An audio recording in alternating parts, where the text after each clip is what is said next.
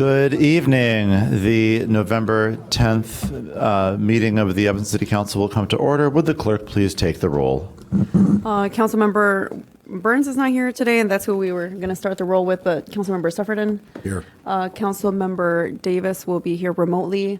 Councilmember Rogers? Here. Heracadis? Here. Councilmember Kelly? Here. Councilmember Harris? Present. Councilmember Isles? Here. Councilmember Nusma? Here. Mayor Biss? Here, we have a quorum present and are prepared to do our work for the evening. It's my understanding that Councilmember Davis has submitted a statutorily permissible reason for virtual participation. Is there a motion to approve that? I move approval of virtual council member participation. Second. I second. Councilmember Hadakadis moves approval of Councilmember Davis's virtual participation. Councilmember Rogers seconds. Would the clerk please take the roll? Councilmember Sufferton? Aye. Councilmember Rogers? Aye. Councilmember Heracadis? Aye. Councilmember Kelly? Councilmember Harris? Aye. Councilmember Isles? Aye. Councilmember Nusma? With 7 voting in favor and none voting against, the motion carries. The virtual participation is approved, and Councilmember Davis will be on the roll for the rest of the evening. We now move to my public announcements and proclamations, of which there are 2. First of all, it's really my delight to share the 2025 Cultural Heritage Awardees. This is a young and I think exciting program to represent the breadth of historic preservation, and that includes living heritage, the arts, and tangible cultural heritage, as well as less tangible stories and histories. And I want to quickly thank the jurors for this program, who included Craig Kennedy, Gabe Jacobs, Paul Steinbrecher, as well as Nicholas Kalagarisis. And there were a number of nominations, and we're really excited to give out the following awards. So the way I'm going to do this is I'm going to enumerate the awardees and read their citations, and then when I've completed that, we'll hand out the awards themselves and ask the awardees to come forward and be recognized. So we begin with the Cultural Ambassador Award, which is the highest recognition bestowed by the Preservation Commission, and will go to Stuart Cohen and Julie Hacker Cohen Architects, awarded under the themes of research, education, and advocacy, design, and art. Julie Hacker and Stuart Cohen are recognized as cultural ambassadors for the city. Their highly influential and inspiring work across multiple decades reflects architecture as an art and affirms that Evanston's rich architectural heritage and association with some of the country's foremost architects continues to this day. Their commitment to historic preservation, design excellence, education, public service, and architectural history underpins their contributions to the community. Cohen and Hacker have worked in Evanston and Chicago, the Chicago's North Shore suburbs, as well as nationally, to highlight and educate architects and the public about the importance of built and cultural heritage within their communities.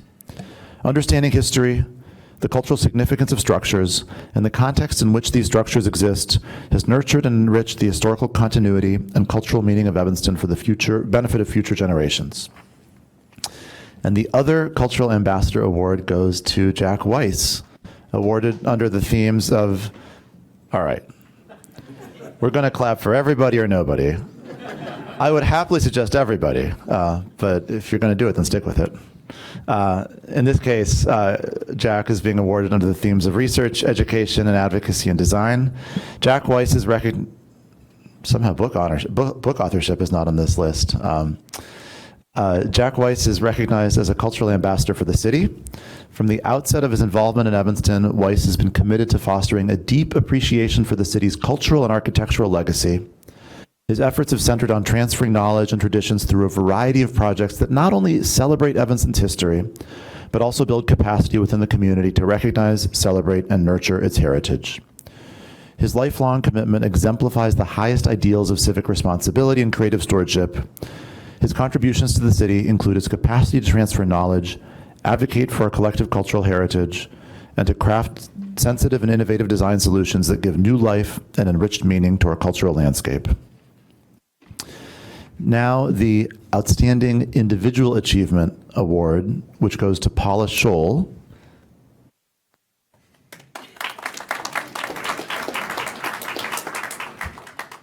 Great job, team. Awarded under the themes of education and advocacy and climate resilience and stewardship. A steadfast environmental advocate, Scholl has demonstrated an exceptional commitment to advancing Evanston's climate goals with tangible connections to advancement of the city's cultural heritage. Throughout our history, there has never been a shortage of energetic and enthusiastic Evanstonians willing to experiment and eager to carry out programs that benefit the broader city and its future generations. Scholl's work specifically on the Healthy Buildings Ordinance, but also her many efforts generally involved with sustainability, reflect a continuation of this history, one intimately tied to Evanston's identity. Her commitment, knowledge, and passion provide an opportunity for Evanston to meet the needs of today while mutually nurturing our past and collective memory of place for future benefit. Now the award for outstanding group achievement goes to Evanston ASPA.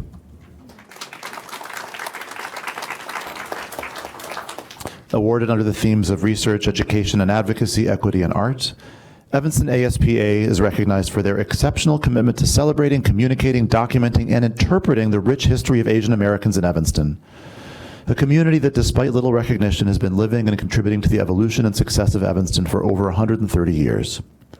The work of Evanston ASPA has fostered social connection, identified less tangible histories, strengthened multicultural dialogue and understanding, and celebrated Evanston's diversity.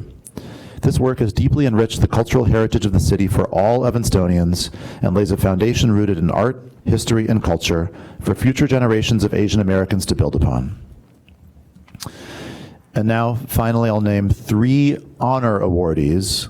First, Matt and Shannon Omori of 200 Burnham Place.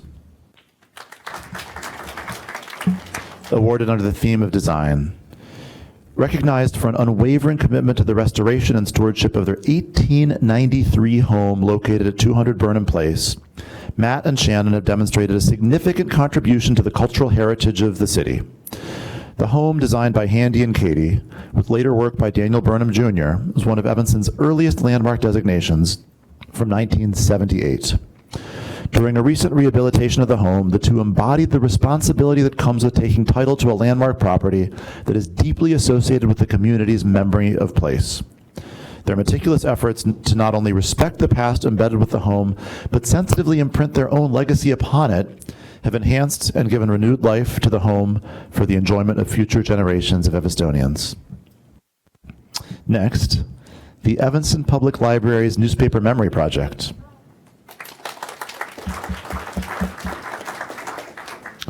Awarded under the themes of research, education, and advocacy and equity. Recognized for their impactful and enduring work to improve access to our past and put 150 years of Evanston history at our fingertips. The Memory Project, which includes a digital and searchable collection of Evanston's historic newspapers, included those not circulated widely, provides current and future generations the opportunity to identify and interpret our diverse history, including the perspectives and histories of lesser acknowledged communities and identities.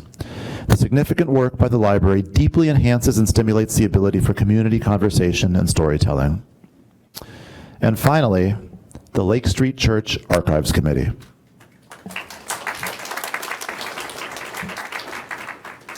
Awarded under the themes of research, education and advocacy, and equity. Representing the power and importance of maintaining history as an objective and indifferent arbiter for the truth, the Lake Street Church and its Archives Committee are recognized for safeguarding and documenting a deep history dating to 1858 as the oldest remaining house of worship in Evanston. These records were used to overcome constructed histories that often avoided aspects that were painful or uncomfortable to acknowledge, notably the church's relationship with its 19th century African American members who left to form Second Baptist Church of Evanston. As the archives were explored anew, they were used as a foundation for redemption and reconciliation, to formalize a commitment to dismantling systemic racism and striving for healing a painfully divided world. A sister church relationship was officially established in 2018, and it was decided to share ownership of the historic property. Those initial ministerial efforts were recognized in 2023 with the National Edwin T. Dahlberg Peace and Justice Award, an award first given to Martin Luther King Jr. in 1964. And so now I want to ask the awardees to come forward and be recognized. And to join me in giving out the awards, I want to ask to join us and also thank for his extraordinary work in shepherding this process in partnership, of course, with the Preservation Commission, the city's own Cade Sterling. And so thank you. Thanks all to Cade. Thanks first to Cade. And now if the Preservation Commission, Mr. Klein will come forward, and all the awardees as well, please.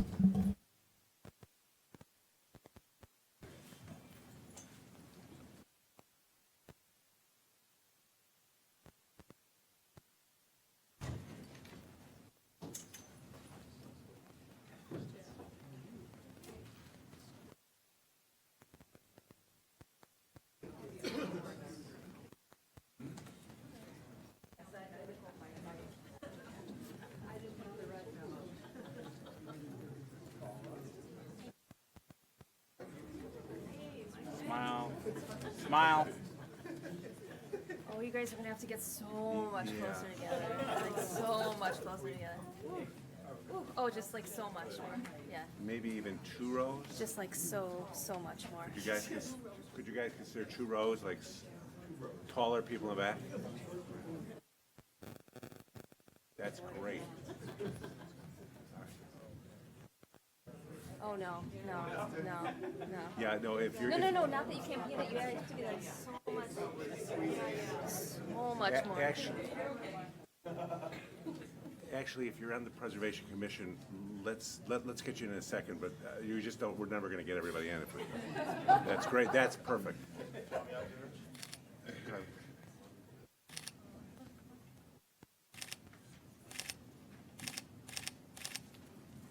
And then if the Preservation Commission wants to get in, that would be great.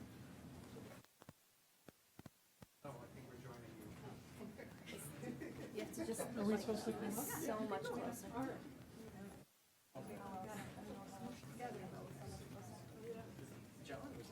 Is it? Yeah, sure. And if you guys of the Preservation Commission could be in 2 rows also, that would be very helpful. You go ahead. Super close. Super close to be able to. Super close. There we go. Hey, not so bad. All right, thank you. Okay, hold on. Whoa. This thing is a killer. Okay. Wait. Now we're done.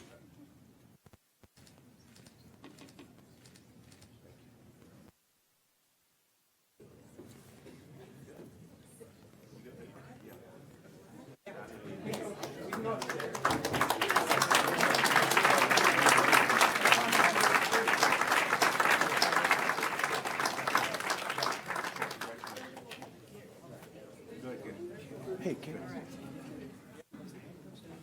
Yeah. Okay, I'll send Rachel. We're gonna need names. You can get me.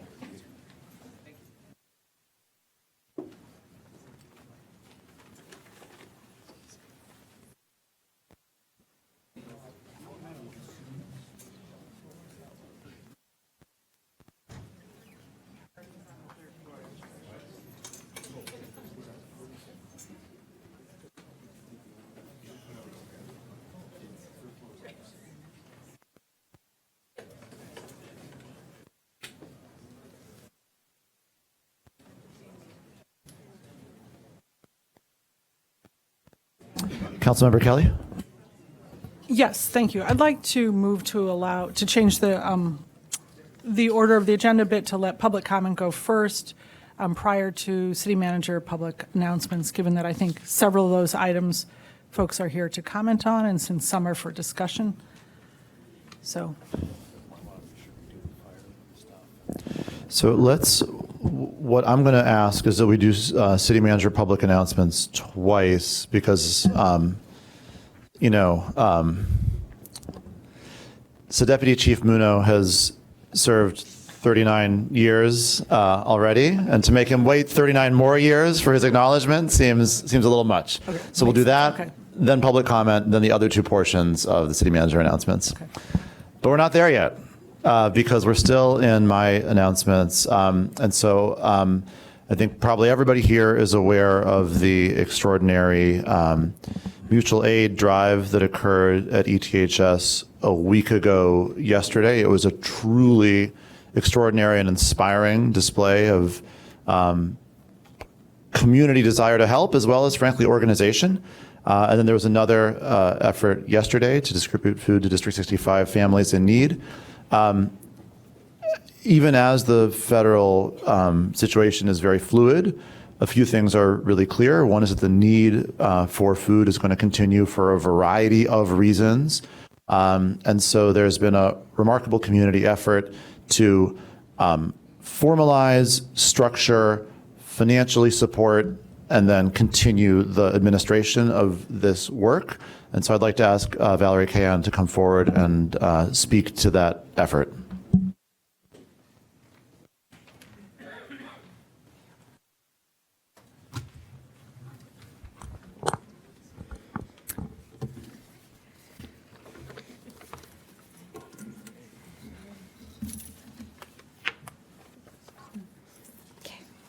Thank you guys for being here.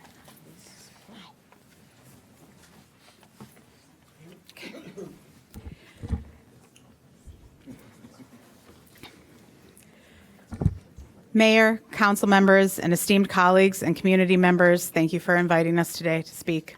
Before I begin, I want to acknowledge the powerful coalition standing with us in this chamber today and all those supporting this initiative that could not attend.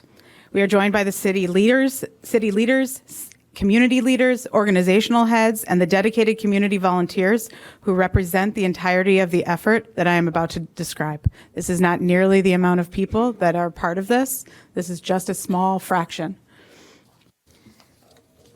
We are here to discuss a critical piece of Evanston's social infrastructure, the Evanston Community Cares Fund, and ongoing initiatives. Mutual aid is the direct reciprocal exchange of resources among neighbors. It is the fastest, most dignified, and least bureaucratic way to stabilize families and individuals facing sudden crisis. The ECCF acts as a seamless extension of our civic commitment. Crucially, this fund is being established on a strong foundation to be a lifeline of emergency mutual aid in the Evanston community at this difficult time for so many in our community. The financial integrity and long-term stewardship of the ECCF are guaranteed by the Evanston Community Foundation, which is serving as our fiscal agent. To ensure every dollar goes to the mission, please know that everyone at the helm of this fund is a volunteer. No one will be paid to operate the ECCF other than regular banking charges.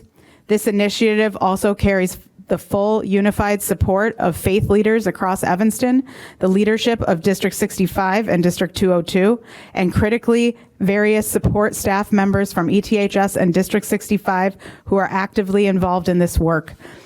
This community-wide endorsement ensures our funds are efficiently targeted and effective. The ECCF is a strategic investment in preventative stability, acting precisely where systemic gaps appear. Our fund addresses immediate, destabilizing financial shocks, the risk of food insecurity due to SNAP benefits loss, unexpected job loss, and the unique threats faced by families due to the ongoing changes and challenges in our community. Providing emergency aid prevents these small needs from escalating into costly long-term crises, such as homelessness or acute healthcare reliance. Our demonstrated capacity and current scale of operation prove that the ECCF is a ready partner for the city and has partnered with the city in many ways over the past month. A current major effort that we are currently involved in is we are in the middle of an ambitious gift card drive with the goal of raising $900,000 in grocery assistance. This campaign is designed to provide direct grocery aid to 3,000 families who have been identified by District 202 and District 65 as having critical needs. As having critical needs, most are also part of the dual district FRL, free and reduced lunch program that serves thousands of children in both districts.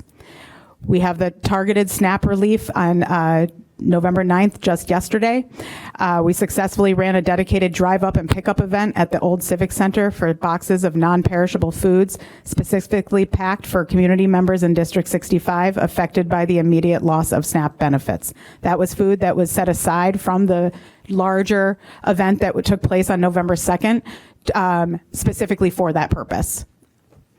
Recent success from the November 2nd food drive. We executed a massive food drive that involved thousands of donors and helped hundreds of food insecure members and distributed thousands of pounds of food across Evanston, helping thousands of people and filling pantries across our area, including Rogers Park and Niles Township, and all the while supporting those families in most need in both District 65 and 202 and our wider Evanston community. Building on this momentum, we have an upcoming food drive on November 16th. We're hoping for the same outcome as the one from November 2nd. That will also include a very organized shopping event designed to provide dignified and choice-based assistance to all community members needing support. This fund is sustained by immediate community-driven food and gift card drives, and critically by our planned capital campaign to build the ECCF's ability to fund initiatives that are critical to aiding our community in this time of crisis. Our future actions funded by your support include a launch of the second part of the gift card campaign for District 65 and 202 FRL families, and a launch of the wider capital campaign. Following the ECCF's full establishment this Wednesday, these critical fundraising initiatives will go far and wide to help so many in our community. We have already confidentially secured commitments from larger donors who are ready, willing to invest in our community's stability, and this initial city funding will unlock their support and kick off our ability to help as many people in crisis in our community as possible. We maintained active communication channels to ensure ECCF grants are constantly agile and accurately meet current critical gaps in the city services. The ECCF efficacy comes from empowering established high-trust partners. Our initial $25,000 investment will immediately resource these 5 vital organizations: Evanston Latinos, which provides critical direct support focusing on language access, resource navigation, and essential material aid; Sanctuary Evanston, which offers advocacy and material resources for community members tackling urgent needs related to housing security and legal navigation, food insecurity, and job loss, and directly addressing instability caused by targeting; Evanston Community Fridges, the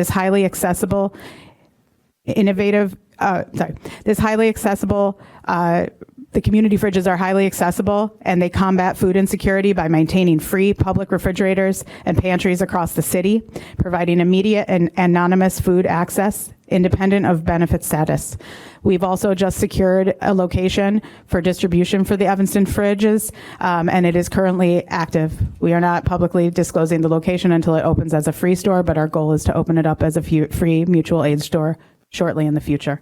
District 65 mutual aid efforts focused on our elementary and middle school students. Their work covers essential needs like winter coats, school supplies, supporting immediate family crisis, protecting their youngest learners from the ripple effects of family job loss and food insecurity. District 202 mimics that and targets high school students and focuses on overcoming barriers to future success, including funding for support for students experiencing homelessness and family job loss, immediate family crisis, and food insecurity. Council, the Evanston Community Cares Fund is not asking the city for a temporary handout. We are presenting an opportunity to invest in community stability. We are asking you to partner with us to help kick off the Evanston Community Cares Fund that will serve our residents during this crisis we are currently in, and it will be used as a way to activate immediate aid to those who need it now and in the coming weeks and months. Our current campaigns demonstrate that we are already working to meet a $900,000 need for 3,000 local families. To move from community support to long-term stability, we need a decisive kickstart. Our capital campaign, which begins this Thursday and will engage large willing donors, is the key. We formally request the allocation of $25,000 from the city's emergency contingency fund. This investment will not be used for administrative costs. This $25,000 will be managed by the Evanston Community Cares Fund leaders and by Evanston Community Foundation, ensuring rigorous accountability as it officially launches our capital campaign, enabling us to leverage this municipal support into hundreds of thousands of dollars with a goal of millions in sustainable private donations to address the need we currently see in our community. We want to be clear, while this initial request is critical seed funding, we welcome more support and partnership from the city in all ways possible to help our most vulnerable community members. Major emergencies demand rapid municipal intervention, and we want the City Council to understand that this initiative is the most effective and direct conduit to get emergency funds straight to the people affected in Evanston. By supporting the ECCF with this initial capital, you are making a low-risk, high-return investment in Evanston's social and economic resilience. Thank you for your time. Are there any questions? Councilmember Nusma. Thank you, Mr. Mayor. I just want to say thank you to Val and everybody who's here in front of us today and the hundreds of people that helped out last Sunday. If you're like me, you were feeling pretty crappy after the events of a week ago Friday, and to come out to ETHS on Sunday afternoon and see such an overwhelming community response really reminds me of, I think Mr. Rogers said something once about when things go wrong, when there's a disaster, look for the folks that are helping. And that's what we see here in front of us. To me, this is the best of Evanston, the best of our country, the best of humanity. So thank you very much. Looking forward to continuing to support the work you're doing.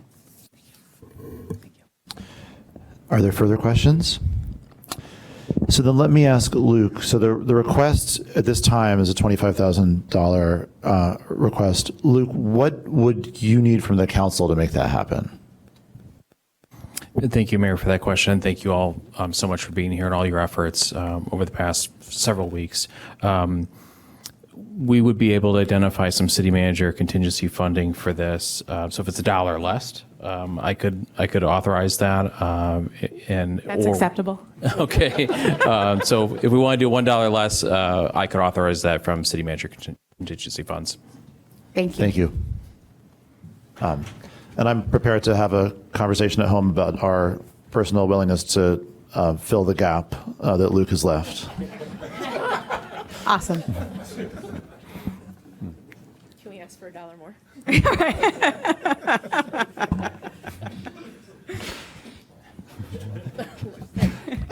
Thank you. Thank you again for your extraordinary work. And I just want to echo one point you highlighted, that we are in a situation where speed is important. And so we really appreciate you guys moving fast. We know that municipal government doesn't always have the reputation of moving fast, but we will do everything we can to be really quick because we understand that there's a short-term emergent situation here. Councilmember Hedekaitis, followed by Rogers.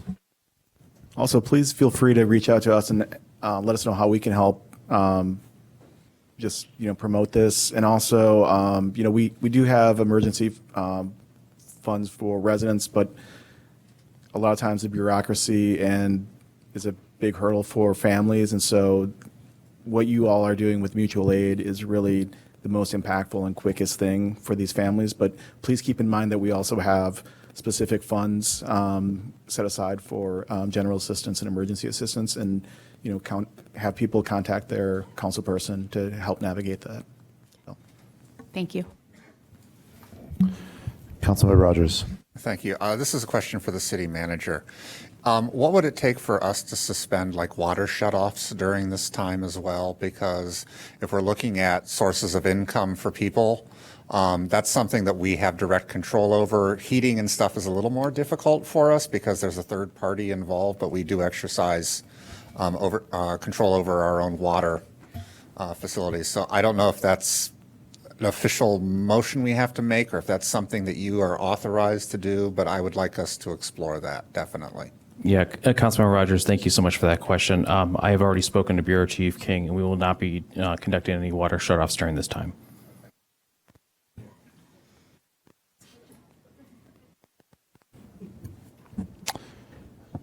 Well, there's no more lights. Thank you again for your extraordinary work, and we're here to partner with you any way we can.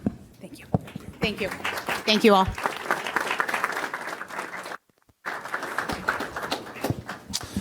The next item on the agenda is 1/3 of the city manager's public announcements.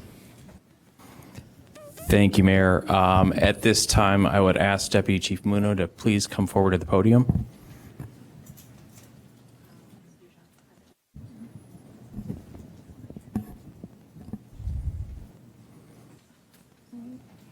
We'd also like to welcome the Muno family who is here in attendance tonight. Tonight, we'd like to take a few moments to recognize and honor Deputy Chief Bill Muno, who is retiring later this month after an extraordinary 39-year career serving the residents of the city of Evanston. Deputy Chief Muno joined the Evanston Fire Department as a firefighter on August 18, 1996, which was just a few months after the Bears won the Super Bowl. His commitment to public service, steady leadership, and deep dedication to the community propelled him through the ranks. In August of 1996, he was promoted to captain. In February of 2012, he was promoted to shift chief. In May of 2021, he was promoted to deputy chief.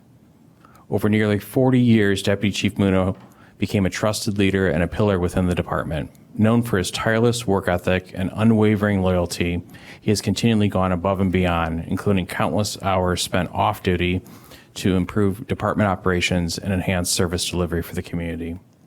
Throughout his career, Deputy Chief Muno oversaw major department initiatives and mentored countless firefighters and officers. His leadership during complex emergency responses, dedication to training and professional development, and focus on operational readiness have helped position the Evanston Fire Department as one of the premier agencies in the state, which includes the prestigious ISO Class 1 designation. I also want to acknowledge Deputy Chief Muno's deep commitment to ensuring our various fire department vehicles and assets were properly planned, equipped, and maintained. A reception and walkout ceremony will be held at the Evanston Fire Department headquarters at 909 Lake Street on November 21st from noon until 5 p.m. with a walkout ceremony at 3 p.m. to honor Deputy Chief Muno and celebrate his distinguished career. The City of Evanston is grateful for your service, dedication, and leadership for nearly 4 decades. We will miss you, but we are very excited about your next chapter and your well-deserved retirement.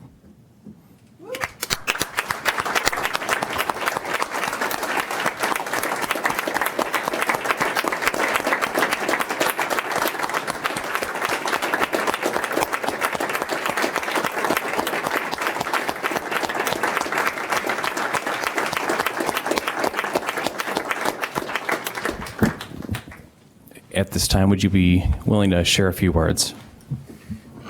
Yes. First and foremost, I want to thank all my family for making it here on time. To be here for this moment means the world to me. My son, Dylan, Casey, my daughter, Haley, my beautiful wife, Alejandra, and all the people that I've worked with for so many years in the fire department. Chief Pollock, who brought me up to that rank of deputy chief, Chief Cool, Chief Smith, and all the amazing people that I've worked with and had the privilege to work with, not only in the department but within the city, all the friendships I've gained and had made along the way.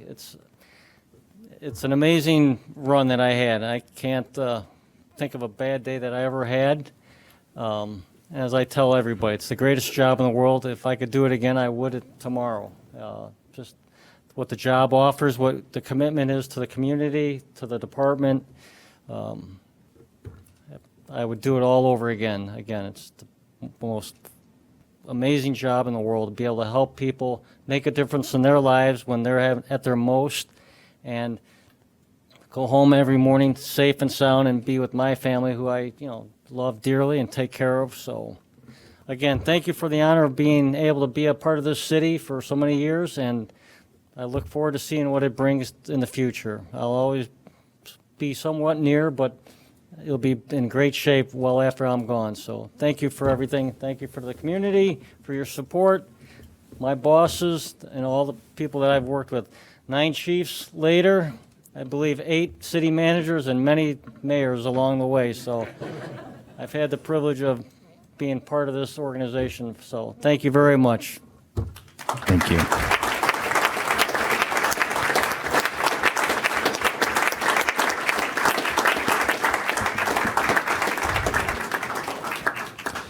Councilmember Harris, followed by Suffredin. Thought you were going to get out of here unscathed, huh?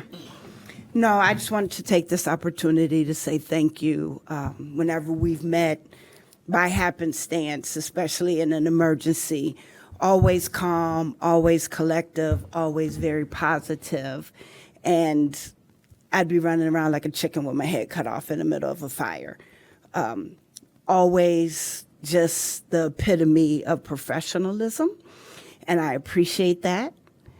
We always hug and smile after, and I just wanted to say you will be missed. But we appreciate you, and now is your opportunity to live your life and to spend time with your family. And you said you'd come back in a day, so when do we walk them out? Okay, so you'll come back the 23rd? He said, yeah, you saw that. No, but thank you so much, and we appreciate you. Thank you. Councilmember Sufferton, followed by Clerk Mendoza. Yeah, I know how natural and comfortable this is for you to be front and center. I just want to thank you. I know for you this wasn't a job, it wasn't a career, it was a calling.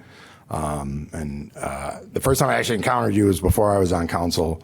I was at Fireman's Park with my son, and you pulled up, stopped for a quiet moment of reflection, and took off. And I was like, that guy's a pro.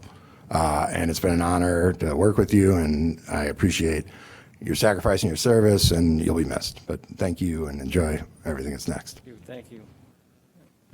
Clerk Mendoza. I also wanted to add, I'm already told you, but I'm really going to miss you. It's been a pleasure to work with you.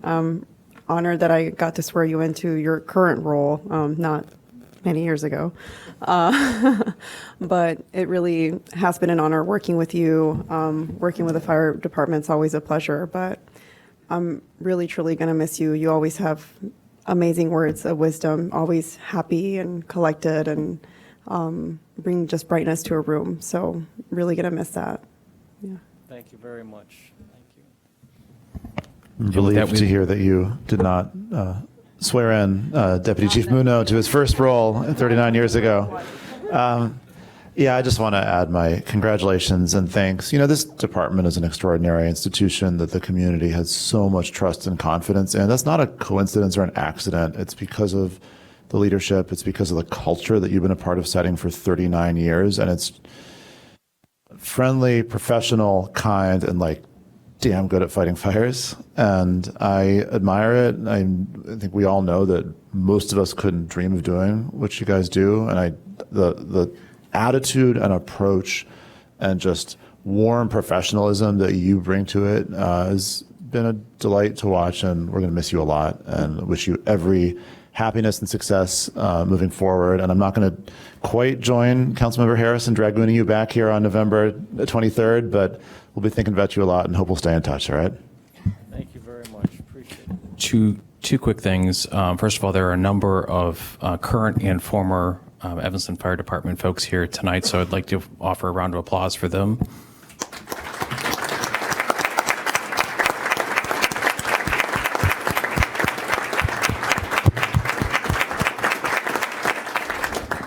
And can we take some photos with you, please?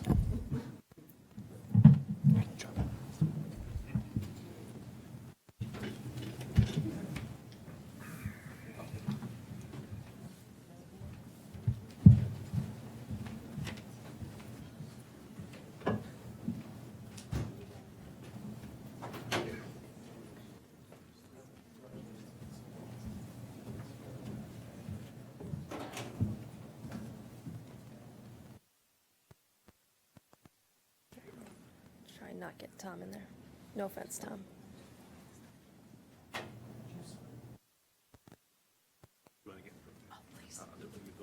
You go first. We're dancing here.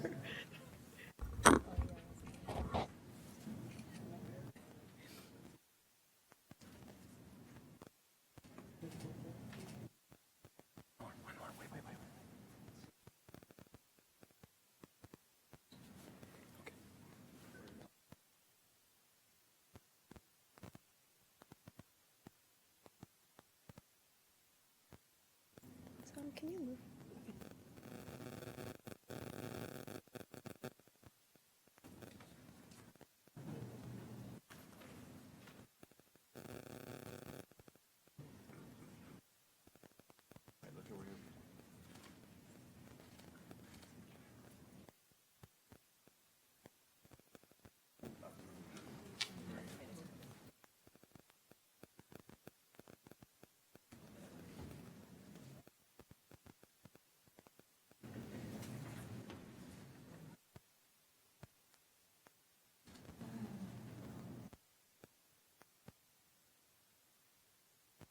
Over here.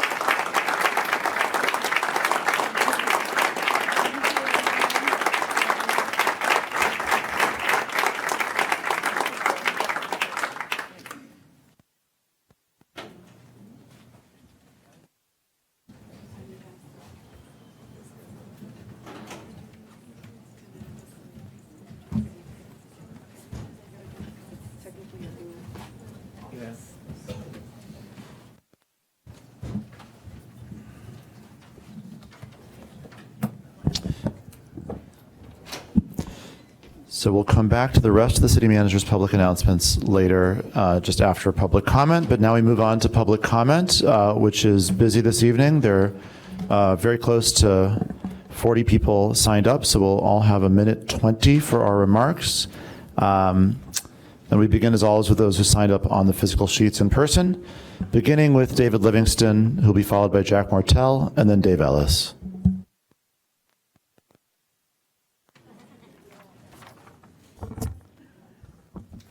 Thank you very much. Good evening. I'm David Livingston, an Evanston resident since 1989. I live in the 6th Ward.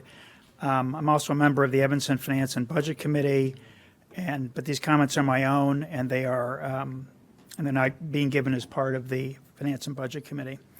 Although no one likes property taxes, I'm here to speak in support of the proposed $6.5 million increase in the city levy, and more specifically, the combined $3 million increase in the levy related to public safety pension funds.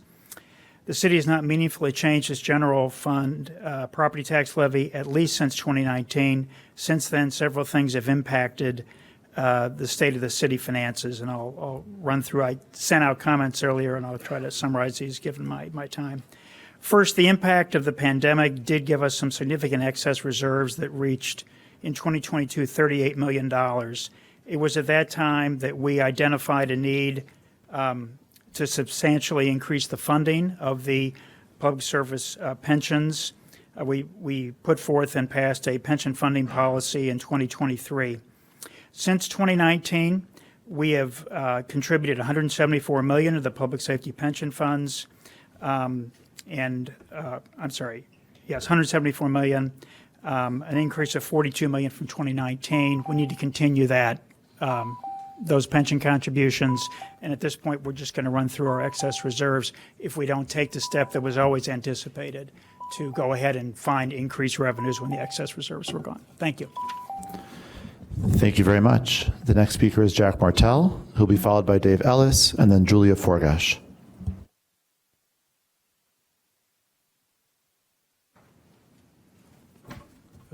Before you start, I just timed that. That was 1 minute and 40 seconds. I'd like 1 minute and 40 seconds, and I think everyone else should have 1 minute and 40 seconds. Right? It's got to be. He's your appointee to the Finance and Budget. You give him about 1 minute and 40 seconds. I should get that too.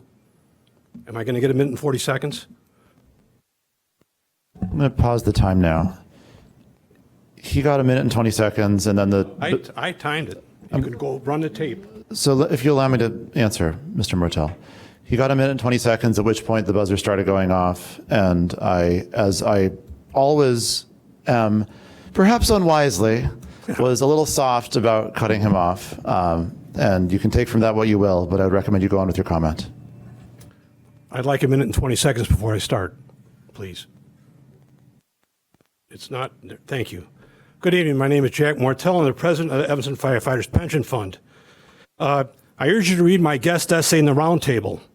That'll more accurately set what I want to say tonight. There's not enough time. And please read the comments. I know you're tired of what I have to say, so let's hear from a couple others about what they have to say about the unwarranted pension property tax hike. Patrick Dillon, retired Evanston Fire Department former president of the Evanston Fire Pension Fund, he says, "One is a commitment not binding. No current condition merits a $3 million tax increase blamed on a public safety funding. This is deceptive politics, pure and simple." Local 742 sent out an email earlier today. The meat of it is, Not surprisingly, the city is directly attributing this tax increase as a necessity to fund public safety pensions. In other words, putting a target on our backs for why Evanston's residents must pay more for this upcoming fiscal year. I'm going to say that again. Putting a target on our backs for why Evanston residents must pay more for this upcoming fiscal year. Local 742 has endorsed you, Mayor Biss. Is this how you repay them? Scapegoating them for their pensions? Can you just please just be honest? This $3 million is not for the pensions, it's for other things in the budget. Thank you very much. How about some transparency? Thank you very much. The next speaker is Dave Ellis, who will be followed by Julia Forgash and then Brianna Gray.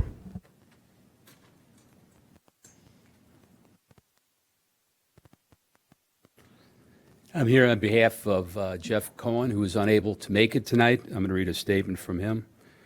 At a time when affordability is on the top of everyone's mind, it is entirely unclear to me why there is a proposal on the table to raise property taxes by another $3 million in the form of a pension fund levy. My understanding is that the city budget has excess reserves in several accounts, and the city's reserves have not yet even been augmented by the second installment of property taxes. What I find even more disturbing is the latest proposal has been presented without any regard for Resolution 46R23. That is the resolution that Council passed in 2023 that prescribes how the pension fund liability is to be funded. What? We are just going to ignore that? At the time in 2023, I cautioned that underfunding the police and firemen pension fund was akin to not paying off one's credit card every month. Paying interest when you don't have to is an expensive way to live. I worry that this proposal both needlessly burdens Evanston taxpayers at a time when we are hardly recovered from the plethora of economic woes, and that this solution represents opacity unworthy of good city management. I urge the city manager and the city council to present a clear accounting of all available reserves and anticipated reserves, and then make the case for hiking taxes as the best solution.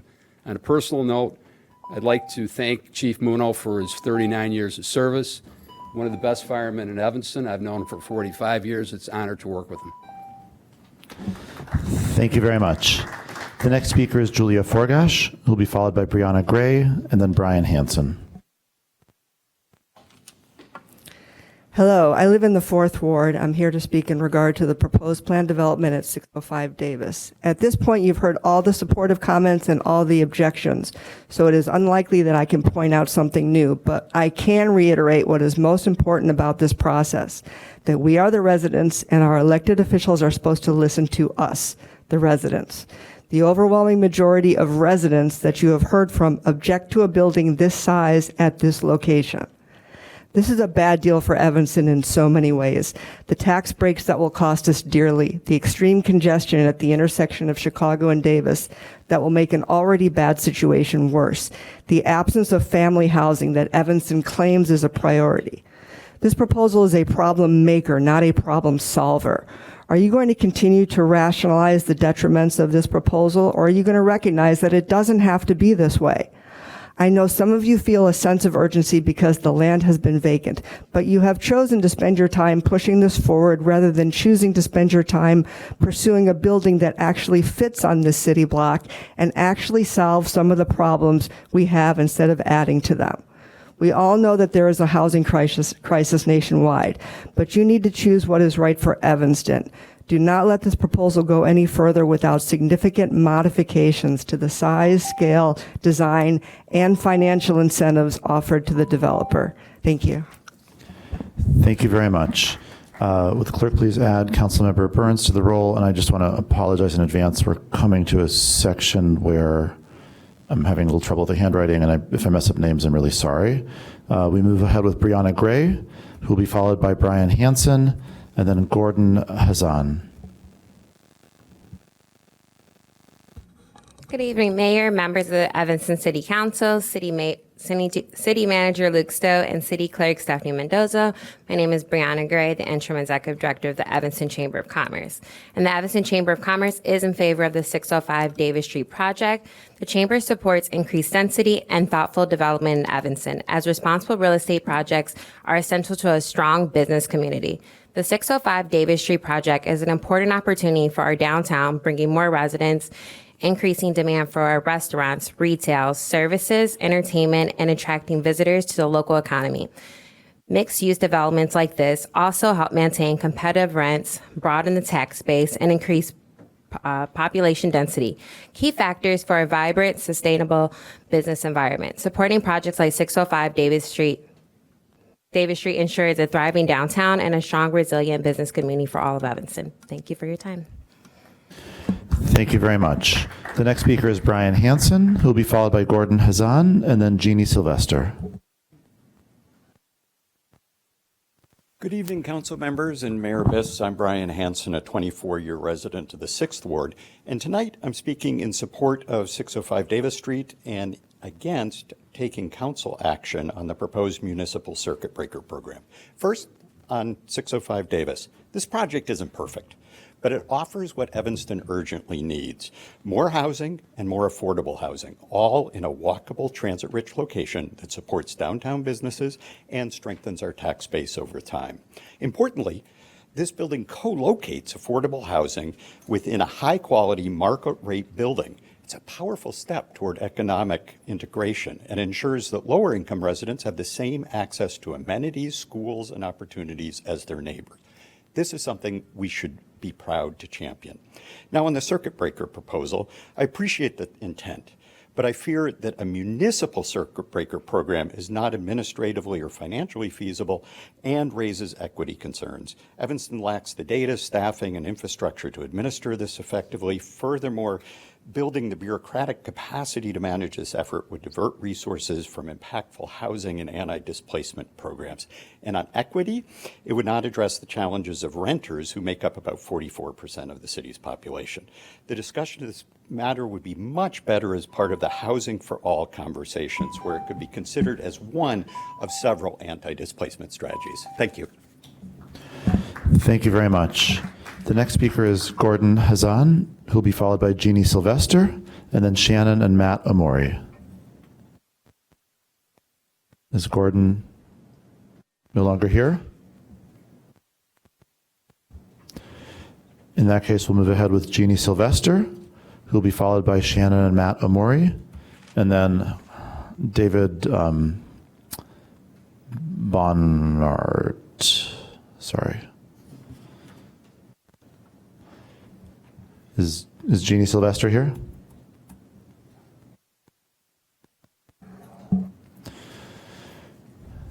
Seeing not, we'll move ahead with Shannon and Matt Omori, who'll be followed by David B. Bostrid, and then Malika Gardner.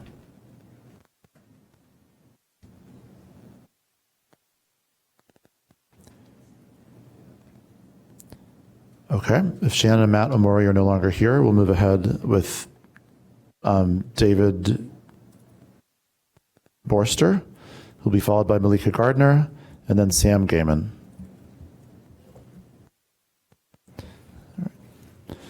Okay, so we'll move ahead with Malika Gardner, who'll be followed by Sam Gaiman, and then Paul Breslin.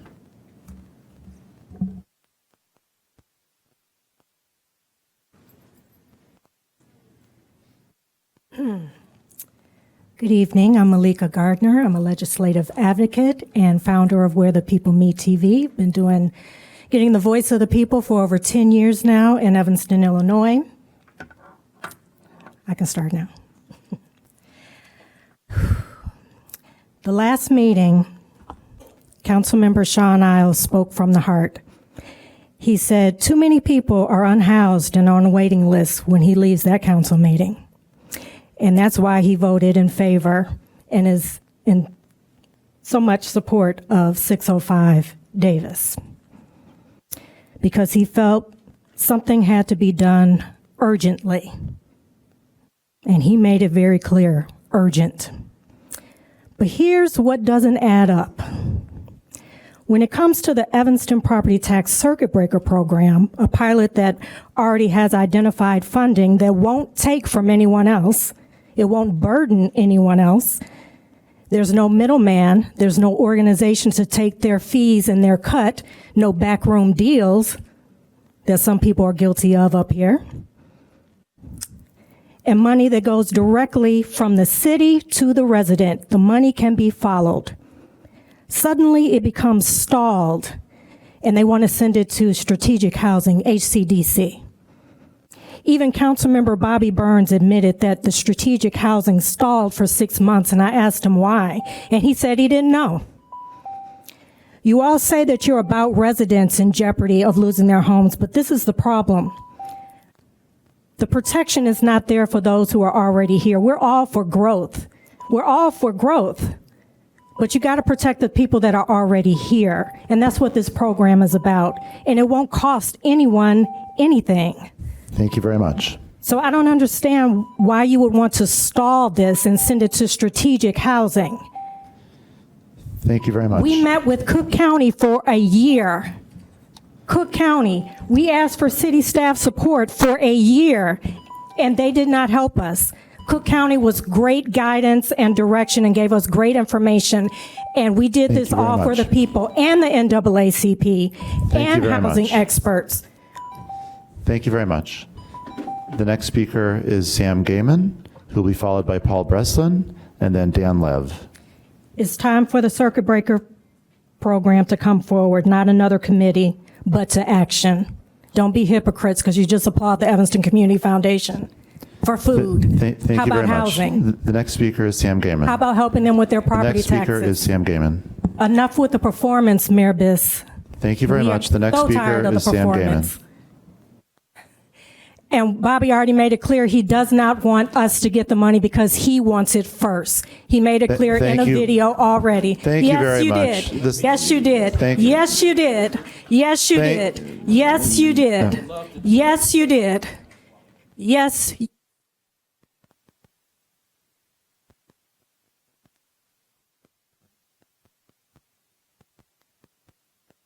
We're not going to do this now. Ms. Gardner. Ms. Gardner, please sit down. The next speaker is Sam Gaiman, who will be followed by Paul Breslin and then Dan Lev. All right. My name is Sam Gaiman. 120 in front of me? Oh, yes, sir. Yep, right here. There we go. Yeah, my first request is a taller microphone, actually.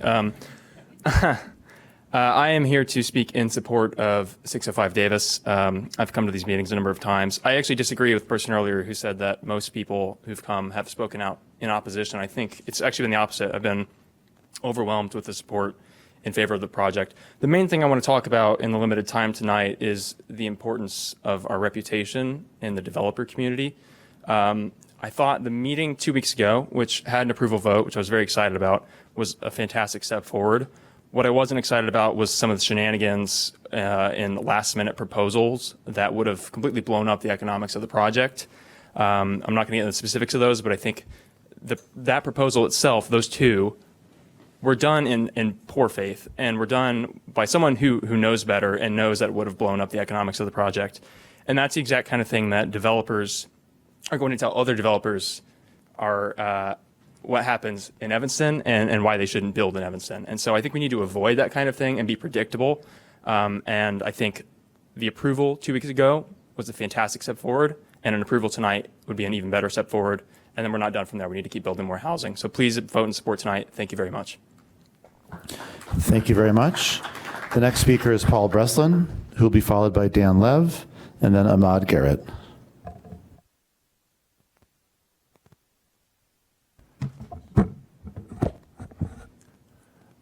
I am much more interested in the developer's reputation in the community than in the community's reputation among developers.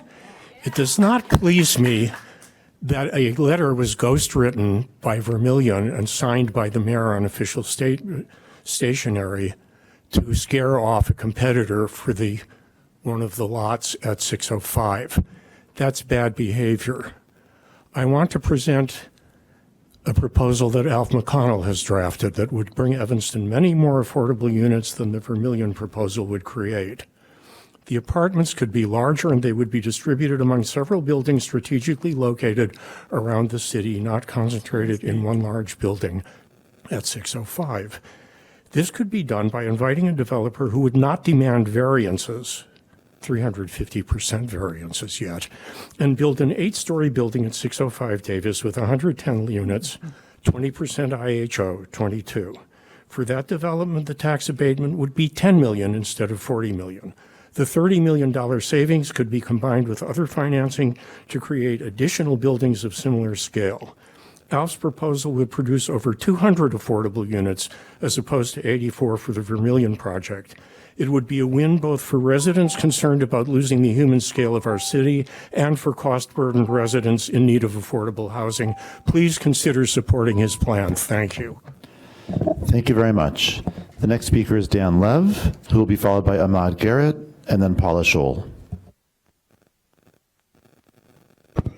Good evening. I'm here to speak again in favor of the 605 Davis project. With only a short amount of time, I can sum it up as this is a really rare proposal and that you have affordable housing advocates and the Chamber of Commerce both agreeing that you should support this. So there's a really wide range of stakeholders who think this is a good idea, in addition to many residents in the fourth ward and throughout the city who have come forward over the last 7 months to voice their support for the project. So while there are some drawbacks, for example, potential increased traffic around the area and congestion in, I guess, height, if that's a problem to some opponents, I think the benefits greatly outweigh the burdens. While there is a large tax abatement that's at a county-wide level, only a small subset of that actually goes to the city, and in exchange for the abatement, we get more affordable housing units than have been built since the creation of the inclusionary housing ordinance. So this is an unbelievable opportunity to have great progress on affordable housing and revitalization of our downtown with more residential units. So in sum, the benefits outweigh the cost. Please support 605 Davis. Thank you very much. The next speaker is Ahmad Garrett. He'll be followed by Paula Scholl and then Olin Wilson-Thomas.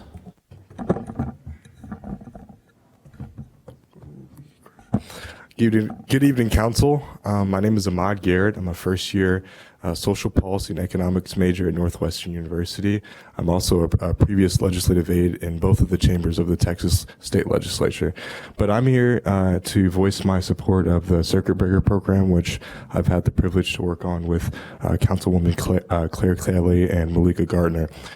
Despite not being a homeowner or a renter, I'm fully aware of the struggles that everyday Americans face when paying increasingly high property taxes and how these struggles disproportionately affect those who are rooted within their communities. Teachers, barbers, community leaders, and ministers are among the individuals being displaced by unaffordable property taxes. It is these individuals who build and support thriving communities thanks to the everyday services that they provide. I deeply empathize with families who are being forced to relocate from areas like Evanston that provide comfort, security, and stability. As a concerned, principled citizen, please consider supporting this circuit breaker program as it helps sustain and preserve Evanston's residential roots and cultivates its future by incentivizing community retention. Thank you. Thank you very much. The next speaker is Paula Scholl, who will be followed by Olin Wilson-Thomas and then Frank Hill. Hello, Paula Scholl, 9th Ward. At the last council meeting, I spoke on behalf of the Environment Board, concerned about revenues assigned to the sustainability budget for next year. Tonight, I speak just for myself because the Environment Board hasn't met since then. After the last council meeting, City Manager Stowe and the Finance Department clarified that the sustainability budget is receiving all wheel tax increase funds required by ordinance, and the Finance Department identified a sustainability fund balance that will allow us to do some things that I previously thought were unfunded next year. So thank you very much for that, and I wanted to make sure that that was clarified. Thank you. However, the sentiment of my comments is still the same.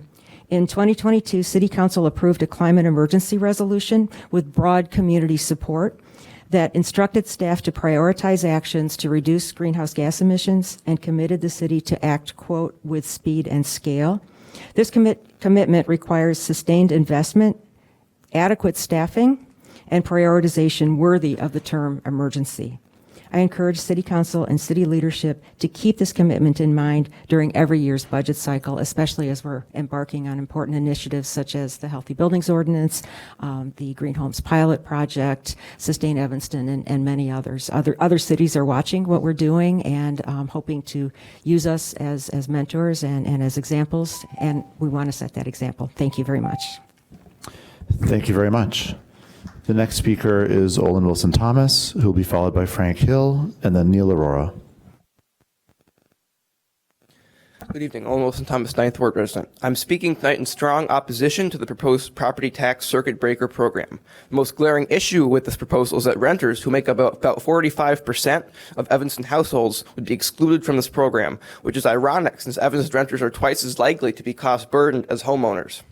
Secondly, the program is ageist. If I somehow bought a house in 2 years once I turn 18, I would have to wait till I'm 33 to be eligible. And no offense to older people, but I might as well be a dinosaur at that point, right? I mean, okay, bad joke. And by imposing this 15-year requirement, the city would be actively discouraging empty nesters from downsizing and freeing up larger housing stock for younger families. Additionally, the program is not tied to whether or not a household is actually housing cost burdened, which is defined as spending more than 30% of your income on housing costs. And in fact, the policy proposal itself gives an example of where a, quote, mansion on the lake, quote, would get the maximum benefit of $5,000, which is to me ridiculous. We don't need to be taking money from the Affordable Housing Fund and giving it to owners of Evanston's most expensive properties. In its current form, the circuit breaker program is deeply flawed and there are better uses of this money. Thank you.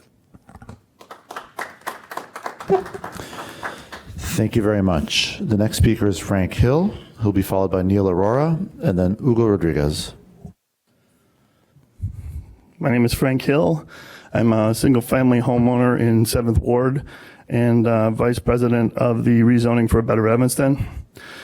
First, on 605 Davis, let's approve it. 84 affordable rental units mean, in real terms, one-bedroom apartment rent averages $18.84 a month in Evanston. Two-bedroom apartment rent averages $25.18 a month in Evanston. The 84 affordable units in the newly designed plan for 605 Davis give individuals and families who normally could not rent in Evanston a chance to live in Evanston.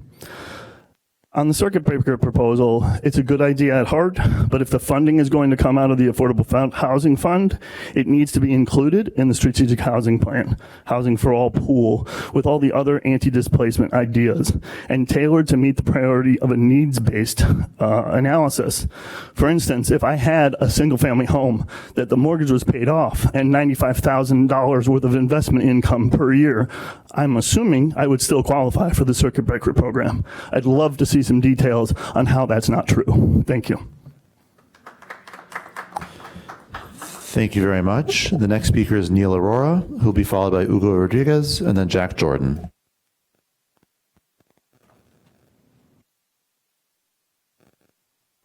Hello, Neil Aurora, First Ward resident. I want to address 2 points of concern about the 605 Davis proposal. The first concern that I've consistently heard centers on the amount of tax relief that the proposal provides. Some residents and council members have expressed that Evanston would miss out on resources due to the affordable housing tax abatement. But this is a mischaracterization of the fiscal impacts of the proposal. Even with the tax abatement, this proposal would generate a net increase in tax resources for Evanston. I think it would be inappropriate to turn down this proposal due to concerns of excessive tax relief when voting no literally means that Evanston receives less resources than invest in local communities. The second contention that I consistently hear is that better developments will arise in the future, but here's the reality. 605 Davis has been vacant for 5 decades, and this 50-year precedent indicates that 605 Davis will continue to be vacant unless we act. This proposal represents a wonderful opportunity to address the unaffordability crisis by creating more houses and, more importantly, creating more affordable housing. Thank you. Thank you very much. The next speaker is Hugo Rodriguez, who will be followed by Jack Jordan and then Tricia Connolly. Good evening, Mayor Biss, council members, and Evanston residents. My name is Hugo Rodriguez, and I'm a long-term resident of the 8th Ward. I came here to ask you to take a deeper look now into the proposed pilot program, Evanston Property Tax Circuit Breaker, so it can be incorporated into the new city budget. Not voting on this pilot now could create a breaking point for many of our long-term residents. This possible solution cannot wait. One of the main reasons why our city is so endearing to most of us is its diversity on many levels. And some of our most contributing members of this community are seniors. We are talking here about seniors who might be at peril of losing their homes due to the rising cost of living. And one little stroke will be the one that breaks that camel's back. We're talking here about those who are barely holding on to a decent living. We're talking here about those who have been in Evanston the longest, and many of them cannot afford to go anywhere else, and potentially losing their home due to property tax hikes will force them to a horrible place of uncertainty. We're talking here about those who perhaps grew up in Evanston, raised a family in Evanston, and have contributed to making our community what it is today. Those residents are worthy of your time and urgent consideration. If these folks start having to leave our city, that'll be one more factor to losing affordable housing. Houses are being sold for $300,000, torn down, and new houses are being built for over $1.5 million. Taxes are only going up. In the 20 years I live here, my property taxes have almost tripled. Please support this urgent issue and vote on the pilot program so it can be a part of our new budget. Thank you. Thank you very much. The next speaker is Jack Jordan, who will be followed by Tricia Connolly and then Mark Weiermuller. Hey, good evening, City Council members and Mayor Biss. I'm Jack Jordan. I'm the Executive Director of Climate Action Evanston, and I'm here to urge your support for increased funding for the Climate Action Coaches Program in 2026, which will be introduced by Councilmember Newsmo later tonight. For those of you who aren't aware of this program, this is a joint climate education and outreach program in partnership with the city and Climate Action Evanston. We train our volunteers to go out and talk to residents about energy efficiency and renewable energy to help meet the city's CARP goals. The program recognizes that city employees aren't the best people to talk about behavior change and changes to your household, but rather your neighbors and your community members that you meet at the library, at the farmer's market, et cetera. And in 2025, the city allocated $10,000, which helped us develop our outreach materials, pay their coaches for their time. Many of these coaches are subject matter experts.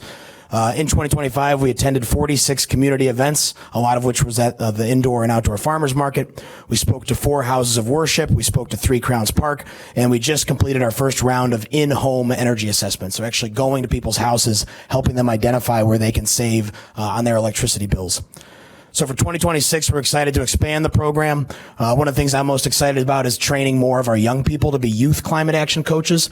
We found that at the farmers market, when it comes to respectfully accosting people, which is essentially how this works, our youth are better received, and it also helps them get over their social anxiety, which many of us look at our phone a lot. You can get people to sign up for these programs. So hope you support the program. Thank you.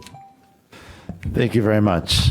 The next speaker is Tricia Connolly, who will be followed by Mark Weiermuller and then Jennifer Moriarty. Good evening, Tricia Connolly, 2nd Ward. I'd like to again commend Malika Gardner, Councilmember Kelly, and co-sponsors Councilmember Suffredin and Davis for looking for important ways to take some of the burden off our most financially burdened homeowners and renters in Evanston with the circuit breaker ordinance proposal. I'm asking council members to please support allocating the $500,000 from the Northwestern Good Neighbor Fund for affordable housing to the 2026 pilot circuit breaker program. The program is designed to help longtime Evanston homeowners stay in their homes and keep our communities stable. The funds are already available. Now the city needs to act. Secondly, there's a lot of discussion in this budget proposal, much to be discussed, but we need to know why there is continued misinformation being shared by the city and the lack of research by our local press about the supposed need to raise taxes to fund our pensions. Why is this being used as a tool again to call for a property tax increase? Mayor Biss, do you really support the public workers? Because I don't hear your voice saying that the money is set aside already. This excuse is a convenient go-to as to why a tax increase is necessary.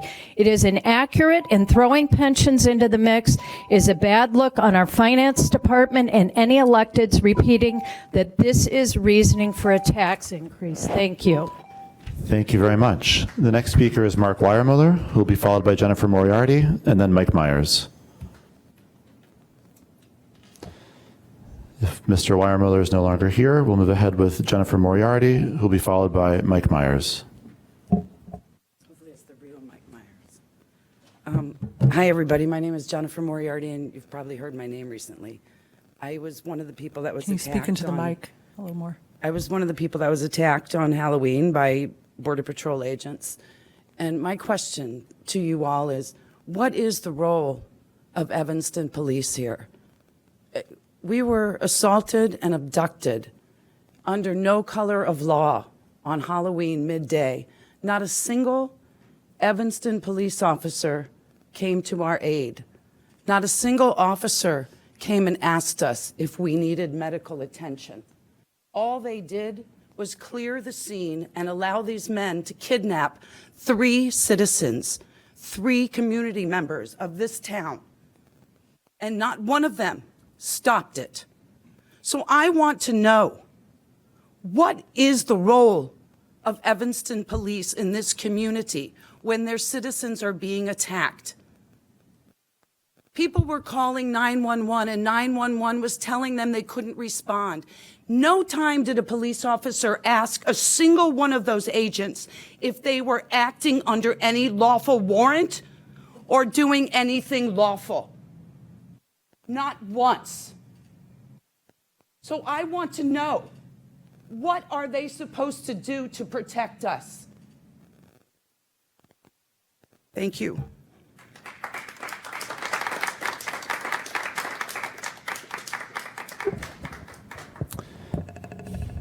Thank you very much. The next speaker is Mike Myers.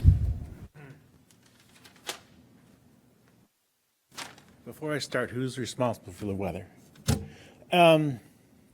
Okay, completely different subject. I'm asking you to please support the GEI's ADA ramp options for the Evanston Dog Beach. I am echoing the unanimous vote of the Parks and Rec Board, the Preservation Commission, to consider those plans because they are more thoughtful, more practical, short, direct, inclusive access to the dog beach for everyone. So we can all come in together, handicapped, non-handicapped, dogs, 2 legs, 4 legs, and we can keep the natural dune to the north and be easy to install, cheaper to install. We can do it sooner because the sooner the better. Thank you very much. Thank you very much. This concludes the list of people who signed up in person to speak in person. We now go to the online signups to speak in person, of which there are quite a few, beginning with John Schaefer, who will be followed by Alf McConnell, and then Stephen Yass.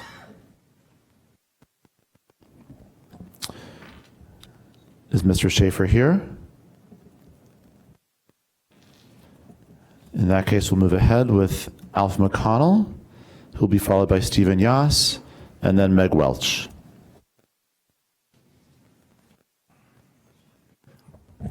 Hello, my name's Alf McConnell. I'm a longtime resident of the 7th Ward. That $40 million in tax abatement works out to be $476,000 per affordable unit. That's an excessive amount of dollars when that it really would be best if the 605 building were reduced to the existing zoning height of 85 feet, about 8 stories, and taking the balance of that capital and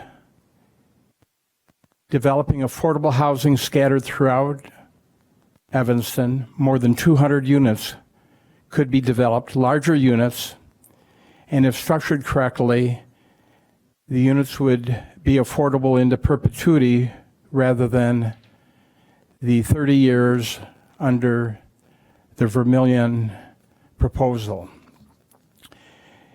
Importantly, at one time, the city requested a sources and uses of funds statement from the developer, but the developer refused to supply that statement, and for good reason, because there's a great deal of fat in this project that could be used better elsewhere. Thank you. Thank you very much.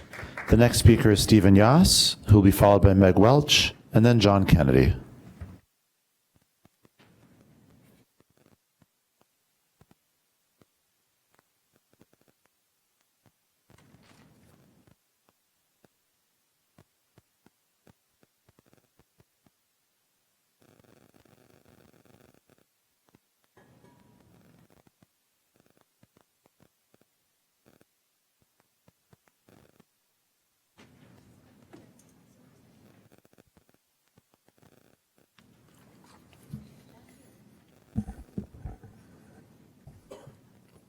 Ready?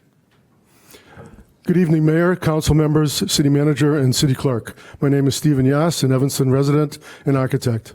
I want to thank Alderman Burns and the development team of 605 Davis for several productive meetings and open communication about this important project. I am pro-development and pro-affordable housing, and I support approval of 605 Davis project with one major refinement. That is limiting the height to 20 floors and suggest it is built as a hybrid mass timber structure.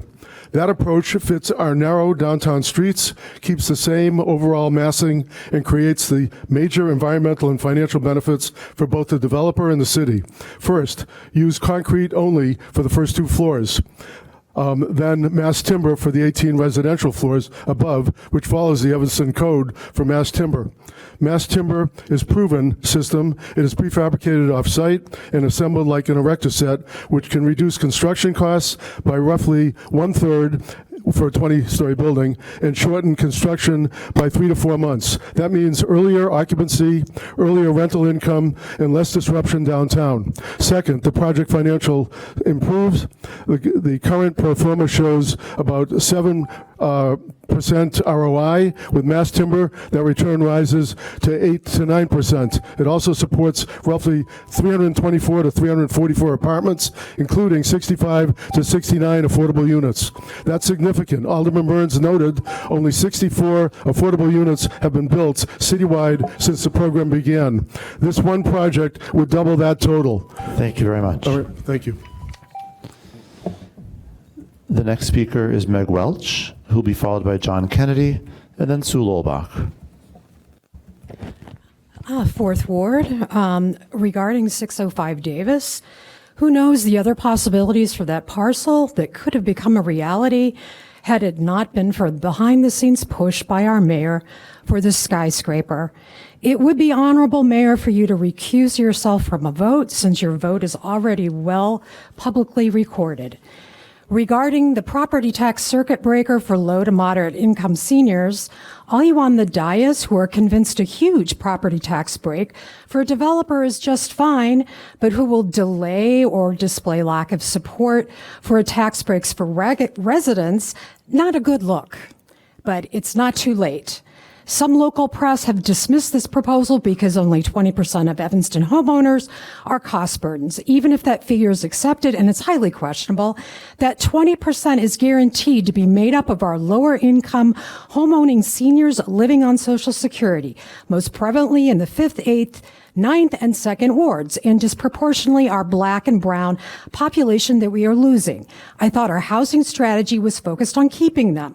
Those who support upzoning and proliferation of new construction, the experts who have spoken at your own forums, say that displacement is a risk and must be guarded against. Here's a tactic to stop that.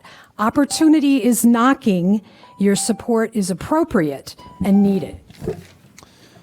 Thank you very much. The next speaker is John Kennedy, who will be followed by Sue Lolbach and then Christine Bray.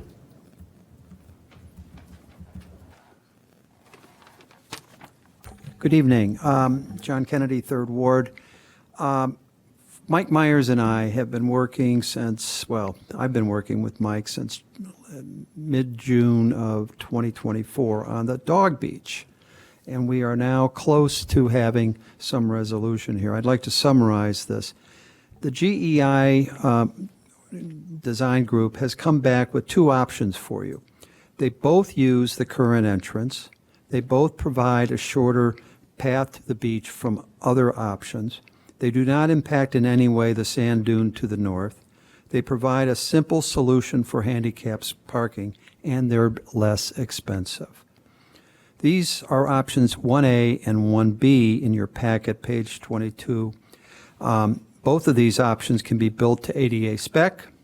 They can be built using concrete and therefore are permanent, and they have the endorsement as the best option from both the Parks Rec Board and the Preservation Commission. I'd like to focus your attention, though, on option 1B for the following reasons.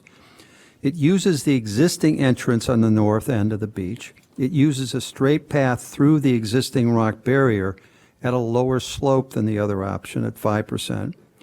And I want to draw your attention to this does not have to be Moby mats. It can be concrete. This was actually the first option the Smith Group came back with. So I urge you to take a look at that option and recommend to staff to take a look at that. Thank you. Thank you very much. The next speaker is Sue Lolbach, who will be followed by Christine Bray.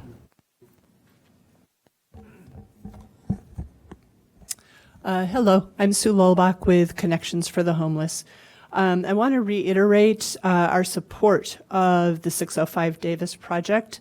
While there are many different options for what could happen with that building, the fact is none of those have come close to fruition in the last 50 years. We feel that this is actually a wonderful opportunity to take action. We desperately need affordable housing, and 84 units is something that does not come around very often. It is just the very, very beginning of what we need to do. So we really encourage you to vote yes on that project. Related to the circuit breaker program, I actually really like this idea, and I had sent a note to Councilmember Kelly when I first heard about it, thinking it was an interesting one to talk about. I'm glad that Council is going to be discussing it. I hope that Council doesn't take action on it or other similar other programs that would make use of the very scant resources we have available right now until throwing it all into sort of the pool of things that are being considered with the strategic housing plan. Those all need to be considered together in terms of what kind of need they're serving, the number of people, how much they cost, and so we hope that Council will take time to do that work before deciding how to spend that money. Thank you. Thank you very much. The next speaker is Christine Bray.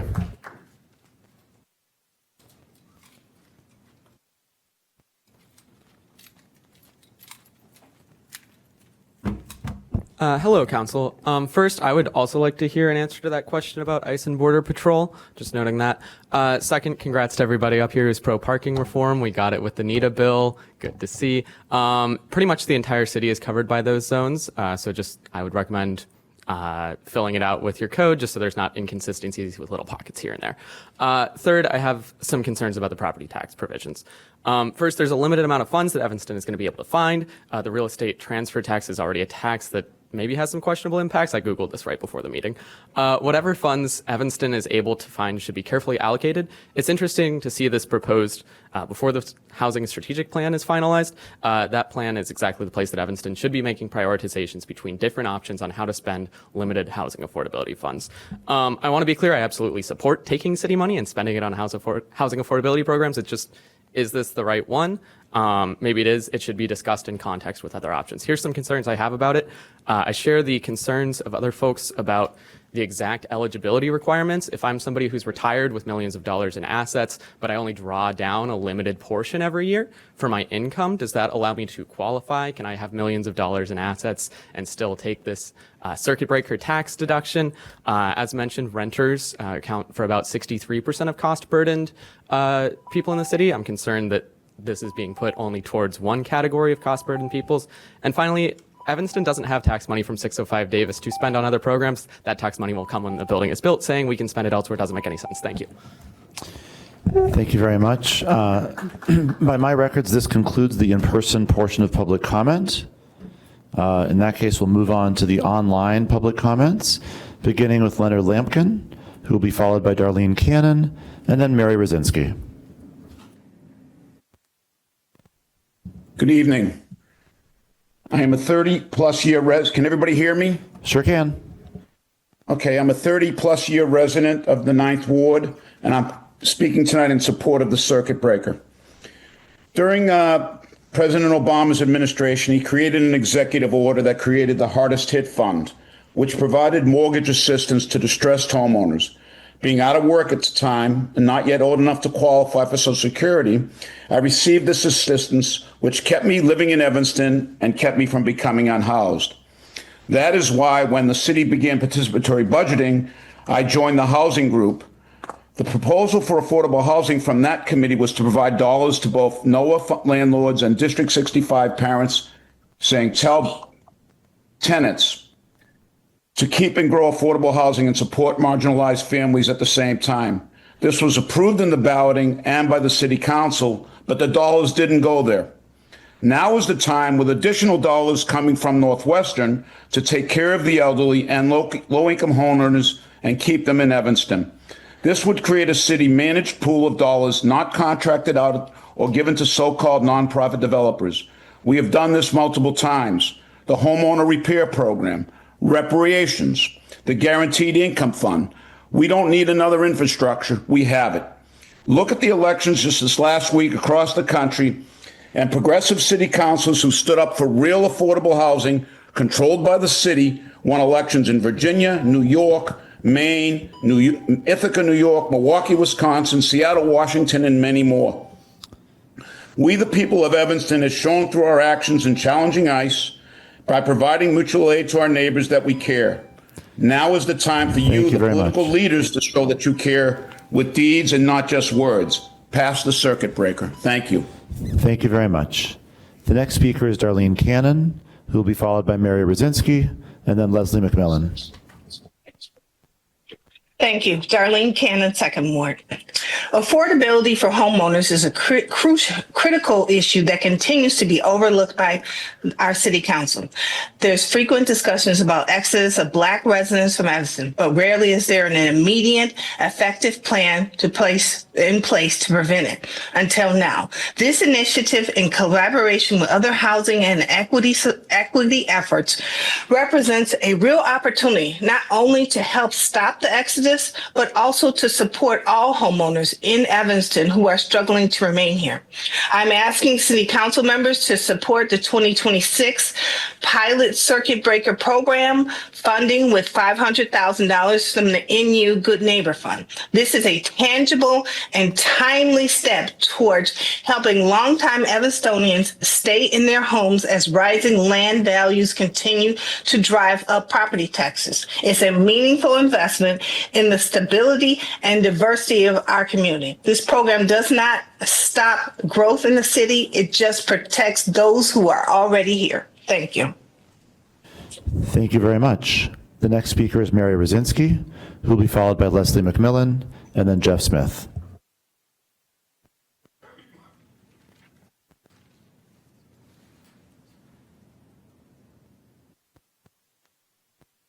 Hi, sorry, I couldn't unmute. Thank you for your time and attention.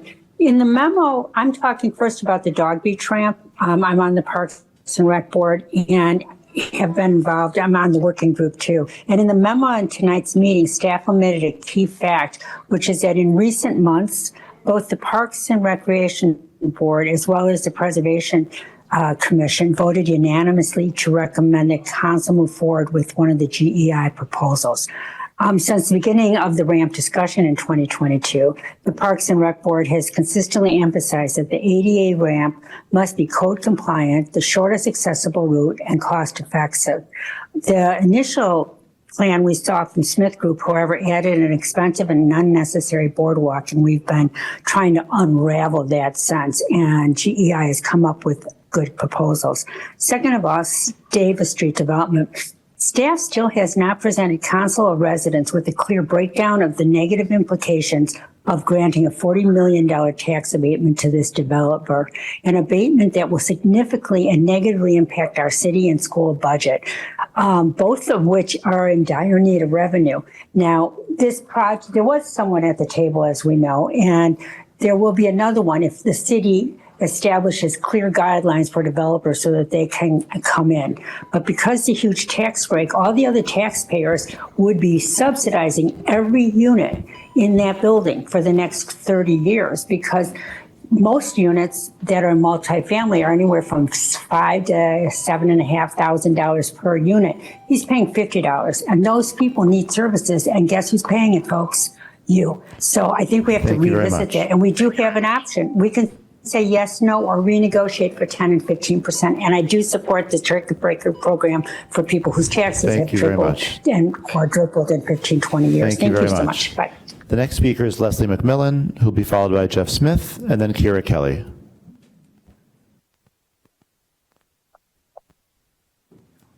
It looks as though Leslie McMillan is no longer in the Zoom, so we'll move ahead with Jeff Smith, who'll be followed by Kira Kelly. Good evening. There's a vacant lot at 605 Davis. 90% of Evanstonians who know this site would like to see it developed. There's plenty of ways to do that. The owners themselves have successfully argued to the county that it's worth less than $140,000. So for years, this grossly undertaxed property has been a spectacular candidate for eminent domain. 90% of us could also think of a better use for the dormant drive-through lots. All that said, I'm pretty sure that 90% of Evanston wouldn't recommend cramming a 300-foot mainly luxury tower onto these lots, subsidized by all other taxpayers. This council was supposed to negotiate that to reasonableness. It hasn't happened. The staff memo statement that the building mass has been modified is incorrect. The FAR is the same as the massive project that failed to get the LUCs okay. To put 12 stories right at sidewalk on this block is unprecedented. It disrespects the streetscape and our planning. Fourth floor upper story setbacks are specifically required here. Evanston can't luxury skyscraper its way to affordability, but that shouldn't even be on the table tonight. The council should not be considering exceeding our law on maximum site development allowances when it does not come to you upon the recommendation of the LUC.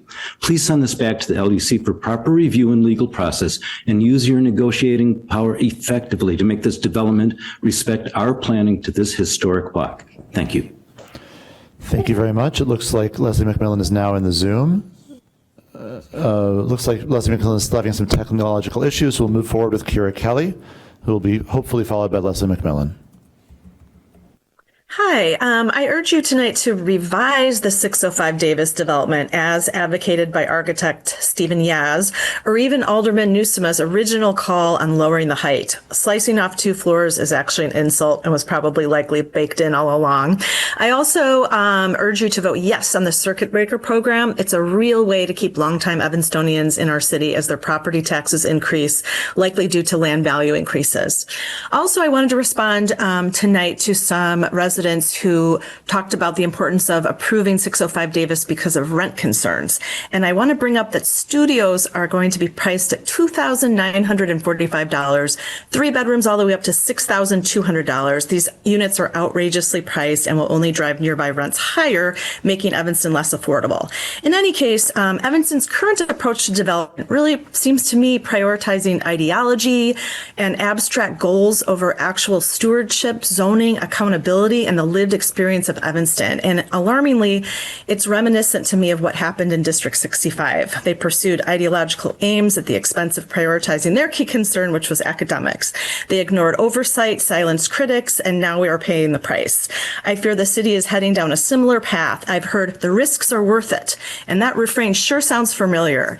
I want to ask you, what will you leave Evanston with if you approve this at 29 stories? At your last meeting, council members asked the developer what what they needed to make this project work. Where's the oversight? You're disregarding the Land Use Commission, your own technical experts, as well as architects, residents, and businesses who have raised legitimate concern about traffic, wind, and scale. We've already built thousands of luxury units, all promising to revitalize Evanston. The Albion said the same thing the Vermilion now claims, and yet we've lost independent businesses, seen rents skyrocket, and now face empty storefronts. We've alienated our best customers, Evanston residents, and visitors. Okay, I'll leave it at that. Thank you very much. It looks like Leslie McMillan has not been able to join the Zoom. So that concludes public comment for the evening. And now we return to the second 2/3 of the city manager's public announcements.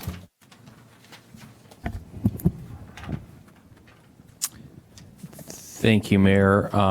Before we proceed with the update on federal law enforcement activity, I did want to make a couple of comments about our police department. This past week or so has been especially challenging for our community, including EPD employees. I would like to express my sincere gratitude to the entire police department for their service. The City of Evanston, our residents ask a lot of EPD, and time and again, EPD rises to the occasion. I have complete confidence when critical incidents arise that EPD will respond with professionalism, integrity, and care and service to our community. As always, Chief Stewart and I are committed to continuous improvement and will remain responsive to our community and its residents. The Evanston Police Department has my full support, and thank you again, EPD, for your dedication and hard work on behalf of our city. With that, I'm going to turn it over to Corporation Counsel for an update.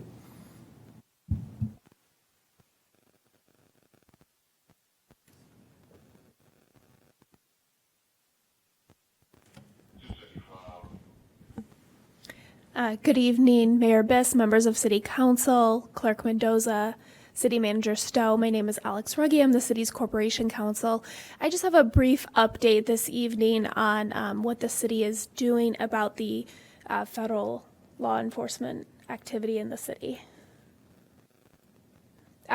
So briefly, the City of Evanston has come up with several steps that the city will take when we're notified of federal law enforcement activity happening within the city. So we respond to reports of any unlawful or lawful conduct by federal agents, the same as we would respond to any call for service that comes into the Evanston Police Department. The Evanston Police have put in a protocol in which a supervisor will respond to any scene where we have calls of federal law enforcement activity. So that's a sergeant or above directly to the scene, and they will take control of the scene. If federal agents are still present on scene, which has been rare, the supervisor on scene will then meet with the agent in charge to try to obtain basic information, including requesting names and information of what's happening on scene. I want to note, though, that the police department cannot force them to give that information, but we will ask and do our best efforts to get it. Then the responding supervisor will then document the incident. They will also conduct an investigation into what happened, including interviewing witnesses, obtaining video footage that anyone took on scene, and documenting all of that in a case file.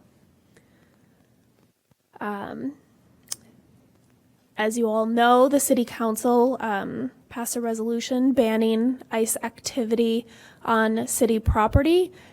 So if there is a call to the Evanston Police Department of immigration activity on city property and using the city property for staging efforts, the police will respond and we will take legal action if necessary. And then the city is partnering with other state and local and federal agencies working on this, including the Secretary of State, the Illinois Accountability Commission, the Cook County State's Attorney's Office, the Illinois Attorney General's Office, and other agencies.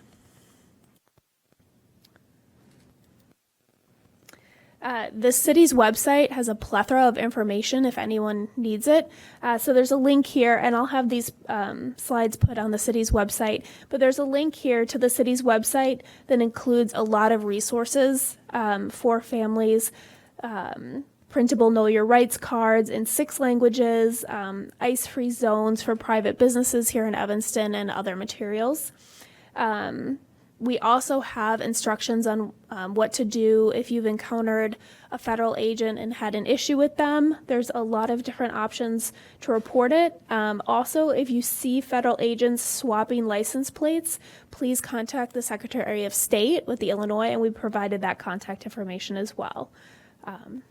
So that is my update. Thank you. Councilmember Kelly. Thank you. Thank you very much, Ms. Ruggie. So, and I respect, I know people, I receive a lot of calls, and I know there's a lot of concern when masked armed men show up and take people, and I think we just need, I appreciate that direction has been given to verify agencies. I think it would be great for us to, and I understand we're working on some more language to tighten response and reporting. So I look forward to that. I think residents need to know what warrants can be requested, and will our police officers be requesting, and I know I'm not, we're waiting for that direction, I think, from council, from our attorneys, from our policy team, to request warrants, what warrants can be requested. If someone... I'm sorry to interject, this is super important. Can you clarify who would be requesting the warrants of whom? That's what I'm saying. I was asked that these questions can't all be answered yet, so I'm saying that these are questions that the residents have. So if somebody's pulling up armed masked, what can be requested besides just agency? Are there warrants that are required, like an administrative warrant? And if so, that's also something I assume should be requested. The pointless endeavor of... Well, and so, and I think then there's also questions about, we've seen in Chicago where apparently Border Patrol arrested somebody for a traffic citation. So I think it would be great for us to also be up, figure that piece out too. What do we do if that should happen before that sort of thing happens? And again, that's on us, I think that's on the, leadership to give that direction. So I understand residents' concern, right? I think everybody understands that when folks come in, what would otherwise be a felony, that we need to verify it. And I think it needs to be verified, if possible, too, even after. So if one shows up slightly late, I think we still want to do whatever we can to verify lawful activity, meaning whatever those warrants are that are supposed to be that someone should have. So I appreciate this, and I hope we can take this a little bit further and be a little bit more explicit in our direction expectations, so that residents know these are unpleasant, really frightening times. And we just heard someone who's a citizen who was taken, and so I look forward to some tighter language around what kind of direction we're going to be giving, and so that residents can expect to do it. I'd also like to comment, I know on Skokie's webpage, they do say call 911. I don't think we do. I would like to see our city taking a little bit more, a lot more, making more effort to do our part, to do what we can to protect. And I know we're still figuring that all out, so I'm not blaming anybody, but I think it would be good also to have that on our page, to also call, in addition to ICER, to also call 911. Thank you. Yeah, can I just say, I really appreciate that's just the challenge of the situation.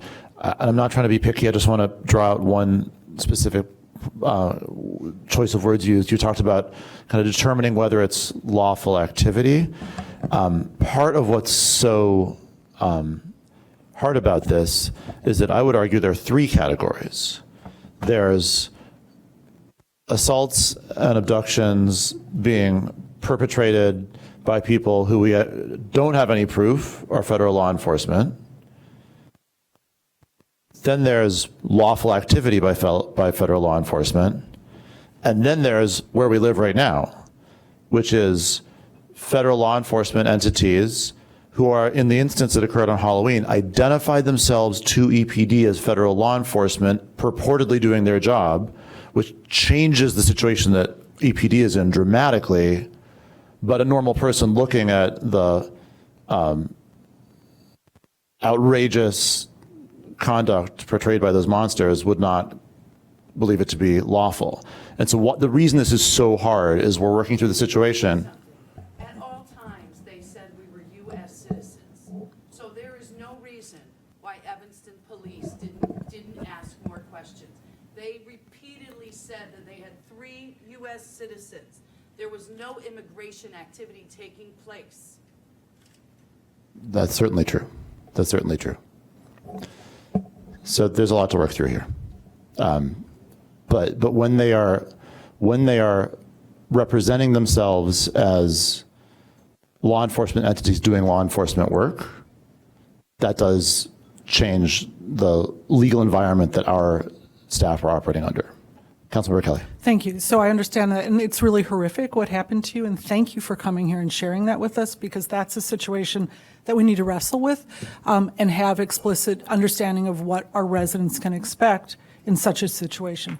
I also want to say there's also unlawful use of excessive force by federal agents. So that's something also that I think we want to address, how that gets addressed. I don't know how, but I think, there is horrific lawful activity. I think there's a lot of lawful activity that we don't like, but we also don't want to say it's open season if you're wearing camouflage and you have a police, word on your chest.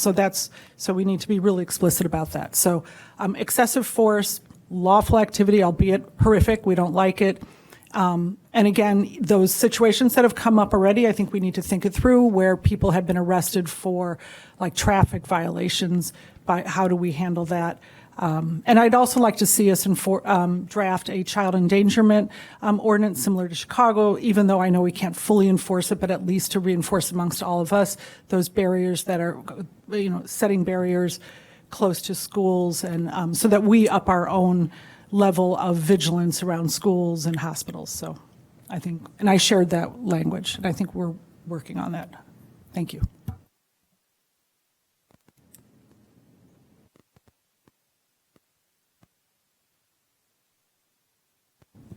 Councilmember Kelly. So I think, right, in 2 weeks that we might have some more language around this. So what I can say is that you've had a lot of really good suggestions that I'm entirely in agreement with. I know that staff is working on drafting. My hope would be that all that would be ready for the city council meeting 2 weeks from now. I don't see any reason to believe why that's not possible. I guess I'm not the one who's in position to promise that definitively, but I think that appears to be something that we're on track to be able to do. Okay. Great. Look forward to it. Thank you. Thank you all. Next up is an update and discussion on the Evanston Dog Beach. City Engineer Biggs.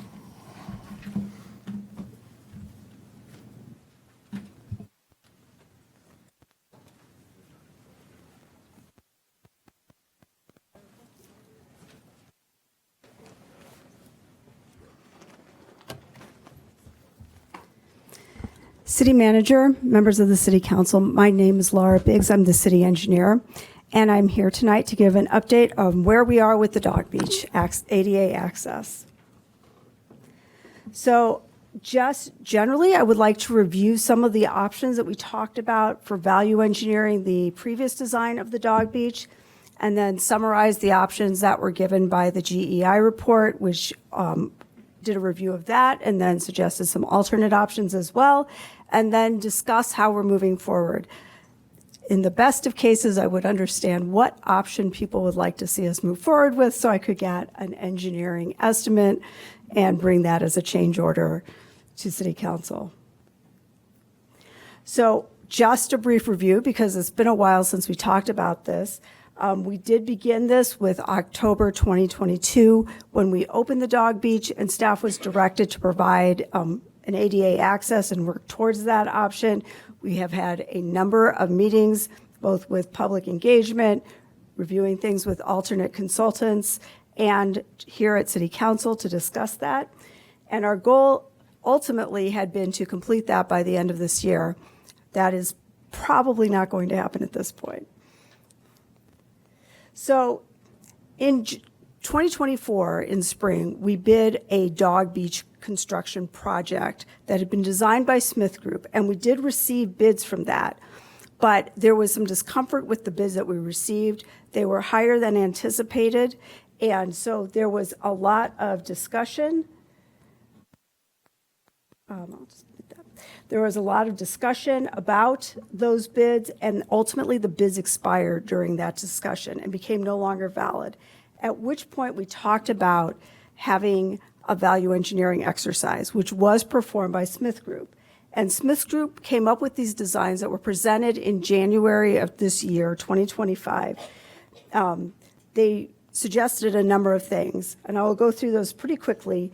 Their first option was really just to rebid the existing design. I don't think that anybody anticipated that this was going to be the option of choice, but they did provide it. And as we look at this layout, this was their existing design. This light is not working very well, but you can see in the right side of the drawing is really Clark Beach,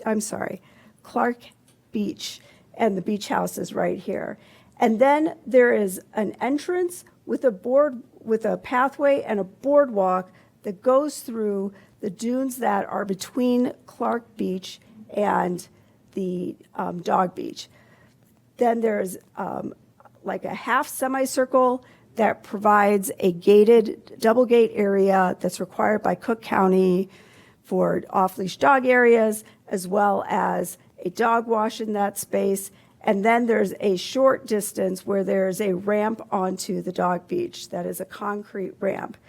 There's also an alternate pathway from the north, from the west, which is up in this picture, that comes down with some stairs. So you don't have to take the long route from Clark Street Beach.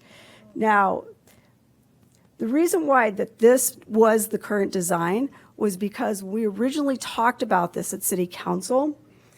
We talked about just coming straight off of the parking lot for the Church Street boat ramp and having a straight access down. And that was actually more expensive than going on the adjacent dunes.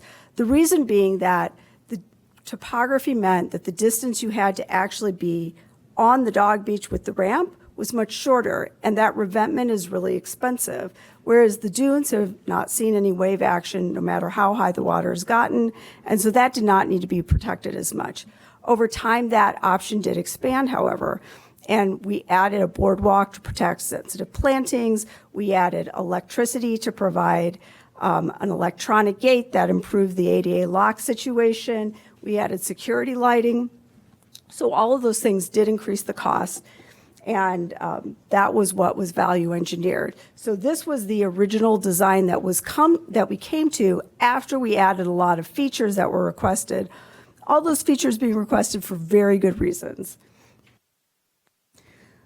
We then asked Smith Group to value engineer the design, and what they showed is we could eliminate pieces of those while keeping the same basic design.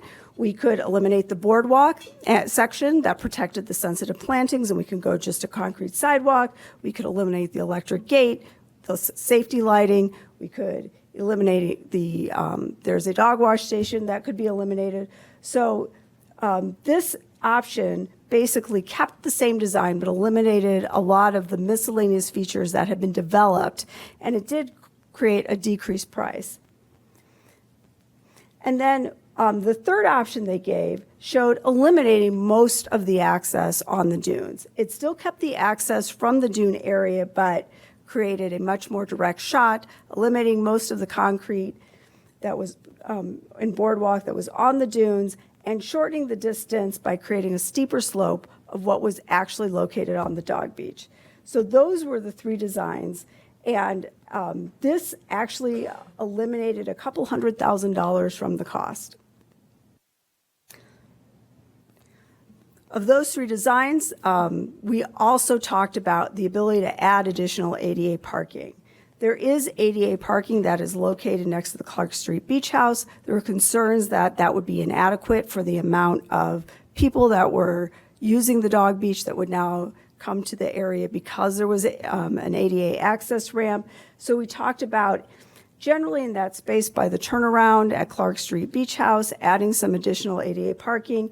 And we also talked about the ability to add options in the Church Street boat ramp parking lot. The parking would be designed separately and built separately through other city contracts and would not be included as part of the ADA access to the dog beach.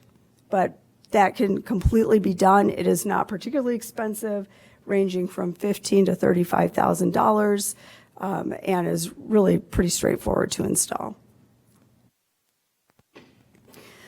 The city council asked for GEI specifically to provide a review of the options that were discussed by Smith Group. And so we entered into, so city council approved that contract on January 27th.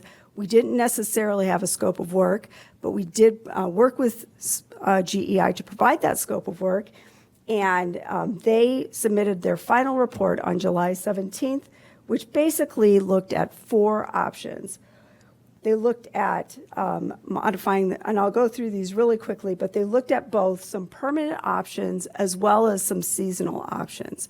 Staff does have a few reservations with this report, particularly related to the cost, but also the ability to maintain the seasonal options, which rely heavily on utilizing Moby mats on a surface of sand that has been graded very precisely.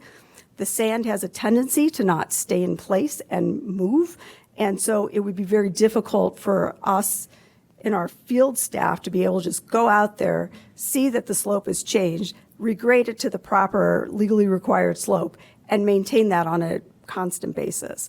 And so the staff has a lot of concerns with using Moby mats. And then the costs, we don't really have detailed cost information from GEI. They priced their alternates. They did not price the Smith Group alternate they were comparing to. And for that, it's really hard to compare apples to apples. The staff has expressed some concerns that the pricing that they've provided is low. Here are the options that they have suggested. 1, we could do a straightforward ADA ramp using the existing dog beach entrance and come with a 90-degree angle down to the beach. This is actually similar to what was looked at by Smith Group in their very first council presentation. However, it is a little bit different. It has less protective revetment rock and suggests potentially reusing that, although there is concern that the rock has been subject to wave action for decades and is somewhat frail and not really in good condition to be reused. The second option they provided was a seasonal option. This would provide a direct diagonal access and would utilize Moby mats for grading, removing the revetment where the Moby mat is, grading the sand, and putting a Moby mat in, which would need to be constantly maintained. This would not be a good optional. It's called seasonal because it would not be a good option during winter.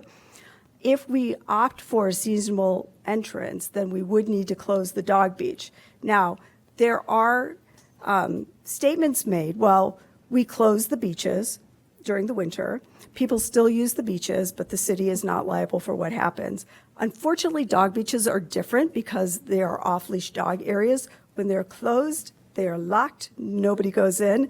So when we close this, because the access is no longer ADA compliant, then it's closed for everybody.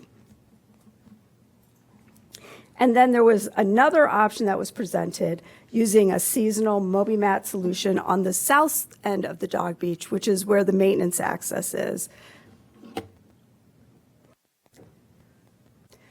Across all the options for Smith Group and GEI, there are consequences to value engineering, primarily that we eliminate the dog wash, we eliminate the electrical work for both safety and the gate access. And the staff has been struggling, actually, to find a non-electric ADA compliant gate lock.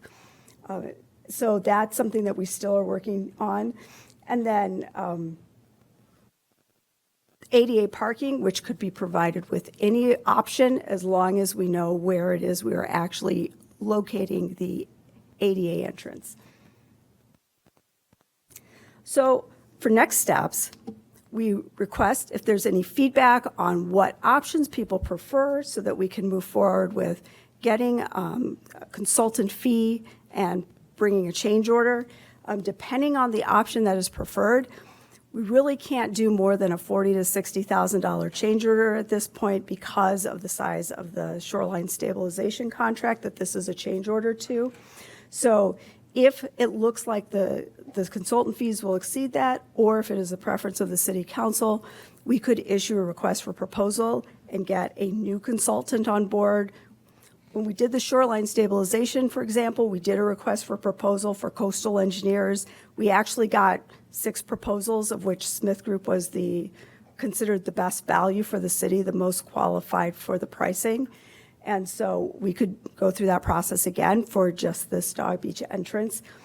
If we just do a change order, we can complete the work in 2026. If we go for a request for proposal for a new engineering firm, then we will complete the work in 2027. So depending on what happens, we will, if we have a change order, we will bring that promptly to council for approval. If it's getting a new engineer, that process will take 3 to 4 months before council actually makes any approval of the contract. And then we will have new and updated contract documents for bidding. Construction for a change order, like I said, would be 2026. For a new engineering firm, 2027. So with that, I just appreciate any feedback that the city council has or any questions. I'm happy to answer them. Thank you. Councilmember Hadakatis, followed by Nusma and then Kelly. Yeah, I think my preference is the quickest option. I think this has been lingering for a long time. If I had my way, I think we would have just proceeded with the original design. And as I think the main hang up was distance to ADA spots. And I really like that we have that number, and that I think it's really important that we have those additional parking spaces right there. Also, had feedback from some residents, and people are very concerned about the Moby mats. I think they're great for regular beach access, but I think I would be super uncomfortable with having that in any of our final designs. Councilmember Nusma, Kelly, Isles. Thank you, Mr. Mayor. I agree with Councilmember Hadakatis that we should move away from Moby mats. So I think there are 2 options that I'm about to put on the table. One is based on GEI's 1B, but using a permanent ramp rather than Moby mats at the north access. Another option, which I'd like to discuss, is GEI option 2, which is shown as a seasonal option, adding Moby mats to, adding a new gate on the south and putting Moby mats there. I would like to consider keeping the north entrance as is, adding a new entrance at the south with a permanent ramp. And that seems to me that might be the most cost-effective way of getting what we need in terms of ADA access. But are there any drawbacks to that suggestion? The staff was concerned because that is a maintenance area. There's some heavy vehicle moving around there. But also because it's the boat ramp, there's a lot of situations where people have boat trailers and they're backing up, and that's not really a problem in the fall or the winter, but that is a huge problem in the summer. And there's not sidewalk access. Now, sidewalk access could be built. That would add to the cost. One of the concerns, though, is if somebody were to pull in there and park, and the ADA spots were full, then they're back to having to come from some distance, which with no sidewalk access, that's continuous is a bit of a challenge, particularly with the vehicles moving around. Not a sidewalk, but there is pavement that, there is the pavement. That they could. The dynamics of how that pavement is currently striped with people pulling in, backing their trailers down, getting their boats out, pulling out. There's a cul-de-sac where people turn around. It's complex. And so it looks like there's lots of space, but for the operations that are occurring, staff is concerned that there will be inevitably be some pedestrian conflicts. All right, I guess I tend to think there's a way we could make that work. And based on my time at the dog beach with our dog, I haven't observed all that much boat traffic coming in and out. I know because whenever there is a car, our dog chases it, which happens every once in a while, but not regularly. So I don't want to rule that one out entirely, but if all the downsides that you're pointing out, rule that one out, I think a permanent version of GEI 1B, which would cost something north of 150,000. That's what they've kind of ballparked for the Moby Mat. If we make it permanent, I'm going to say that's 250,000, 300,000 maybe. Just ballparking. I think those are my two suggestions. And there is one other issue with having two entrances, which is that the beach disappears over time. And the south end tends to disappear before the north end, so they're not always operating on the same access. But in terms of option 1B, there isn't really a technological reason why that couldn't be done. It would need to be designed. Okay. I hope my input was helpful. Yes, thank you. Councilmember Kelly, followed by Isles. Thank you. Yeah, I agree. I think I like best the GI concept 1B. I like it because it has an inclusive entrance, so we're all, starting at the same place.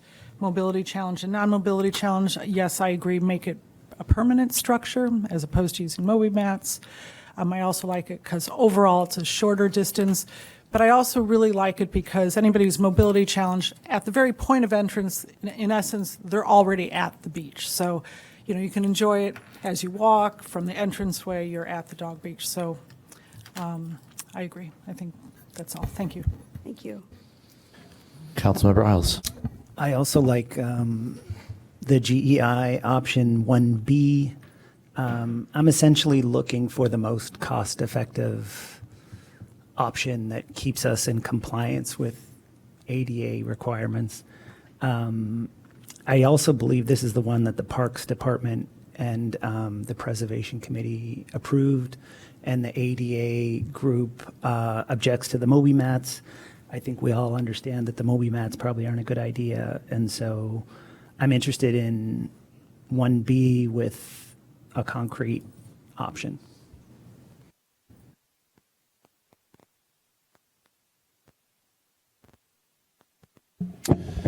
With no further lights illuminated, let me ask you, Councilmember Davis.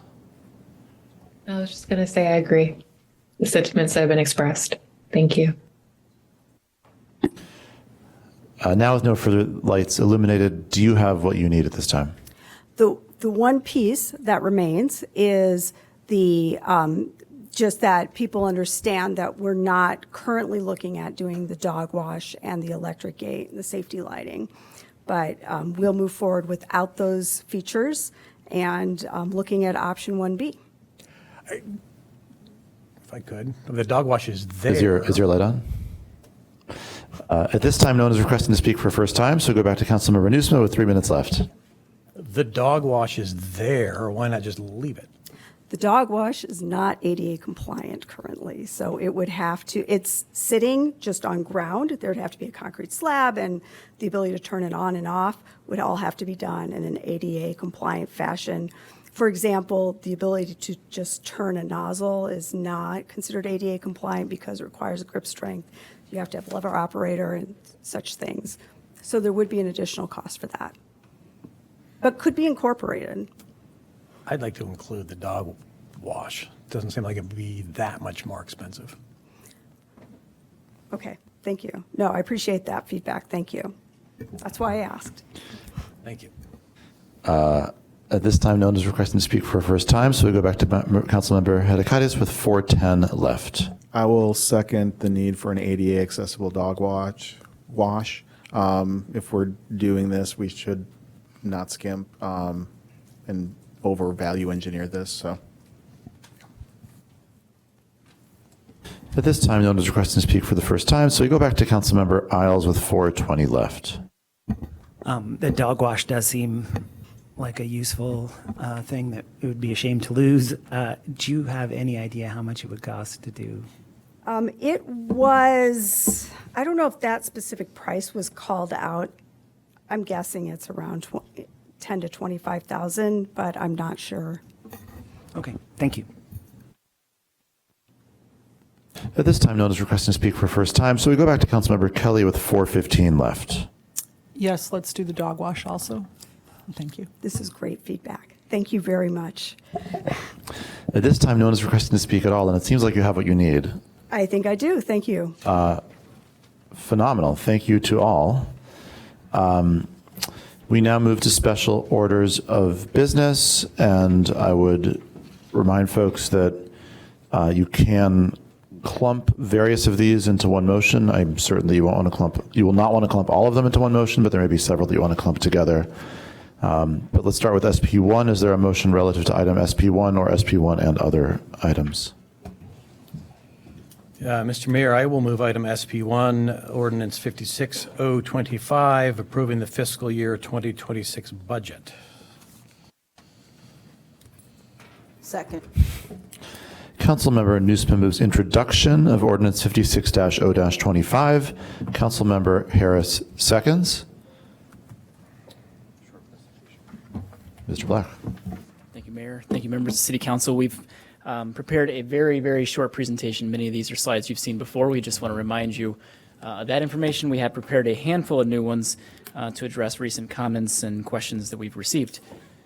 Just a reminder of what we've seen so far. This is the slides. It's the same presentation. I'll zip through most of them where you've already received the information.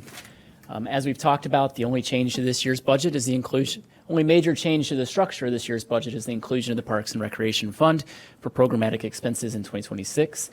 We've talked about the overall total budget and the fact that it's been hovering around this $340 million total for the last 3 years. And we've talked about some of the reasons for the increases in total budget spending since 2021. Most of those are around salaries and benefits and inflationary costs tied to our capital projects. We've talked about the general fund and the projections for the current year. We do expect to finish with a deficit smaller than the budgeted deficit, thanks largely to one-time permit revenues from the Jacob Center and Kellogg Building projects. We've talked about general fund revenues and general fund expenses and how we've balanced this year's budget. This year's budget is balanced with a handful of about $2 million in cuts and reallocation of general fund expenses, the implementation of a 4% vacancy rate, as well as a proposed $4 million property tax increase in the general fund. And that leaves us with the use of fund balance of about $9.1 million in general fund reserves in order to balance this proposed budget as presented. We've walked through a handful of scenarios, both including this property tax increase and what the forecast looks like moving forward. A scenario of what happens if this property tax increase is not approved or replaced with other commensurate, other revenue or expenditure cuts. And then finally, shed light on this structural deficit in the general fund and sort of what we're looking at in the absence of one-time permit revenues over the last couple of years. We've talked, last Monday was the Truth in Taxation public hearing where Hitesh walked through a handful of slides in the proposed property tax increase. We talked about property tax rates at our peer communities and what the total tax bill looks like on an Evanston home. We walked through the impact of this proposed property tax increase on various housing types. And looked at our property tax increase, property tax levy over time. And you can see the 5 years of consecutive 0% increases to our property tax over the last 5 years since FY20. We've spent some time last week talking about the SSA property tax levies, the debt abatement resolutions, and then there is an ordinance tonight to talk about solid waste increases in the solid waste fund. We talked about water and sewer fund and the fact that after reviewing our rate model, those rate increases were no longer needed for 2026. Brings us to a handful of slides where we have updated some information related to property tax, related to public safety pensions, based on some recent emails and comments and proposed amendments. So as this slide shows, the city has moved towards full funding of public safety pensions by 2040. The annual contribution in this window has increased by $9.6 million. As it shows, annual contributions come from the property tax levy and from general fund reserves, which include PPRT in each year from 2023 through 2026. This slide shows just how dedicated the city is to full funding of our public safety pension funds compared to many of our peers. As it shows, the city is currently using the most conservative discount rate in our region. A lower discount rate means lower assumed rate of investment return and thus a higher annual contribution annually. You can see many communities use these rates set by the state investment pool of 6.8% for fire and 7.1 through 5% for police, with many others falling in this 6.75 to 7% range. If the city were to use a higher discount rate like the 7.25% used by Wilmette and Hoffman Estates, we would see our total liability go down by nearly $40 million just because we're calculating it differently. And our annual contribution would be less as well. This slide, as I just talked about, brings to light the city's structural deficit and removes those one-time permit revenues. As you can see, the general fund would have faced significant deficits in 2024 and in 2025 without these one-time permit revenues. Looking at our forecast moving forward, the property tax levy increase that is proposed is intended to address this structural deficit, ensure we can make our public safety pension contributions moving forward, and reduce the reliance on one-time permit revenues to make that contribution. This slide shows additional detail on the city's excess reserve position. It was included in our mid-year presentation for those funds that have an excess reserve policy. While not necessarily the best way to show our excess reserve position, if you do sum all of the cells that are shown in yellow, it adds up to $22.4 million in excess reserves across the 10 funds where there is some flexibility. However, you can see this large deficit in the CIP fund. This is substantial and continues to grow. We do expect to see another $5 million in loans from the general fund to the CIP fund by the end of the year. In our water fund, excess reserves include loan reimbursements and bond proceeds and are better expressed at year end after we've adjusted those for capitalization and depreciation. Other funds like the Human Services Fund, the General Fund, and the Equipment Replacement Fund are down $7 million from these numbers in September compared to these mid-year numbers. Spending some time on PPRT, this is some guidance from IDOR regarding the use of PPRT revenue. They provide guidance around the library and their right to PPRT, as well as direction on using PPRT for pension obligations. The city is continuing to meet with the library. They've asserted that they are owed a portion of PPRT. Those conversations are ongoing. PPRT is recorded in the general fund, which is where we pay our pension obligations for public safety, IMRF, and Social Security, so we are meeting these obligations from the state of Illinois. And each year for the last several years, the city's contribution for public safety pensions has far exceeded the amount of PPRT. This year, you can see we expect about $1.8 million in PPRT, and the contribution to pensions from general fund is $9.6 million. We've included a screen grab from our public safety pension policy, if there's questions about that. And then finally, you just heard from Laura Biggs, and she is here and can answer any lingering questions about CIP as part of this discussion. So with that, happy to turn it over, Mayor Biss, for any questions that the council may have.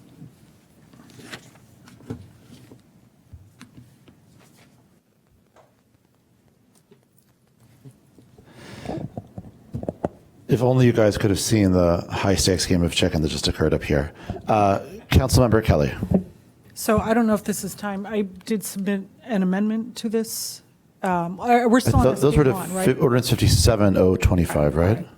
Can we get, so just a question then, my amendment is for the next one. What is right now the projected excess reserves of those funds, of all the funds? Because when we shift funds, or for example, when we we have reserves in, I think, 13 different funds. So of the funds, minus like motor fuel tax, what is the estimated projection of what we'll have in excess reserves, including general fund and all the other funds like solid waste and sewer? I do not have that number in front of me, but as I mentioned when I presented this slide, it's really not a great, well, I'll start by saying this. It's not a great idea to combine water and sewer and solid waste fund balance reserves as part of some number of combined reserves across the 11 funds. As I said, for water, it's sitting on this fund balance of $14.3 million. A good portion of that is loan proceeds from WIFIA.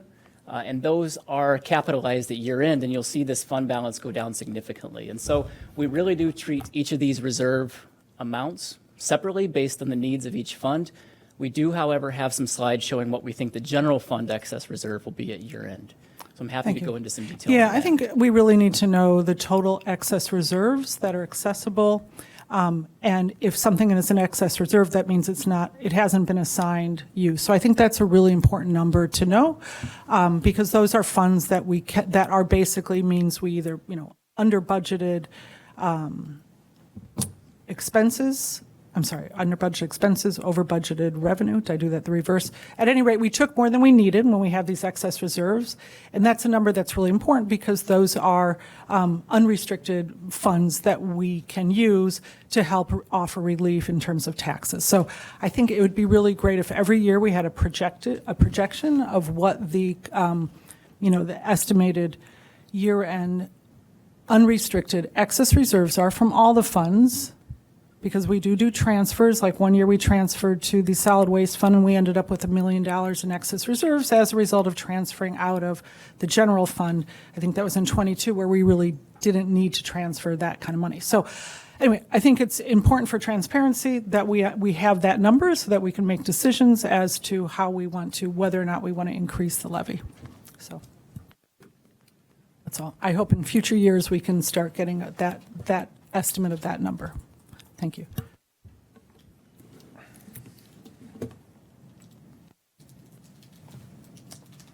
Councilmember Nusma. Thank you, Mr. Mayor. I do want to make a motion to make one small change to the budget. This was alluded to by Jack Jordan of Climate Action Evanston earlier this evening. I emailed that out a few minutes ago, and this motion is to increase the sustainability budget and therefore the overall budget by an amount of $25,000, and that money will be directed towards climate action outreach. So that motion should be in front of us, and would appreciate a second. I'll second. Councilmember Nusma moves to amend Ordinance 56-0-25 by increasing the Sustainability Fund appropriation from $1,501,309 to $1,526,309. Councilmember Hedekaitis seconds. Councilmember Suffredin. Yeah. What's the source of the funding increase? I would like to take it initially from reserves. All right.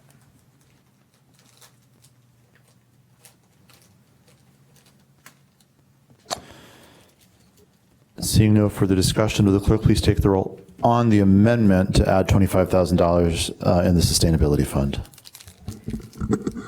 Councilmember Burns? Aye. Councilmember Suffredin? No. Councilmember Davis? Aye. Councilmember Rogers? No. Councilmember Hedekaitis? Aye. Councilmember Kelly? Councilmember Harris? Aye. Councilmember Isles? Aye. Councilmember Nusma? Aye. With 7 voting in favor and 2 voting against, the motion carries, and Ordinance 56-0-25 is amended as just described. Is there further discussion? Seeing none, would the clerk please take the roll? This would be introduction of Ordinance 56-0-25, which has just been slightly amended. Councilmember Burns? Aye. Councilmember Suffredin? No. Councilmember Davis? Aye. Councilmember Rogers? Aye. Councilmember Hedekaitis? Aye. Councilmember Kelly? No. Councilmember Harris? Aye. Councilmember Isles? Aye. Councilmember Nusma? Aye.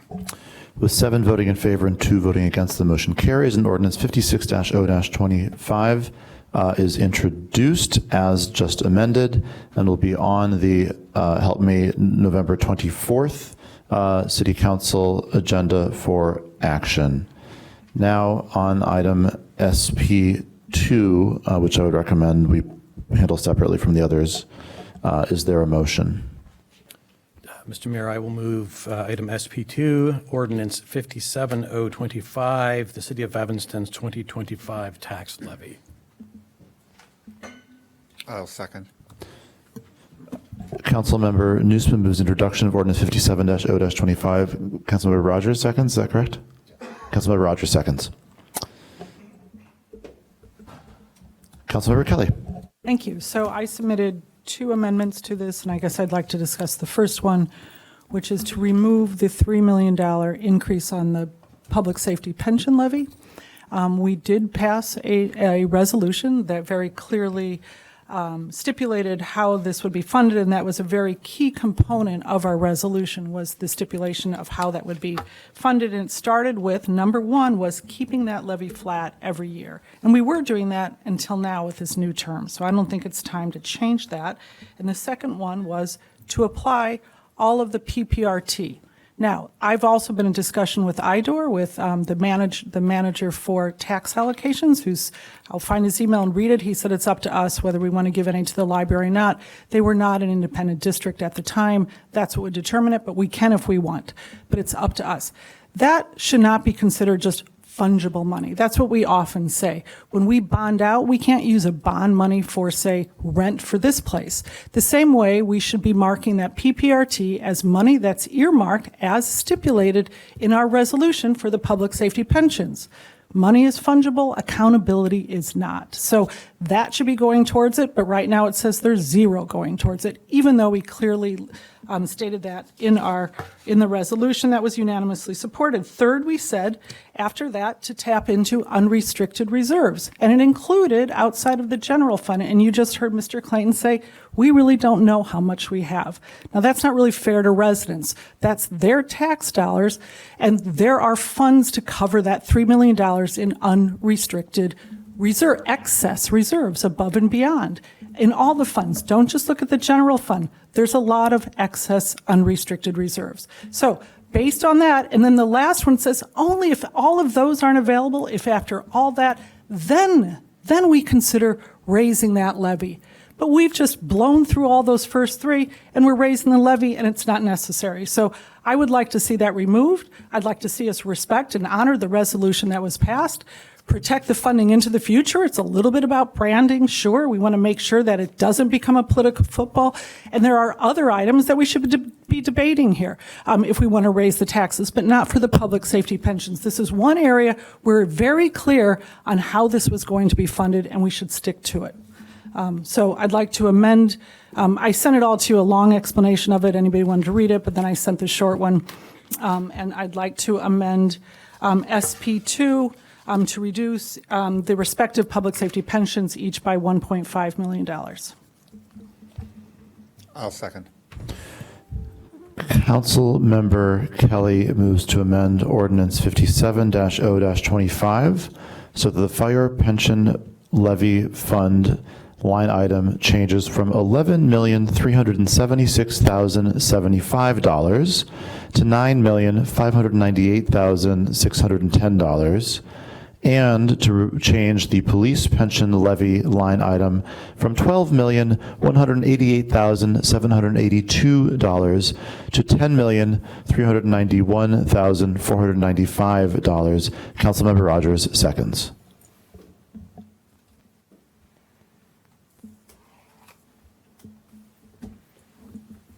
Councilmember Newsma. Oh, no, sorry. Councilmember Burns, followed by Newsma and then Rogers. I just sent over Councilmember Kelly an amendment, and I don't know exactly how this will work. If I could add this to your motion somehow, I might be able to get around it. You'll see I inbox it to everybody. Essentially, this would provide some direction to city staff that as the PPRT funding comes in, that it would be immediately transferred to the pension funds.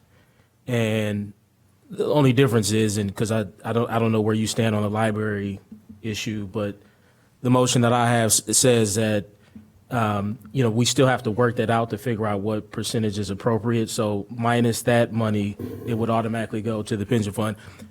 This motion is important to me because, one, I do think that the contributions, we're contributing a lot more than what the PPRT provides. And so I don't think the pension fund is being shortchanged. In fact, we are still on track to fund them at 100%. That was the policy.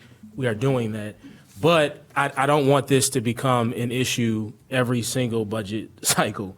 So by adopting this, and I'll talk to staff about this, this will make sure, again, that it's automatically transferred. And so from here on into the future, we cannot say that we don't know where the funding is going. Can I just interject? Yes. And I'm going to need Alex's help with this probably. The item in front of us, SP2, is the 2025 tax levy. Yeah. So what would be in order would be an amendment to the tax levy. The thing that you sent is like an ongoing policy. So I don't think this motion would be in order now. Although there may be other ways to through this year's budget process effectuate that policy on an ongoing basis, but I don't think it's in the context of SP2. Alex, can you just weigh in on this parliamentary question? Thank you, Mayor Biss, members of council. Again, Alex Ruggie, Corporation Counsel. I think there can be an ongoing direction to staff to bring this back as a proposal and be part of it, but I would be wary to include it in the tax levy specific item. Does it have to, would it be a ordinance or could it be a resolution? And the reason I ask is, could direction be given to staff to bring it back at the next meeting when it could receive a final vote on this at the same time as the tax levy itself? Yes, absolutely. I would suggest it be a resolution because it's directing staff as a policy for finances. It does not need to be an ordinance. So does that? If I can get your support on that, again, to me, that's what I need in order to support this other thing. Before we get to that, though, I will say, speaking to now Councilmember Kelly's motion, I think what I heard from staff, and this is important that we establish this, is that if we, so one, we are using, even in what's being proposed now, my understanding is reserves are a part of that calculation, that the idea was to raise the police and fire pension fund a certain amount. I think it was 3 million, maybe something, 3 million, but then also to use 7.3 million in excess reserves. So even the current proposal is a combination between reserves, but also raising the pension fund. So I just want to make that clear, that there was an effort to make sure we're using reserves as the policy, I think, set forth. Now, if we do not decide not to raise the pension and the fire and police pension at all, the 3 million, and we take all of that now from the reserves, my understanding is that we probably only have 10 to 15 million in excess reserves right now in the general fund excess reserves. And we may have we may not have 5 million of that available because we've loaned 5 million, I think, to the CIP fund. Am I getting that right? And so we don't have a lot in there. But if we did decide, we do have 3 million. So if we did decide to do that, then what would happen, this is what I heard from staff, is that when it comes to bond, they wanted to use some of those reserve funds as an alternative to bonding out because they don't like where the interest rates are right now. I think you were saying it was like at 4% or something like that. I believe at one point we were under 2% at some point. I think if we could get to 3%, 2.5%, that would be great. But they want to use some of the reserves so that we don't have to bond out as much. Obviously, it'll be a much smaller amount. I think the total CIP proposal is about 30 million. I'm not going off my notes, so hopefully I'm correct in that. And so it wouldn't cover all of it, but it would cover a certain percentage of it, and it would allow us to not have to, to bond out as much at that high tax rate. And so using all of the excess reserves on the pension fund this year would likely result in us having to bond out at that higher tax rate for that dollar amount. And I know you say there's other money elsewhere. I'm just saying I'm down to support that because I think either way we're going to have to start making some tough decisions. That's why no matter what direction we go in, I think it's going to make this council have to grow up and make some tough decisions, regardless of what way we go in. And so, again, I say that to say I am cool to support your motion, understand that we're going to have to make some tough decisions when it comes to our CIP program. If we can't find excess reserves in some other fund that's untapped, which staff has spoke to that. But I want to make sure that we're also transferring that PPRT money as it comes in so that that's no longer an issue. That's all, Chair. Thank you. So my advice to you would be after SP2 gets addressed, then I'll call on you. You'll make a motion to create a special order of business for the next agenda, which is the resolution you just described. And then if that passes, you'll know you'll have probably the support for that to pass. Okay. Councilmember Nusma, followed by Rogers. Thank you, Mr. Mayor. I am not going to support Councilmember Kelly's motion, but I have a lot more to say on it than just that. I do think there is an awful lot we agree on. I think we agree, first and foremost, that we should be fully funding our public safety pensions, right? And I think this is hopefully a unanimous opinion of this city council. We haven't done that. We had not done that for years and years. We've been doing it since 2023. And I want to give Councilmember Kelly a large share of the credit for moving the previous council in that direction. Councilmember Kelly, thank you for helping be a part of that change. I also agree with some of the priorities that you put in your email to your colleagues on the council yesterday. This is the email from about 5:30 p.m. Expressing a desire for a clear picture of the budget and promoting greater fiscal discipline. Two things I very much support. I'm sure we all do. Where I think we start to differ is in looking at this tax increase as a political tool just to justify a tax increase. And I think that gets it backwards. The way I read that, it's as if, hey, we want to raise taxes and we're looking for somewhere to charge it to. Like, that's absolutely not what we're trying to do. We have financial obligations. We are looking for funding sources. And our financial obligations for the public safety pensions have increased 46% from 2022. 2022 was the last year we funded at 90%. If we look at, and that number was $20.7 million. If we look at our obligation for 2026, that number is $30.3 million. That's a 46% increase in our financial commitment. That money's got to come from somewhere. It can come from three places. It can come from PPRT. It can come from elsewhere in the budget. Let's just call that reserves. Or it could come from a dedicated property tax line item. We've talked about PPRT a whole bunch of times, and the point I think we all agree on is that PPRT revenue is variable, it's unpredictable, and it's far, far less than what we need to fully fund our pensions. So, Councilmember Burns, I'm going to support your motion. It really doesn't change anything, though. It basically, what we have been doing is putting PPRT money into the general fund, into the reserves, and then taking what we need to fully fund pensions out of the reserves. Whatever, we can support your motion. It doesn't change anything. It's the right thing to do. We're kind of doing that already. I do think, however, that because reserves are rapidly dwindling, it does make sense to increase the revenue going directed to public safety pensions, that we very directly and clearly call out on our property tax levy. And to me, this does promote a clearer picture of the budget, which you yourself said we wanted to do.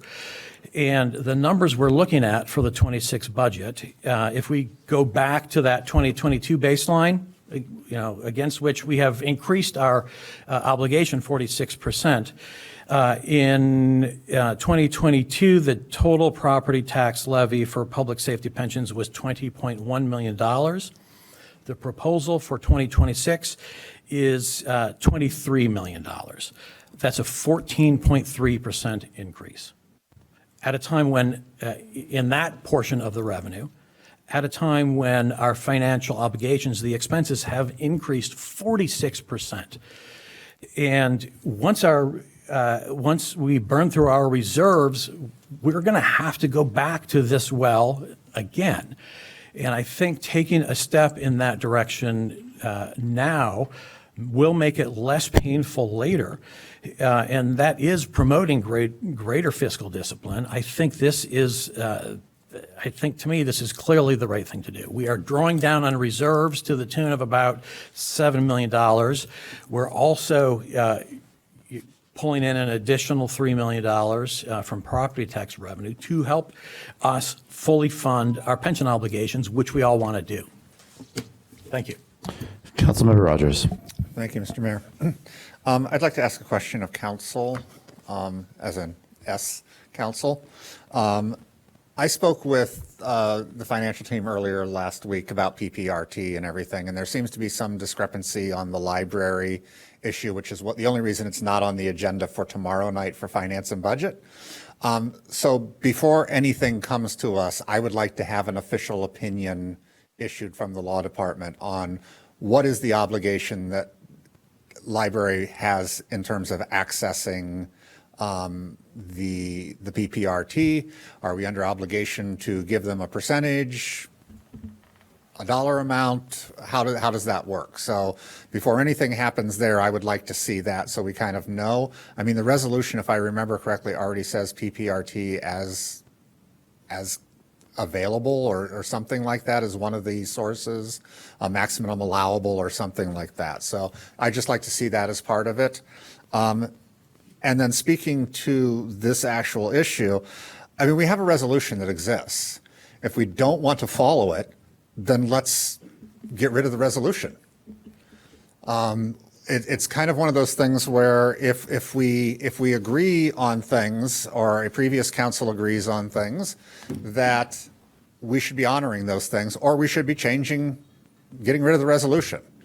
So I would suggest that if people don't want to support this, that someone put forward a motion to get rid of the resolution.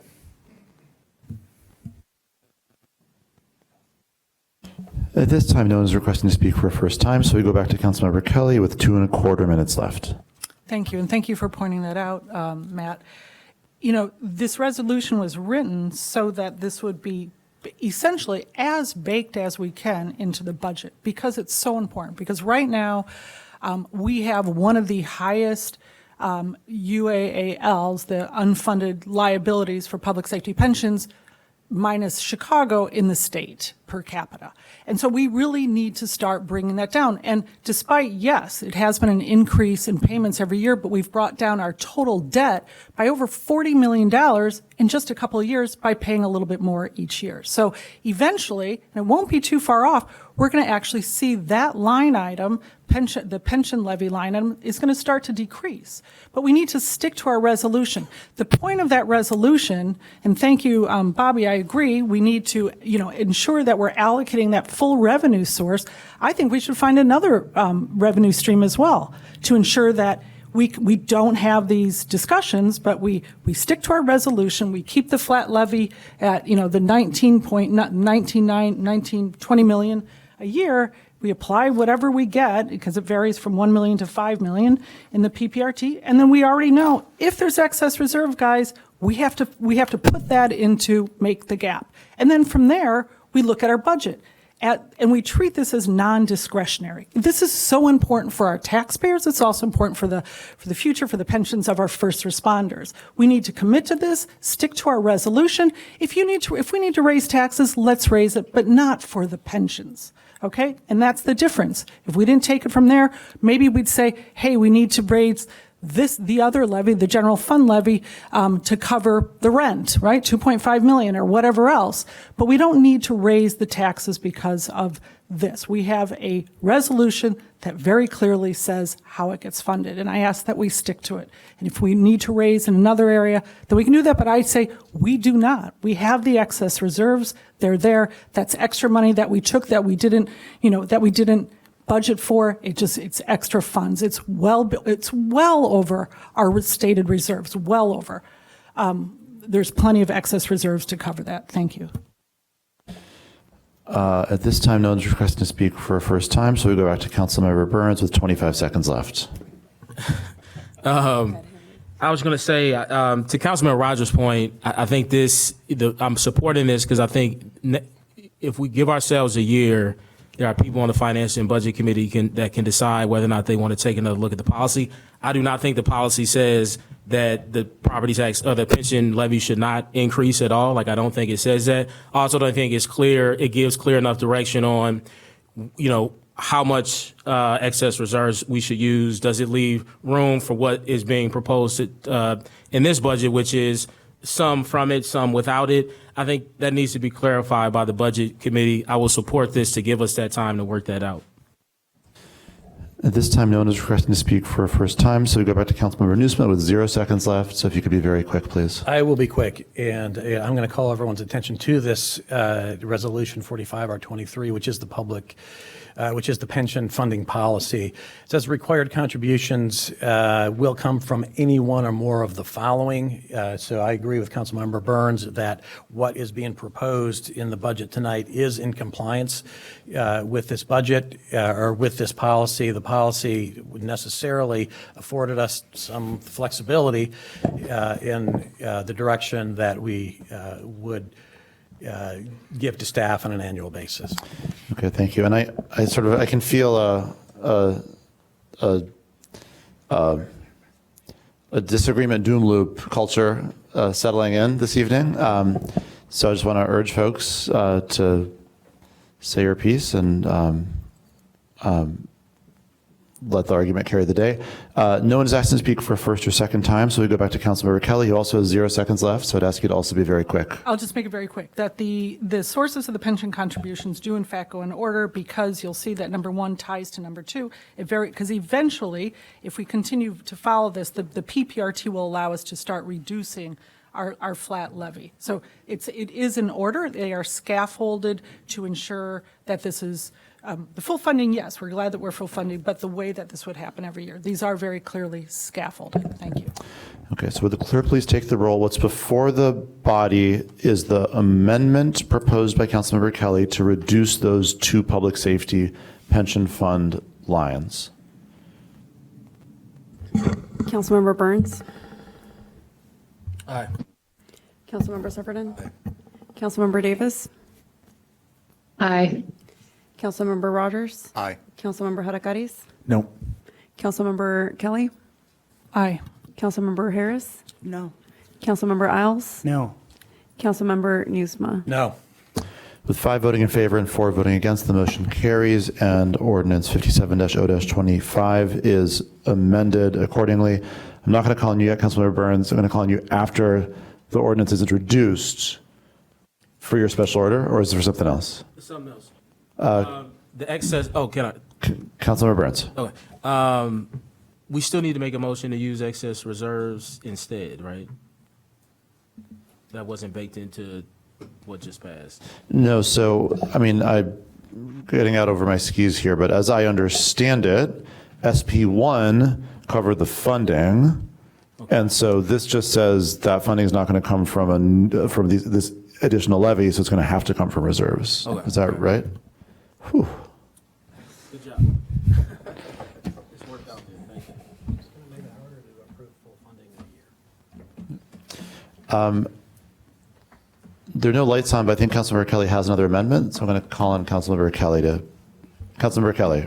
Thank you. So I also, and I'm sorry, my computer stopped working, so if I get this right, I also want to amend SP2 to remove the $461,000 from the solid waste line item of the levy. And I would like to explain this, that my first budget memo, I asked for an explanation of since we're doubling fees next year, in essence, for the same services, we're going to be doubling fees. There was a $2.9 million in excess reserves as of the June 30th presentation to the Finance and Budget. So I asked for an explanation of that, and the explanation was, and I haven't gotten response to my other follow-up questions on it, was we're going to use some of that excess for a couple trucks this year, some of that for another truck next year, and we're going to transfer from that excess reserve, I think it was about, I have it here, I think it was $877,000 from the 2.9 we're going to transfer to make ends meet in 26. But that still left some $500,000 still over and above in the excess reserves. And the explanation for that was, well, we just want to hold on to that for potential need in case fees increase in subsequent years. And I'm saying, again, this is excess reserves. We don't need to be holding on to residents' money for them just in case in subsequent years. We have reserves for emergency. So I don't think that's the right way. We're already doubling their rates next year. So I ask that this be removed. It's not there for next year. It's a just in case, adding it on top of the 16.6. So can you state the I will motion? Sorry. So the motion is I would like to amend SP2 Ordinance 57025 to remove the $461,250 from the solid waste line item of the levy. That amendment reduces the city levy, excluding debt service, general assistance, and library, from $41,553,400 to a total of $41,092,150, and that's also in your emails. And then you modify the language accordingly on pages 1, 2, 3 of the ordinance. It is in your email. Is there a second? I'm pulling up the. The email arrived at 12:40 p.m. today. Okay. I'll go ahead and second just while I'm pulling it up, so there can be discussion if anybody wants to discuss. Councilmember Kelly moves to amend Ordinance 57-0-25 by removing the $461,250 solid waste line item from the levy. Councilmember Rogers seconds. Councilmember Burns. I haven't unfortunately been able to do any research on this. I spent a lot of my time on pensions, so I'm going to be a no today, but I'll talk to you between meetings and if it doesn't pass.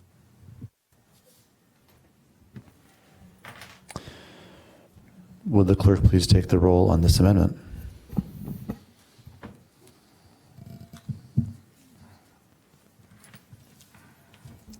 Councilmember Burns?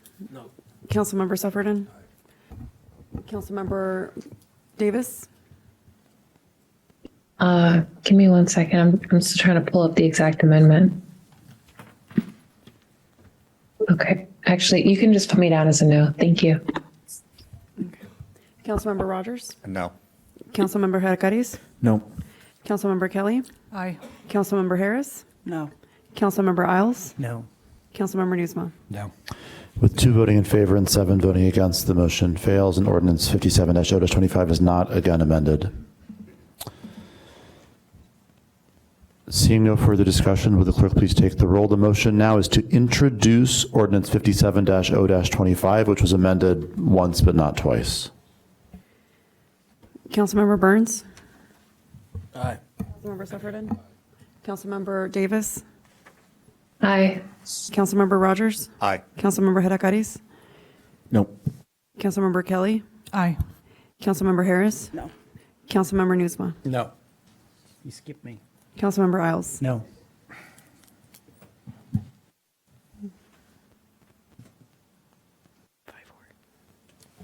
With 5 voting in favor and 4 voting against, and a slightly confused mayor, the motion carries, and Ordinance 57-0-25, as amended once with the public safety pension item, is introduced and will be on the November 24th agenda for action. Now, Councilmember Burns, do you want to make your special order business motion?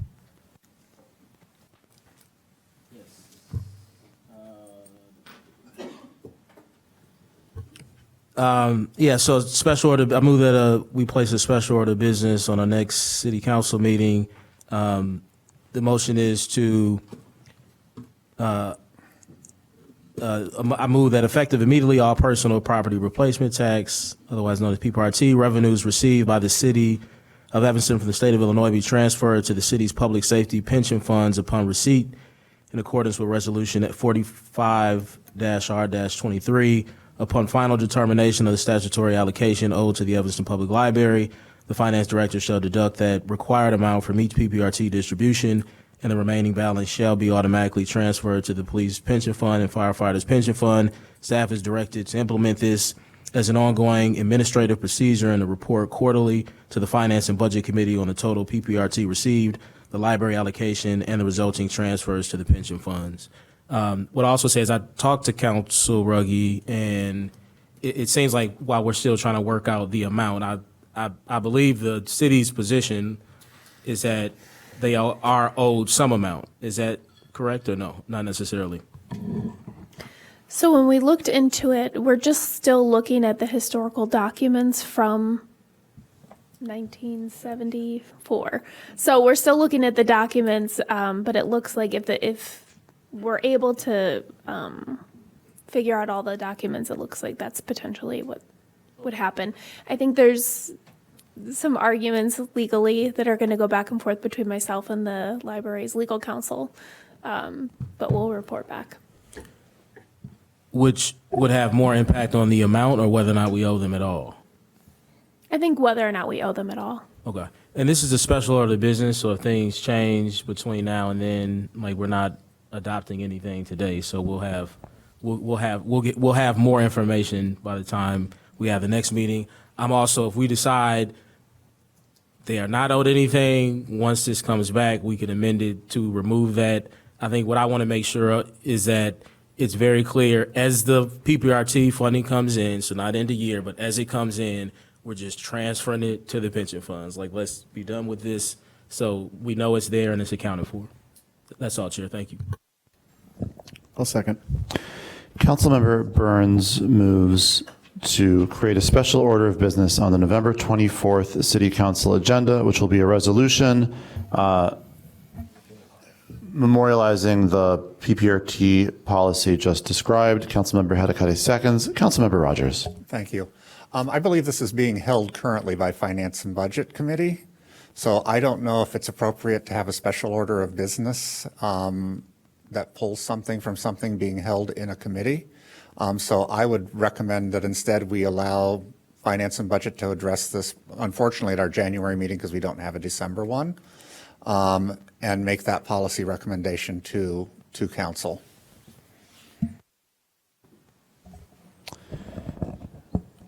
I just want to be clear that that was an argument why a person might vote no. The motion was in order, but that may well be a good reason not to support it.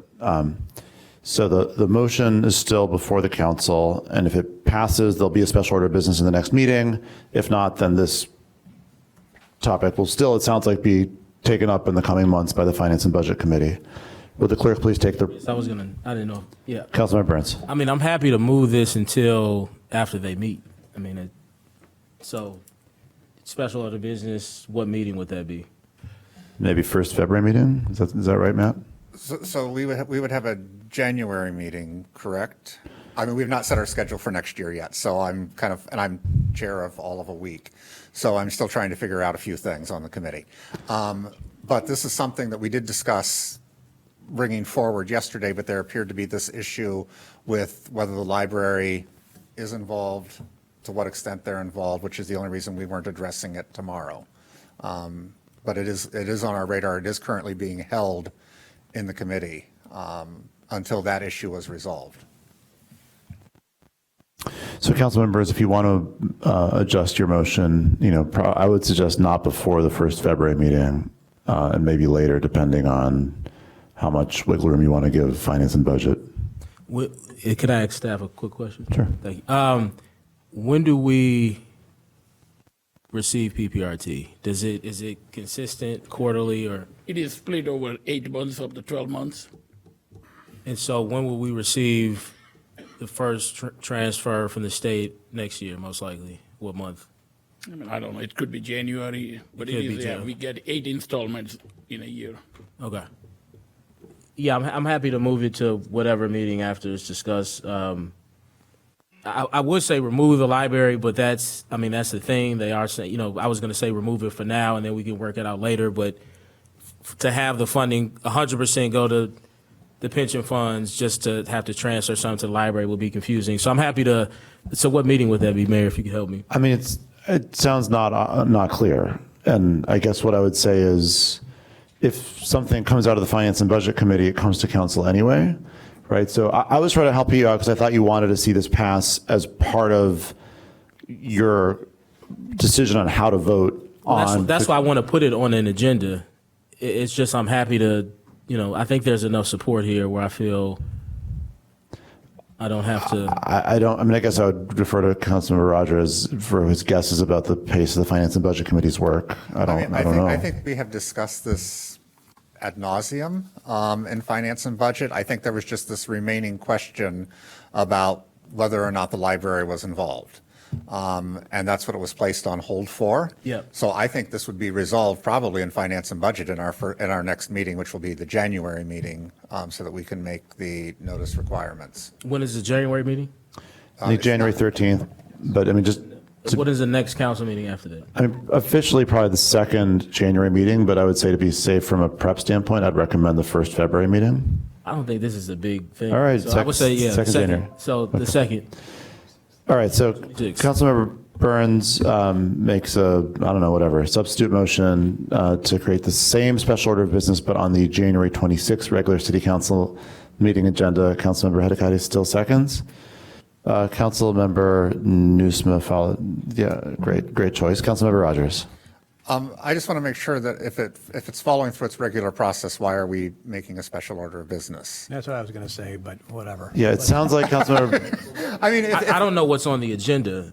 Like if you show me that this particular question is on the agenda. It will be on the agenda. I can guarantee you it will be on the agenda for our first meeting in January, or our only meeting in January. For FMB, for Finance and Budget. I withdraw. I trust you, man. I trust you, Councilmember Rogers, so I will withdraw it. Thank you. All right, Councilmember Burns withdraws the motion. That was fun. Councilmember Kelly, do you still want to speak to this? Just briefly, I just want to say Councilmember I agree with Bobby. I think there is, up here, we have, the support to do this, to get some clarity on this. It has gone, I think Periel brought it there to try to create an escrow account, but it's dragged on so long in Finance and Budget. I'm just concerned, it feels like this could have been could have done this more quickly as a special order of business. We have new members on Finance and Budget, residents, so I just hope this doesn't mean that this is going to be, I'm just putting that out there, Matt, to whether or not this is going to end up by virtue of. The question will be called that meeting. Okay, good enough. Okay. Moving on, I think we're now at the section of the special orders of business where I think it probably might make some sense to do some clumping. Does anyone have a motion relative to either SP3 or SP3 and other special orders of business? Mr. Mayor, unless one of my colleagues objects, I will move items SP3 through SP11. I would request that SP10 come off of that. I will move items SP3 through SP9 plus SP11. Second. And I would ask SP4 come off. Everything, what I just said, minus SP4.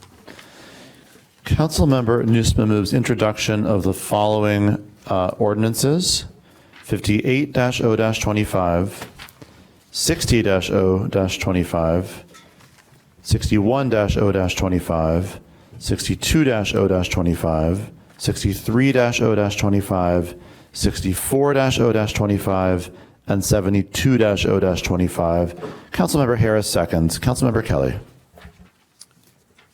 For item SP4? No. No. No. Okay, seeing no discussion, will the clerk please take the roll on the motion to introduce the, 1, 2, 3, 4, 5, 6, 7 ordinances just enumerated? It was seconded by Councilmember Harris. Councilmember Burns. Aye. Councilmember Sufferton. Councilmember Davis. Aye. Councilmember Rogers. Aye. Councilmember Hedekati. Aye. Councilmember Kelly. Aye. Councilmember Harris. Aye. Councilmember Isles. Aye. Councilmember Nusma. Aye. With 9 voting in favor and none voting against, the motion carries, and those 7 ordinances are introduced and will appear on the November 24th agenda for action. Now on item SP4, is there a motion?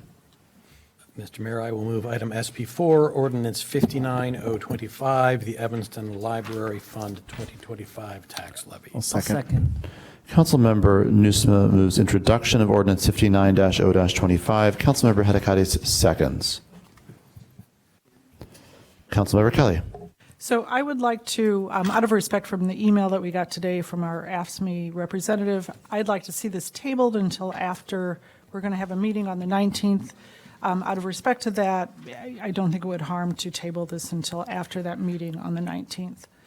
I think we all got that email suggesting that some of the, and it's, I don't know if everyone understands the relationship of a component library and how that works, but really the budget is all we have in terms of any kind of sense of control. So given that there's some current concerns about allocating funds for a new HR director and some other items that I think should be discussed and understood before voting on this. So I would like to move to table this until our meeting right after the 19th. I don't know what that is. I'll second that. Councilmember Kelly moves to table item SP4 to the November 24th meeting. Councilmember Davis seconds. Council Ruggie.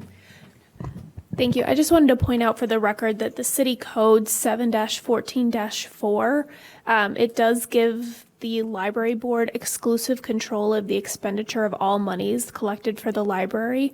So I just wanted everyone to know that. Councilmember Burns. I have a question. Yep. Councilmember Burns, followed by Davis, and then Kelly. Yeah, I guess I just want to know what that means. Do we have the ability to hold this? And if we do, does that hold any real authority because of what you just said? So this has come up, I think, every year for the budget. No, that's what I'm asking. So based on the ordinance passed by City Council back all the way in 2012, City Council gave the library board exclusive control. So this comes before the City Council because the City Council has to pass this to send it to the county. But essentially, the council has no control over it. It just has to come before the council to pass it, to send it to the county to levy the tax. But if we don't, does it get levied though? Like, would they have to file some complaint and get some judge to say, hey, Evanston, you got to approve it? Or what happens if we don't approve it? Yeah, I mean, there would probably be legal filing, and Okay. the city's own ordinance says you have to, so. Okay. Thank you. Councilmember Davis, Kelly, Hedekadis, Nusma. I had the same question as Bobby. So I think that's my only follow-up question would be, if we did wait for when I asked in the memo, about the lease and division of responsibilities, I was told that we wouldn't have that for the next couple of weeks. What reason do we have to not wait until after the 19th meeting, and also not until we have the lease and division of responsibilities figured out?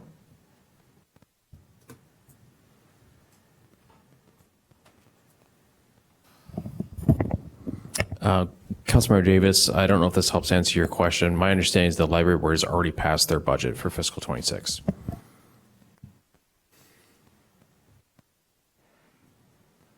So, okay, actually, maybe I missed the other point. I feel like I'm missing something. Can someone tell me the obvious thing here then? Is there? Sorry. Yeah, go ahead. Yeah, I'm sorry. So since the library has already passed their fiscal 26 budget, this is simply just the tax levy mechanism that we are communicating to the county. Mr. Mayor, point of order. Are we debating a table right now? Was there a motion to table? And was Oh my God, you're absolutely right. Yeah, we my should be bad. having this discussion. Someone impeached the mayor. Will the clerk please take the roll on the motion to table, which is in fact not a debatable motion? And I do, all kidding aside, I apologize. That's an oversight on my part. Councilmember Burns. No. Councilmember Sufferton. Aye. Councilmember Davis. Yes. Councilmember Rogers. No. Councilmember Hedekadis. No. Councilmember Kelly. Aye. Councilmember Harris. No. Councilmember Isles. No. Councilmember Nusma. No. With 3 voting in favor and 6 voting against, the motion fails and the item is not tabled. Councilmember Rogers. I'd just like to say that I think the reason my vote was not to table was because this is only introduction. I think there can still be changes made after the meeting on the 19th with the discussion. I mean, it sounds like there's some legal issues about it's just us talking with them as opposed to actually being able to have any enforcement mechanism over it. But I just wanted to say that's the reason that I voted against it, because I think since we're in introduction, we're still good. Councilmember Kelly. Thank you. And the reason I really did want to push this, and I respect that too, I think you're right that we still have another vote coming up, is to encourage this collaboration. We are elected, and nobody on the board is. They're appointed by the mayor and they hire their executive director, but I really do feel a certain responsibility to ensure accountability. And so I know that we can't, based on there's component libraries, there's libraries that are departments of a city, and then there's independent districts. The one that we have is this one where I'm not really sure where the accountability is for this. So it's really tricky. So that's where I'm really looking forward to a collaborative conversation, because there are some very serious concerns about the work environment there. And that's why I feel like this is the only thing that we have as a council, is this leverage, is the budget. So yes, I agree that maybe we can have some change, and I'm looking forward to a collaborative discussion about the concerns that have arisen and that we, heard in no uncertain terms from staff employees. Thank you. Councilmember Isles. The fact that we are elected and they're appointed is irrelevant. They control the budget for the library. They hire the library director in the same way that we control the budget for the city and we hire the city manager. The fact that we're elected and they're appointed is entirely irrelevant. We really have no control whatsoever over their budget. The only thing we can do is refuse to ask the county for the levy. Councilmember Kelly. Sorry, so just to comment on that, I hear what you're saying, and yes, you're right, except that residents are forced by law to pay their taxes for this, and I'm looking for some sort of accountability in terms of electeds. And so that's where I think it's really important that we do have this meeting, and I'm just not sure about this whole concept of a component library, if this is really the best arrangement in terms of being able to residents to have a sense of accountability by those people they elect. We will issue this budget. They will have to pay by law. They have to pay their taxes. But in terms of if somebody doesn't like something, what we could do, you're right. We can't really do much. But that's why I think it's important that we at least collaborate and talk. And I'm looking forward to talking together to try to resolve these issues. Councilmember Hadakatis. Yeah, I just want to add onto something that Councilmember Isles said. We can refuse the tax levy if it passes. If it's higher than a certain amount of the complete property tax levy, and that number changes, and this is nowhere near it, and so they can kind of do what they want. So I do agree we have to have that meeting and work through our working relationship. But when it comes to this budget item, unless it passes that threshold, we are kind of obliged to vote yes. Would the clerk please take the roll? Councilmember Burns? I just had a moment. I forgot what we were voting on. Please remind me. This is the tax levy for the library. Getting ready for the next one. Introduction, yes. Thank you. Councilmember Sufferton? Councilmember Davis? Aye. Councilmember Rogers? Aye. Councilmember Hadakatis? Aye. Councilmember Kelly? Aye. Councilmember Harris? Aye. Councilmember Isles? Aye. Councilmember Nusma? Aye. With 9 voting in favor and none voting against, the motion carries, and ordinance 59-0-25 is introduced. Now on item SP10, does someone have a motion? Mr. Mayor, I will move item SP10, ordinance 71-025, amending Title 8, Chapter 4 to update the waste services and fees. I'll second. Councilmember Nusma moves introduction of ordinance 71-0-25. Councilmember Rogers seconds. SB 10. Councilmember Rogers. Yeah, I sent something, but it doesn't seem to be going through. Councilmember Harris and I met with staff on this to express the concerns about the amount of bulk pickups. Did it come through now? Okay. And so we had talked about making this a pilot program for 3 years so that we could figure out if indeed this works, and placing some limits on the amount of bulk pickup, although it would be a higher than typical amount. It's broken down into different categories depending upon the size of the units, so that 1 to 5 units would be a maximum pickup of 3 yards, 12 per year. 6 to 20 units would be 6 yards, 30 per year, and 21 plus units would be 6 yards, 75 per year. And it's cubic yards. So this kind of addresses some of my concerns about the condominiums in particular, not being held to such a small amount each time and trying to coordinate who gets picked up when. And staff seems to believe, Mr. Zimmerman seems to believe that this is entirely doable and would not tax their system. So that's why I'm proposing this amendment change. Second. Councilmember Rogers moves to amend Ordinance 71-0-25 in the following ways. First of all, that this new bulk pickup substitution be established as a 3-year pilot program.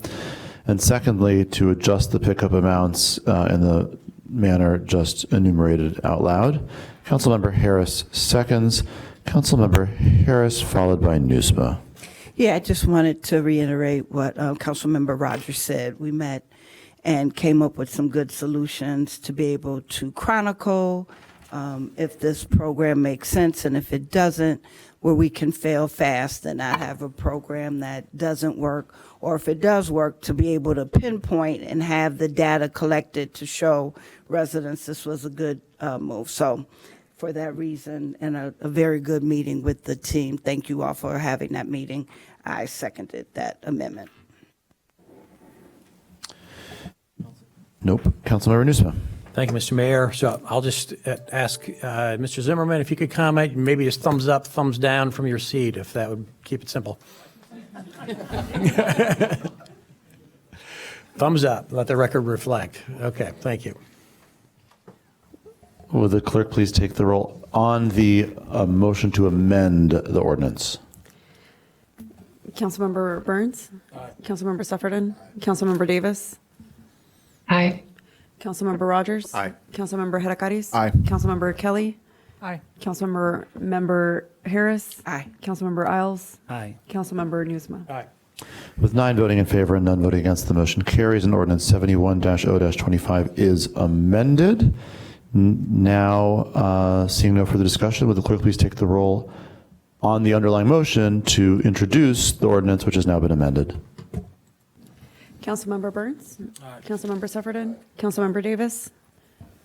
Aye. Councilmember Rogers? Aye. Councilmember Hedekaris? Aye. Councilmember Harris? Councilmember Kelly? Aye. Councilmember Harris? Aye. Councilmember Isles? Aye. Councilmember Nusma? Aye.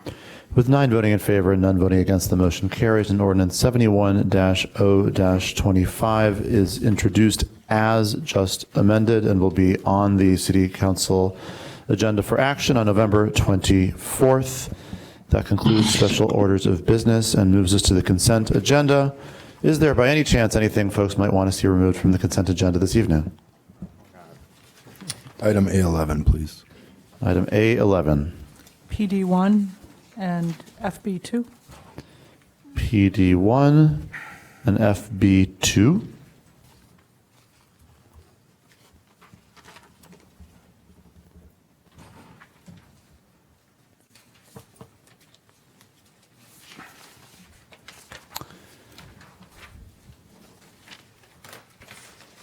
If there's nothing else, I would entertain a motion. The removals just enumerated are A11, PD1, FB2.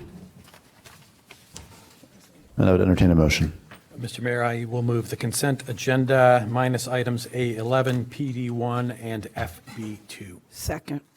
Councilmember Nusma moves adoption of the consent agenda with the following exceptions. Items A11, PD1, and FB2. Councilmember Harris seconds. Will the clerk please take the roll? Councilmember Burns. Councilmember Sufferton. Councilmember Davis. Aye. Councilmember Rogers. Aye. Councilmember Hadakaris. Aye. Councilmember Kelly. Aye. Councilmember Harris.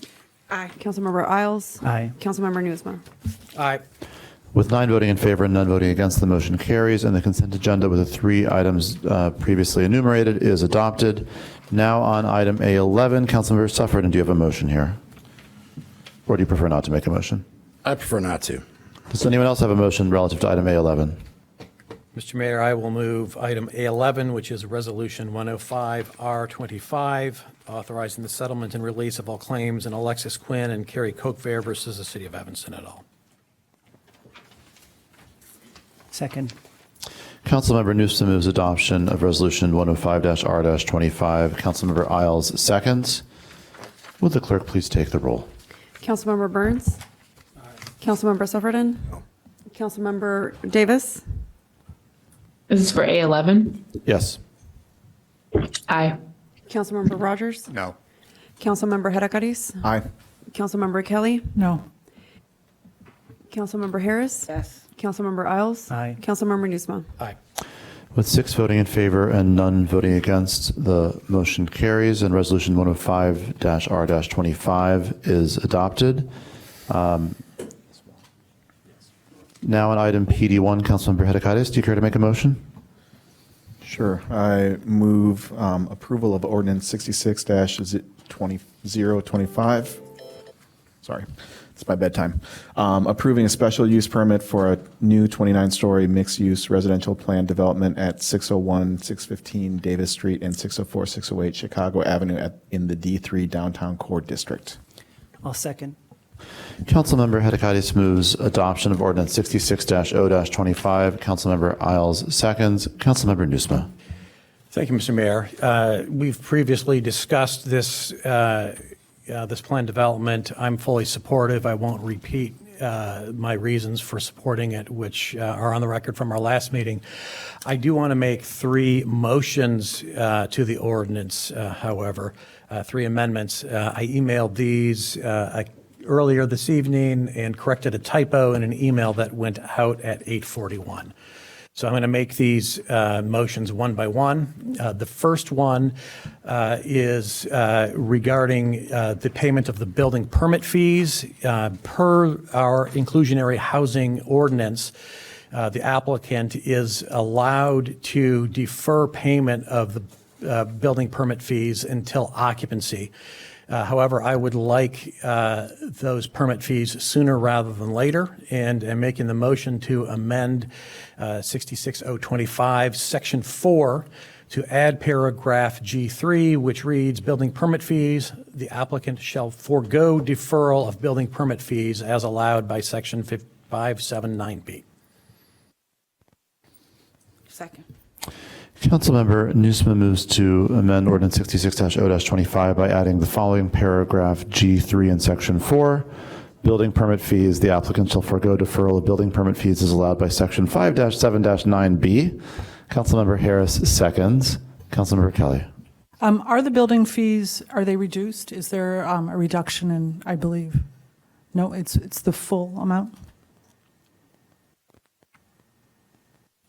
There's no... The required affordable units permit fees are waived by the IHO. The rest of the permit. So it's reduced somewhat for the affordable Yes, units? it's the absolute standard IHO. It's the, for the ordinance that they actually are under, it's 10%. It's a 10% reduction. Okay, thank you. Would the, Councilmember Burns. Yeah, just because I don't. Did you send this over? Yeah. It arrived at 8:31 p.m. Earlier, okay. Okay. All right. Thanks. Would the clerk please take the roll on this first amendment? Councilmember Burns. Aye. Councilmember Suffredin? Councilmember Davis? Aye. Councilmember Rogers? Aye. Councilmember Hadakaris? Aye. Councilmember Kelly? Aye. Councilmember Harris? Aye. Councilmember Isles? Aye. Councilmember Nusma? Aye. With 9 voting in favor and none voting against, the motion carries, and this amendment is adopted relative to building permit fees. Councilmember Nusma, go ahead. The second amendment I want to make is regarding one of the terms of the community benefits. The applicant has already pledged $100,000 to the city's alley fund. I would like to also use that money for the repair of the fountain at Fountain Square, if the city should so desire. But in any case, we have $100,000 that will be used for either alleys or the fountain. So the language is in front of us. The applicant shall make a $100,000 contribution to the city to be used for repair of alleys throughout the city or for the repair of the fountain at Fountain Square. Is there a second? I'll second. Councilmember Nusma moves to amend Ordinance 66-0-25 to broaden the potential uses of a $100,000 contribution from the applicant so that it may be used for alleys or fixing Fountain Square. Councilmember Hadakaris seconds. Everyone wants to talk about the fountain. Councilmember Isles, followed by Kelly and Rogers. I'm going to respectfully vote no on this one. I'd rather see the money stay with alleys and not the fountain. Councilmember Kelly, followed by Rogers.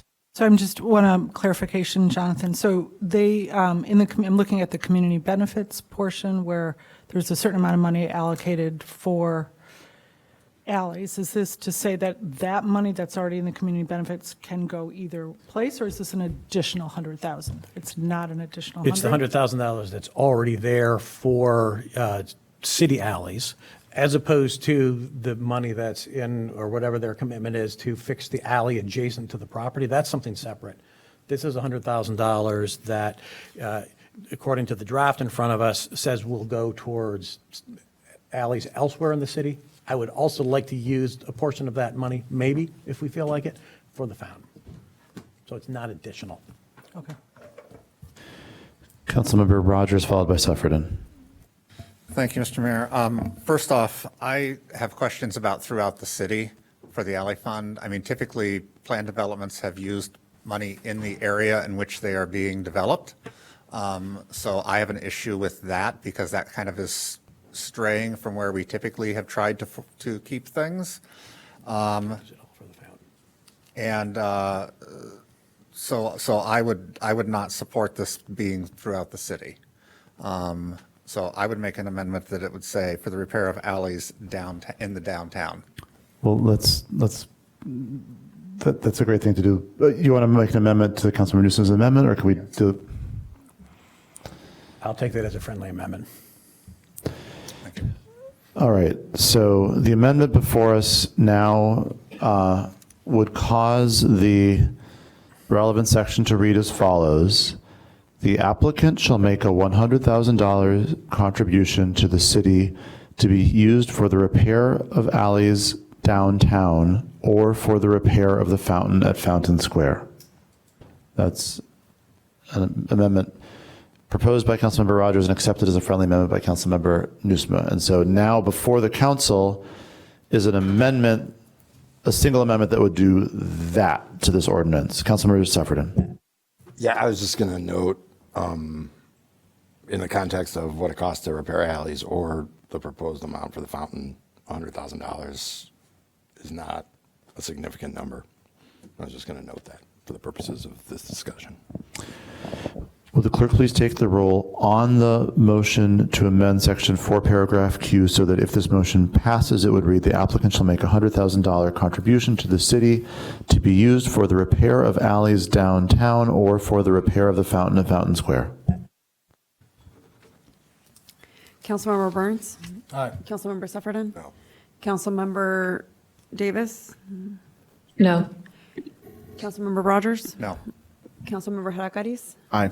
Councilmember Kelly? No. Councilmember Harris? Councilmember Isles? No. Councilmember Nusma? Aye. With 4 voting in favor and 5 voting against, the motion fails, and the amendment and the ordinance is not again amended. And now, Councilmember Nusma, your final. Yeah, the final amendment I'd like to make is to codify something that the applicant has already agreed to, which is collaboration with Trade Collective, including supporting them with a $75,000 contribution over 2 years. So this would amend Section 4, adding paragraph Z to read, workforce development. The applicant shall support workforce development through collaboration with the Trade Collective, including financial support of $75,000 over 2 years. I'll second. Councilmember Nusma moves to add paragraph Z to Section 4 of Ordinance 66-0-25. Paragraph Z would read as follows: workforce development. The applicant shall support workforce development through collaboration with the Trade Collective, including financial support of $75,000 over 2 years. Note that the fact that it's paragraph Z means there's no room for more paragraphs. Councilmember Harris seconds. Sorry, it was a race, but I think you won it, honestly. Tie goes to the person in whose ward the Trade Collective is located. Will the clerk please take the roll on this amendment? Councilmember Burns? Councilmember Sufferton? Councilmember Davis? Aye. Councilmember Rogers? Aye. Councilmember Hadakaris? Aye. Councilmember Kelly? Aye. Councilmember Harris? Aye. Councilmember Isles? Aye. Councilmember Nusma? Aye. With 9 voting in favor and none voting against, the motion carries, and Ordinance 66-0-25 is amended. So just keeping score, Councilmember Nusma's first and third amendments to the ordinance have both been adopted. Councilmember Nusma, you still have the floor if you want it. Thank you, Mr. Mayor. No further amendments, but I will kind of summarize my support for this project by referring to what is still our current list of city council goals, which I keep here in front of me. I will cherry pick from this list.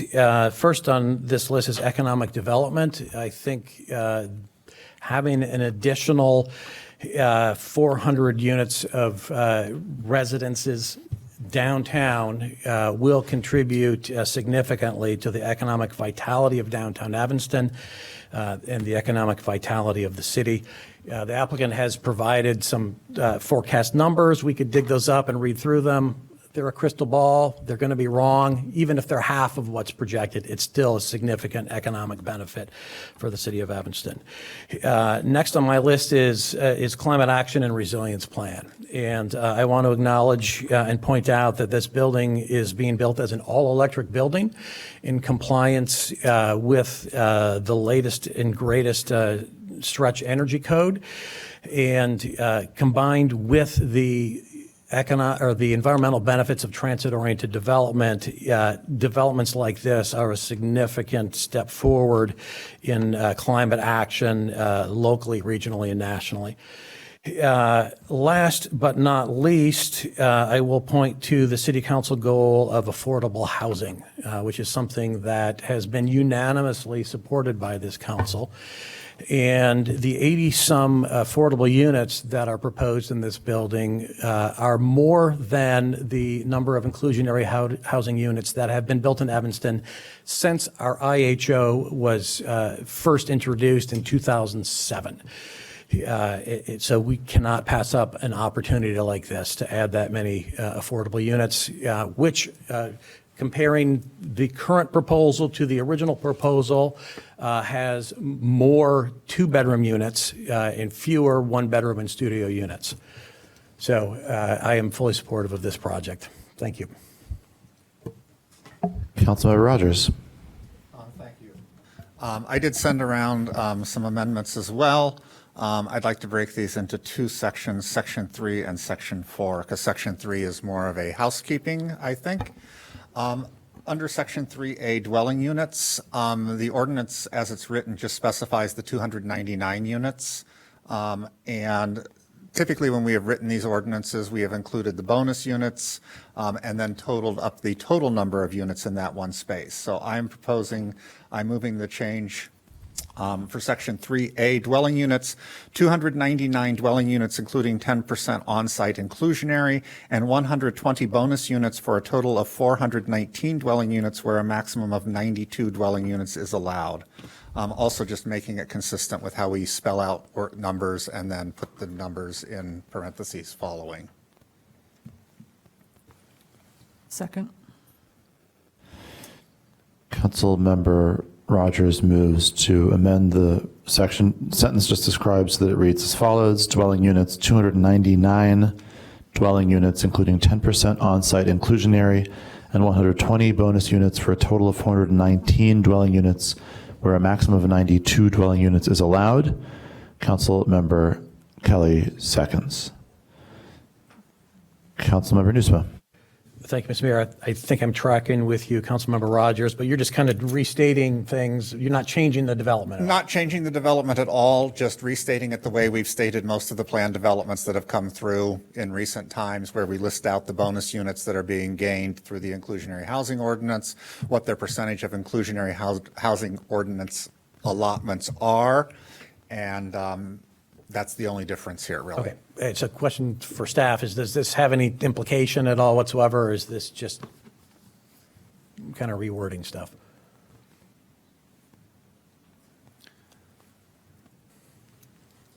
No, it still gives them with the state benefit because they are having 20% of their units total affordable at or below 60% of the area median. Regardless of how we look at our IHO being responsible for those units or not, they'll still have those units. So what Councilmember Rogers has done is looked at the way the number of units were calculated under the ordinance that was in effect at the time. So it doesn't really change anything, and they may also choose to include all of the units or only 10% with the wait list, IHO wait list. We, of course, would prefer them all being involved with the IHO wait list because that gives our residents on the wait list, residents in preference for our local people who live and work in Evanston, a better chance of getting those units. So no real practical change in, just want to make sure the applicant concurs?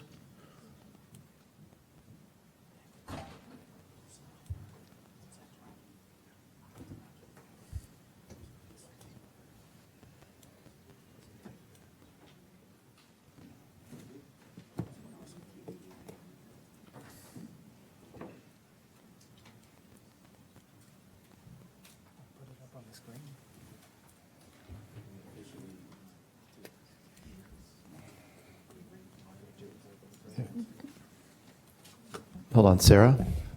Are you guys going to need a minute for this?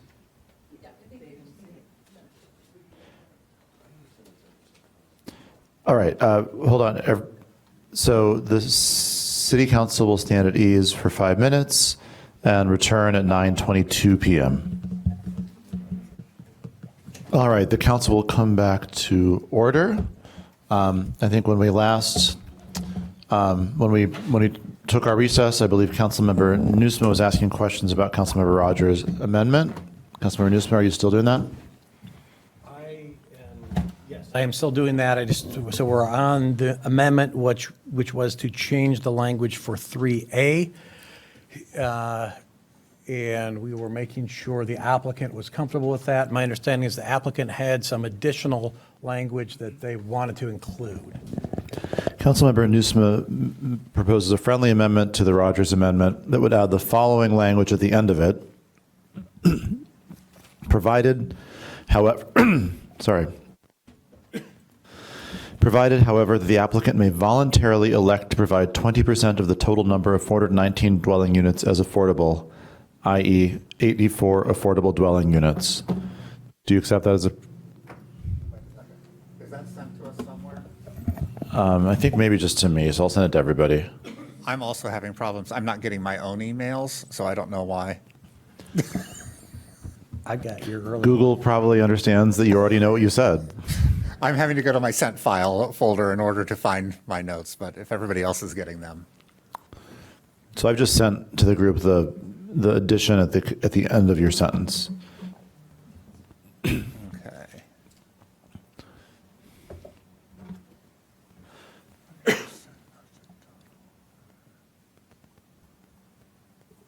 I mean, I'm fine with that. Like I said, I think it's spelled out elsewhere, but if we want to list it here, that's fine. So Councilmember Rogers accepts that as a friendly amendment. Councilmember Newsom, are you done? I think there was no further discussion of this Rogers amendment. So in that case, would the clerk please take the roll on the Rogers amendment, which has had a little sentence added to it? Councilmember Burns? Aye. Councilmember Sufferton? Aye. Councilmember Davis? Aye. Councilmember Rogers? Aye. Councilmember Hadakaris? Aye. Councilmember Kelly? Councilmember Harris? Aye. Councilmember Isles? Aye. Councilmember Newsma? All right. With 9 voting in favor and none voting against, the motion carries, and the amendment is adopted. Councilmember Rogers, moving ahead. Yes, so section 4C, where it says the applicant is encouraged to make available to tenants of the building at no cost up to 50 unlimited ride tickets passes for CTA, Metro, or Pace. I would like to change, I move to change the language as encouraged to shall. Second? Councilmember Rogers moves to obligate the applicant to make up to 50 unlimited ride tickets or passes for CTA, Metro, and Pace. Council, rather than encouraged. Councilmember Kelly seconds. Councilmember Rogers? Yeah, I just want to do this. I think that we're a little light and weak on some of our public benefits, so this would be a public benefit that I think would help the people, since this is transit-oriented development, use transit-oriented options along CTA, Metro, and Pace. Is there further discussion about this amendment? Seeing Councilmember Burns. I guess I'm trying to understand the unlimited part, but I probably need to read it again. It's 50 unlimited tickets. So it's like a day pass, not a one ride pass. Okay, that's what I thought, because when I saw unlimited at first, I said, that's a huge ass, brother. No, it's not unlimited access. It's All right. 50, it's 50. Okay, cool. Councilmember Newsma? Let's run this one by the applicant.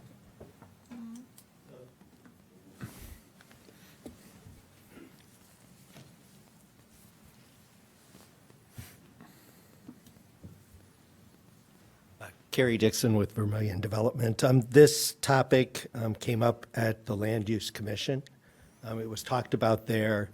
The challenges that we have with it is that it's 50, but it's also on every possible mode of transportation, the way it's written, I believe. We think that it's challenging for us to do, and that's what changed the language as it came out of the LUC to we should consider it as opposed to be required to.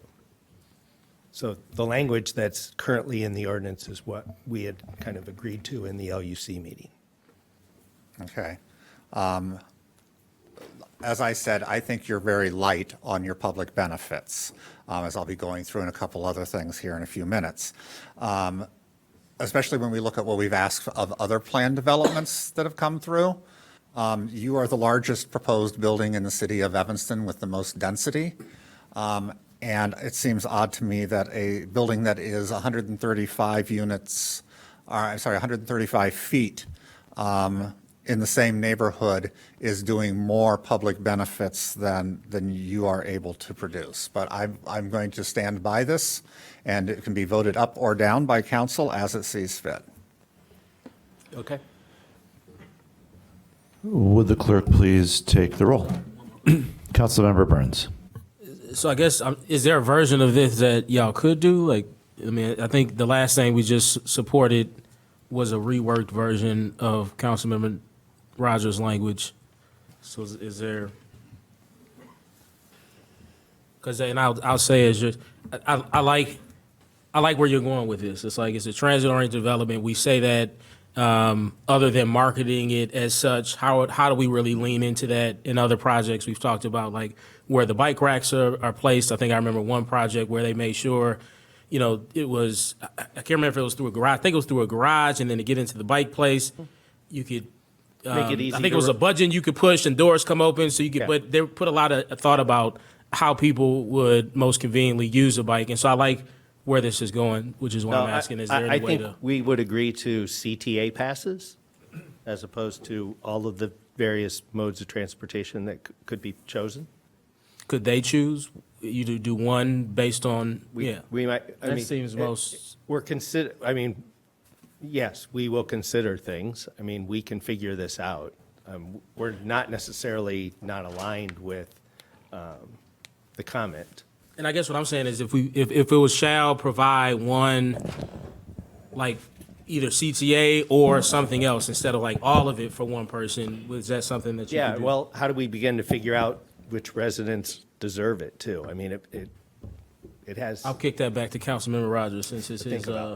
I'm not the one who put this originally in as a part of the ordinance. Oh yeah, I guess I'm that's true. responding You're to just the going ordinance. shall.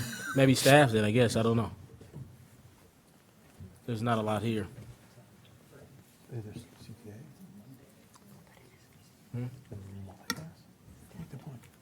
Staff did. One could be land use. I don't know. Yeah. Councilmember Riles? I did forever. I mean, I give these out at the shelter. I don't buy them. The executive director buys them, but I give them out. They're one-day unlimited pass for PACE and CTA. I don't know about Metra, but it's not hard to do. They exist. I mean, can I just interject here to ask the applicant, is the question, I mean, right now it says CTA Metra and PACE. If the word and were changed to the word or to make it clear that every tenant might potentially be eligible to receive one of those three, not all of those three, does that address your question?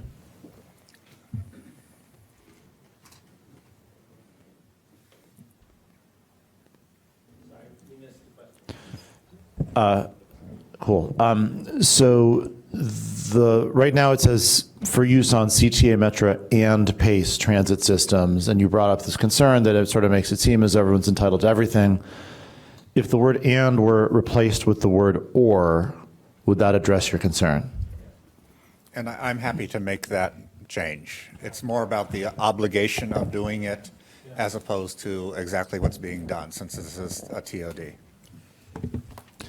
Councilmember Rogers replaces his amendment with the following. So now C would read, the applicant shall make available to tenants of the building at no cost up to 50 unlimited ride tickets / passes for use on the CTA, Metra, or PACE transit systems. And Councilmember Kelly seconded. Councilmember Kelly. So this is how, like, what is the frequency of this? Can someone respond to that? Don't look at me. I didn't write the Yeah, I original know. language. I'm I didn't amending either. They language barely that talked to me. exists. Sorry, excuse me, Councilmember Kelly. I mean, as written, it would be in perpetuity. So you're saying free, up to 50 unlimited tickets, then maybe you need to add in perpetuity, if that's what you're saying it is. Per month in perpetuity?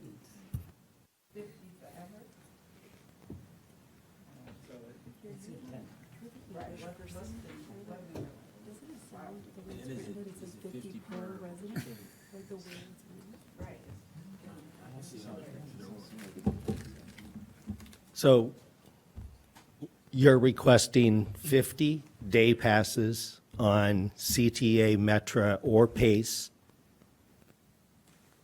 a month. So, I mean, like I said, this language was brought up at the LUC. It was discussed. We said it's not something that we can do. Staff drafted it into the ordinance the way it was written, shall consider. We asked them, we're not planning on doing that. So they kept it in the ordinance to consider. you're correct, council can review this. I'm just not clear what is being asked for. It needs to be clear. It does. But the thing is, the original one isn't clear other than just to consider it, which you've just said you weren't considering it anyway.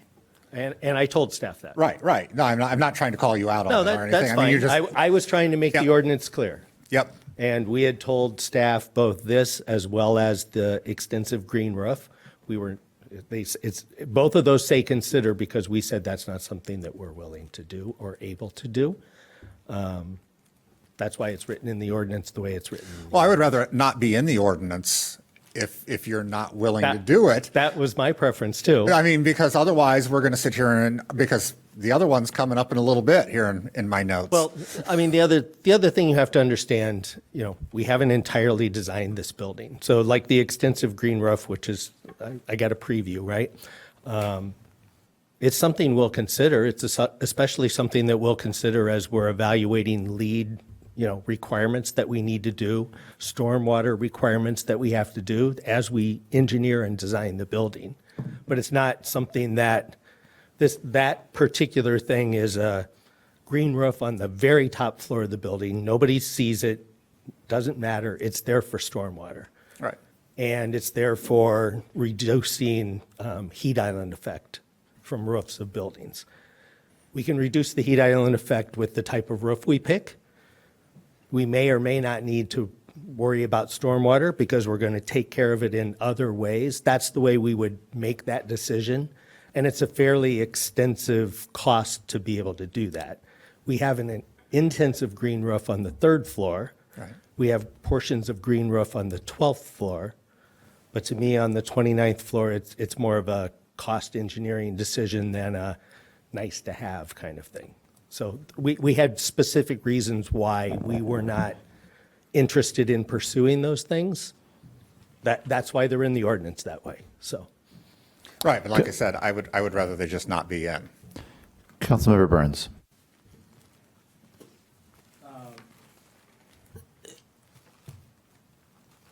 I think the question would be to staff. It would be to whoever the staff person is that is at the land use meetings and then put it on, in the packet. Yeah. These were the recommendations that came from the Land Use Commission. They were added to the ordinance, physically by staff, but these were conversations that the Land Use Commission had. They were drafted into the ordinance and are what are before you tonight. And I don't know if it's worth, while we're talking about some of your other motions, I have a few things to say as well, that y'all look at the minutes or something to try to better understand how they saw this being designed, unless there's any ideas up here. I guess I don't know if we could provide. I do want to point out that the Land Use Commission has now decided to change its rules to say that they can't put in conditions unless it is something that actually makes them change their vote, that a standard has been met. So I honestly think these are a challenge that probably shouldn't be in the ordinance. And if I may add to that too, using the language that it is language such as shall explore is language that they specifically wanted to use versus shall because of these conversations that they had with the applicant and because they are professionals working in that industry too. They did have a brief conversation specifically about what type of language should be used because they didn't want to get super prescriptive about it, and then also knowing that it would come to city council too if city council provided amendments to direct the language in a different manner as they see fit. Yeah, I think if the language said shall explore, which I don't know if it does say that. I think it just says, does it just say may, or does it say? Is encouraged to, actually. Encouraged to, what else? Make available, blah, blah, blah, blah. I think I like Explore because it's like with Explore, we could partner with them to figure out how something like this may work. And then we might be able to include it in other similar plan developments. So I think as a backup, I would support that type of language because I think I think we should be trying to figure this out. I like the intent and I We'll be think we do need to getting- be leaning more into transit-oriented. Go ahead, sorry. We'll be getting a new transit agency too, so things may be coordinated differently for public transit. Councilmember Nusma. Thank you, Mr. Mayor. What if we reduce this to a dollar amount and put that money towards something? The questions would then be, what's the dollar amount and where do we direct it? So I'm going to direct the second part of that, the second question to staff. If we had a pot of money coming from the applicant on a monthly basis that was to be used to subsidize public transit, do we have a fund? Do we have a place where we could put that?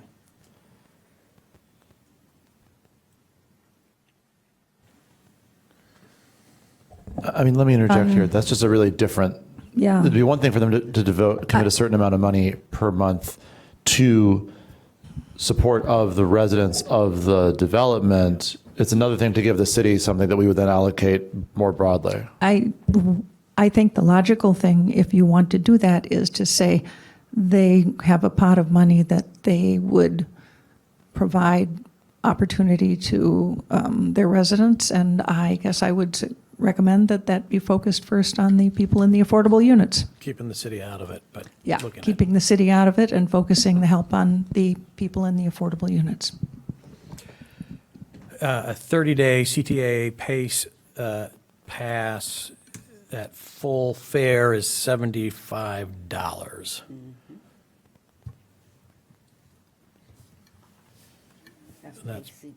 That's PACE and CTA. 75 times 50 is $3,750 a month.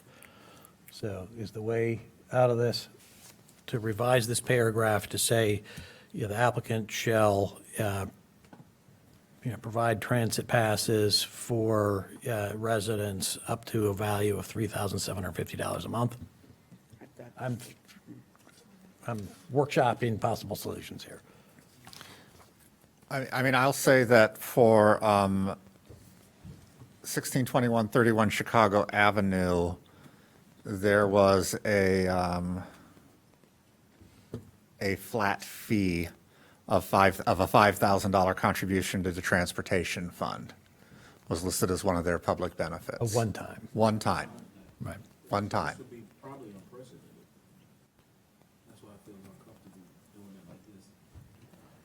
Or, just to keep it simple, we could say up to 50 unlimited passes for use on the CTA and PACE, because that's the same thing. Take Metro out of it.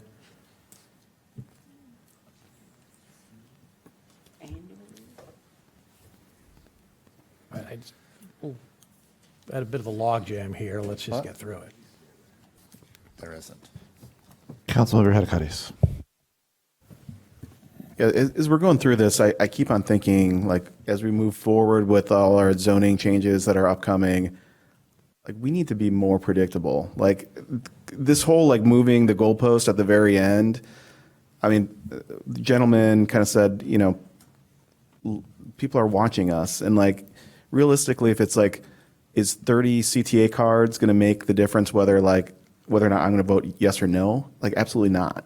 Like, I think this is, like, I've been in support of this from the beginning, and I think I'm just going to vote no on all the last minute things. And I get some of this is cleaning up language. The whole process of this plan development and will they or won't they, like, the fact is, like, if you like the way the building looks, maybe you don't want as many public benefits. I think we really need to get to the place where we decide as a community what we want to see built and where, and then we just have clear standards. Like, I personally don't like this back and forth, and for that reason, I'm just going to vote no on any more amendments at this point.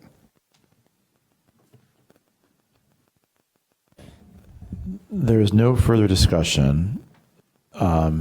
So I'll ask to take a vote on the amendment, which now says the applicant shall make available to tenants of the building at no cost up to 50 unlimited ride tickets / passes for use in the CTA, Metro, or PACE transit systems. Councilmember Kelly. But did we add the frequency? No. So I think we have to clarify. If you want to make an amendment, that's Or Say in perpetuity. I think one of you said that. Councilmember Kelly proposes a friendly amendment to add the words "in perpetuity" at the end. Do you accept that as a friendly amendment, Councilmember Rogers? No, I don't. I'm withdrawing my amendment. We need to figure out how this works, because these are amendments that these are things that are made regularly through Land Use Commission, and if the applicant says that they don't intend to do these things, forcing them to do them doesn't mean anything. Again, I think the benefits that are being outlined, and I'll speak to that, Councilmember Herakaris, is these are very weak public benefits, in my opinion. The next one up is you get to look through the window to see a piece of public art. Yay, congratulations, everybody. We've asked so much more of so many smaller planned developments that have come through. Everyone just wants to give this one away. Fine, just give it away. But I won't be giving it away. And I think we need to fix it and make it make sense. Councilmember Burns, followed by Kelly. I don't think we're just giving it away, and I'll explain more in detail during a later point. But I think the issue is, in my opinion, is not necessarily that if they don't want to do it, then that doesn't matter. Like this council, if we want them to do it, whether they want to or not, if we pass it, they have to do it. So I don't think that's the issue. The issue is a recommendation that came from the Land Use Commission did not have enough detail in it. That is what I think is holding us up. Because if it has some detail, if I could turn to staff and say, like, hey, what did they like? How did they think about this working? Then I'd have something to support. We're trying to make that on the fly, which is inappropriate in my opinion. And so, again, I don't think the issue is that whether they want to do it or not. There's all types of things that developers may or may not want to do. It's up to this body to decide what they must do. And so I think what I would like to propose, if that is an opportunity, is just explore. I think that it's probably the best language we can get at this point, shall explore, because we can work with them to figure out something that may make sense. And I think that can inform, what we do on these type of projects later on. Because I do think we should be doing something. So let me just, by way of traffic direction, Councilmember Rogers has got a big list of amendments, and sort of this whole thing is, he has the floor. You can go, yeah. So, okay, all right. Councilmember Sufferton, do you want to speak to? Yeah, I mean, look, it's clear how this is going to go, but sitting here trying to figure out what the Land Use Commission intended when the first sentence of the memo, the Land Use Commission recommends against the adoption of Ordinance 66025. The rest of this is Matt cleaning up what's already squishy language.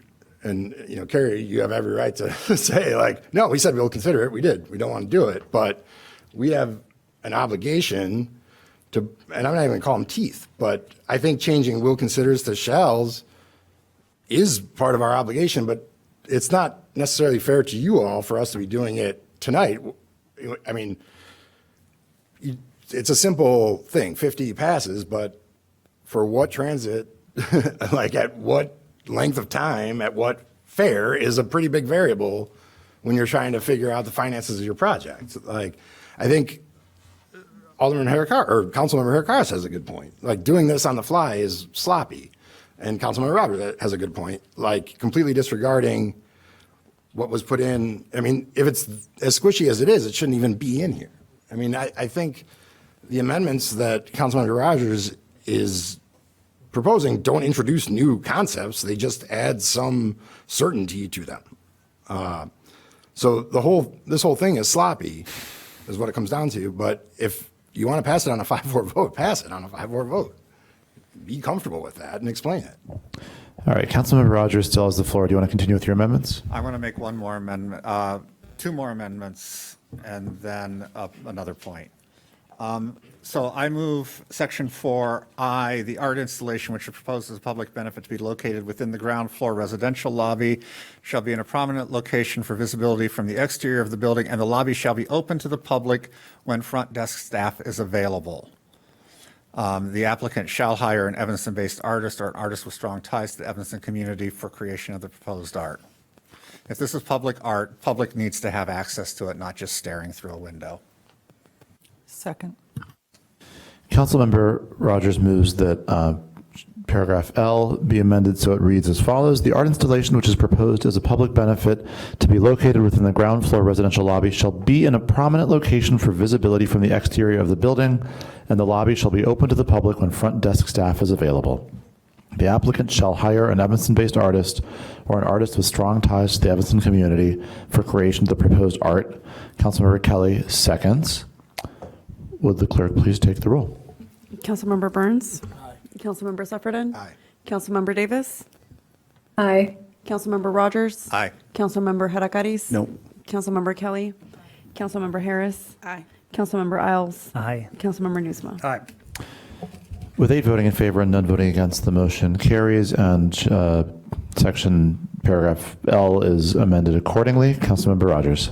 On section 4N, applicant shall, and I'm striking the words with the university building ownership, on acceptable electrical service to the site, striking university building, given that the overhead pole, and then continuing on. This is a building, property is supposedly held in common ownership. I don't know why they'd be negotiating with themselves, so that's my proposed amendment on this. Councilmember Rogers moves that paragraph N of section 4 be amended so that it reads as follows.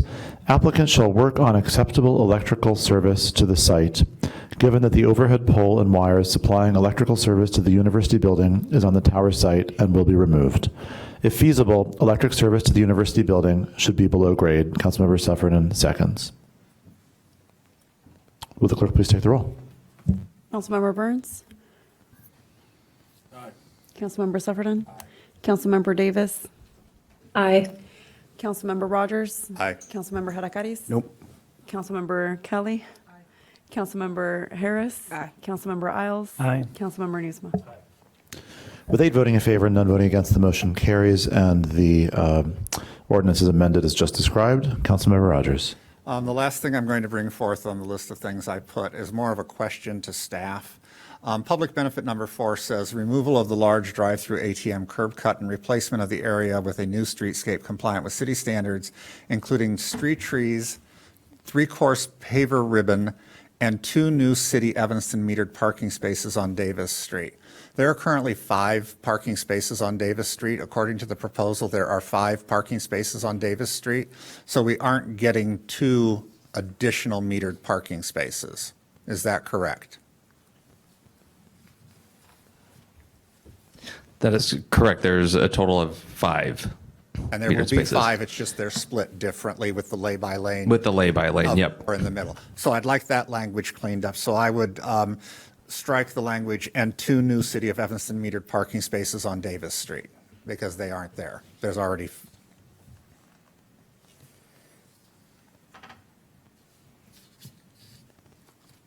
Gary Dixon with Brilliant Development again. Can you say relocated? Because they are on Davis Street. They're sliding down the street to be in the place that fits with the entrance to the building. But that's not a public benefit. We aren't gaining additional parking spaces. No, you're gaining the lay-by lane. You're gaining a lay-by lane. I'm not gaining a lay-by lane. The city's gaining yeah. it. You all changed it from 2 to 4 spaces, so you're getting what you want. So, well, not necessarily what I want, but what the city wants. But I stand by my motion to strike and 2 new City of Evanston metered parking spaces on Davis Street. Second. Councilmember Rogers moves to strike the following clause from the end of the 4th public benefit and 2 new City of Evanston metered parking spaces on Davis Street. Councilmember Kelly seconds. Councilmember Nusma. Councilmember Rogers, can you point me to exactly where in the ordinance this text is encoded?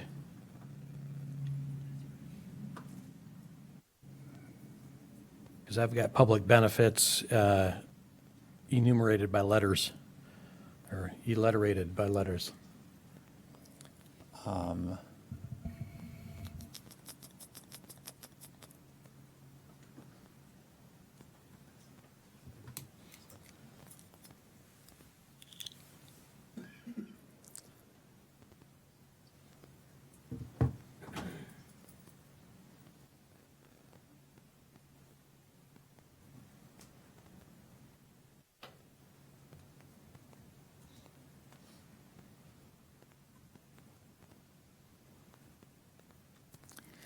I may have picked this inadvertently up through the memo.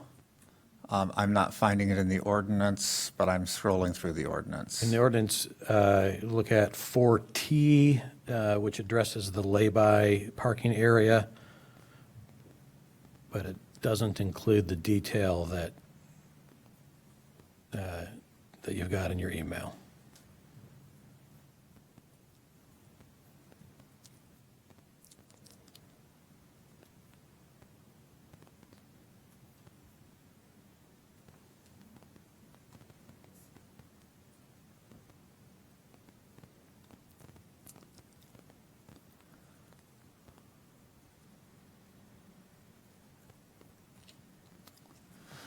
I will withdraw this then, if it's not in the actual ordinance.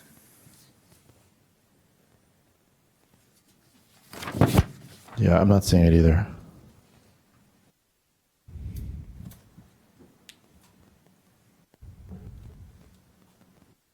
Although incorporated, by reference are the design documents which show the four space lay-by unit, lay-by lane. So, okay. Sounds like we're good. Councilman Rogers, you still have the floor. I'm willing to yield at this point. Councilmember Burns.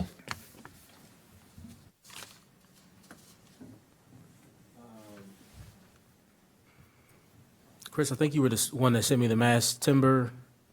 If you could come up for a moment, and I made the mistake of focusing your attention on the 29 or the current proposal instead of a shorter 20-story building. And so I'm wondering, and it's on the fly, so I apologize. I thought you had added Stephen to the email that you sent to me. And so I've sent it to him tonight. Okay. And so his question is, if that was applied towards a 20-story, do you have a sense of how that might change the cost at all? And what I said is that the cost seemed to be quite substantial, and whether it's so dramatic that whether it was 20 or whatever, it wouldn't feel like it would make a big difference. But I want you to, sure. try to tackle that. And if, Read my memo. Chris Dillian with Vermillion Campbell, representing the development team. We did have correspondence regarding mass timber. Over the last several weeks, we engaged with our design architect evaluating a mass timber scheme for the project. I would say the most significant changes, there would be a concrete pedestal. The number of stories would require a variance with IBC. It would also require additional height, floor to floor.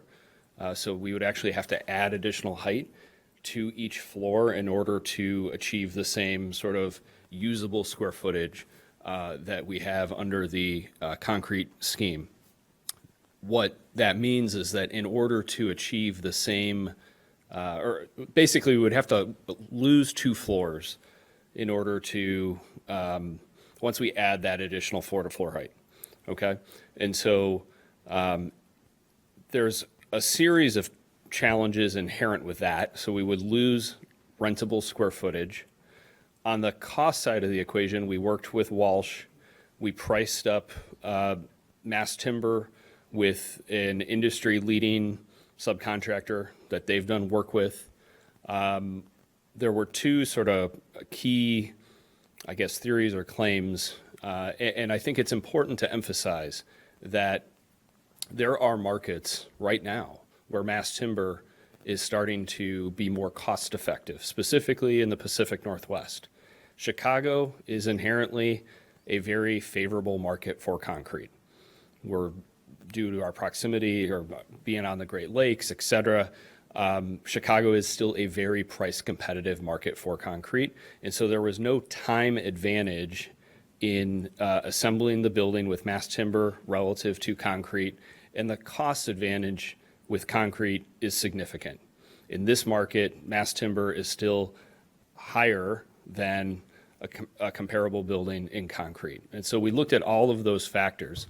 The last piece, and I know it may not be as relevant, but we're certainly aware of a handful of mass timber projects in the region. Right now, Milwaukee has the second building, which they recently commenced construction on, that will be the tallest mass timber building in the world, but it was just placed on hold due to cost concerns. And so I guess my statement would be, I would love to explore a mass timber building in the city of Evanston. I would love to do that, but I think that requires a massive amount of coordination, and I think, candidly, I think a degree of intentionality and will behind that to see something like that happen through a pilot project, through some form of initiative. I think it's very difficult to try to steer the ship and transition a project of this nature at this time. This would, in effect, be the largest mass timber building in the world if we were to pivot right now and just do that. I think that's incredibly difficult for us to do at this stage of the game. So I think the message is we'd love to explore it. This is probably, I don't believe that this is the right time or place on this project to do that. Very committed to sustainability. We certainly recognize the carbon implications with mass timber. Would love to explore that. I just don't think this is not the project for that, and we'd love to explore that offline on other opportunities. And what would change, do you think, if it was 20 stories? Well, so the financial analysis that I had, and again, I'm pointing to the information that we received from Walsh on pricing, which more or less validated exactly what I had shared when I did the price comparison with the Milwaukee projects, is that the cost per unit would be in the roughly $680,000 per unit range, which far exceeds what's financially viable for this project. The other thing, as we benchmarked against the Milwaukee precedents, Milwaukee has no affordable housing requirement. And so, again, these projects are all about trade-offs. And so what Evanston has told us is that we value affordable housing. And so we've brought forth a project that really elevates the importance of housing access and affordability.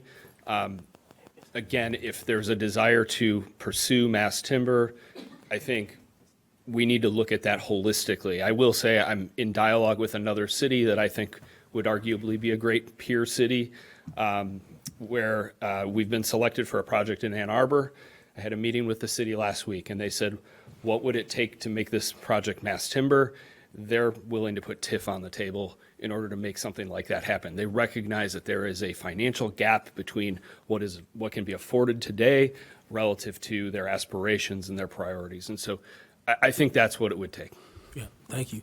And Stephen, if I'd ask Mayor Bitts if it was appropriate to give you a little bit of time, and then we won't have a back and forth, but if you want to take some time to respond, and then I'll move forward with the rest of my comments. Thank you. There was a lot of detail in the memo that I handed you that I didn't get a chance to say. But basically, the developers haven't analyzed this for a 20-floor building. They analyzed it, and what you sent me in the email that I just got an hour ago was for a 29-story building. There's a significant difference with a 20-story building because based on the IBC code, you can do 2 levels of concrete, and then you can do 18 levels of mass timber, and it's a much easier process.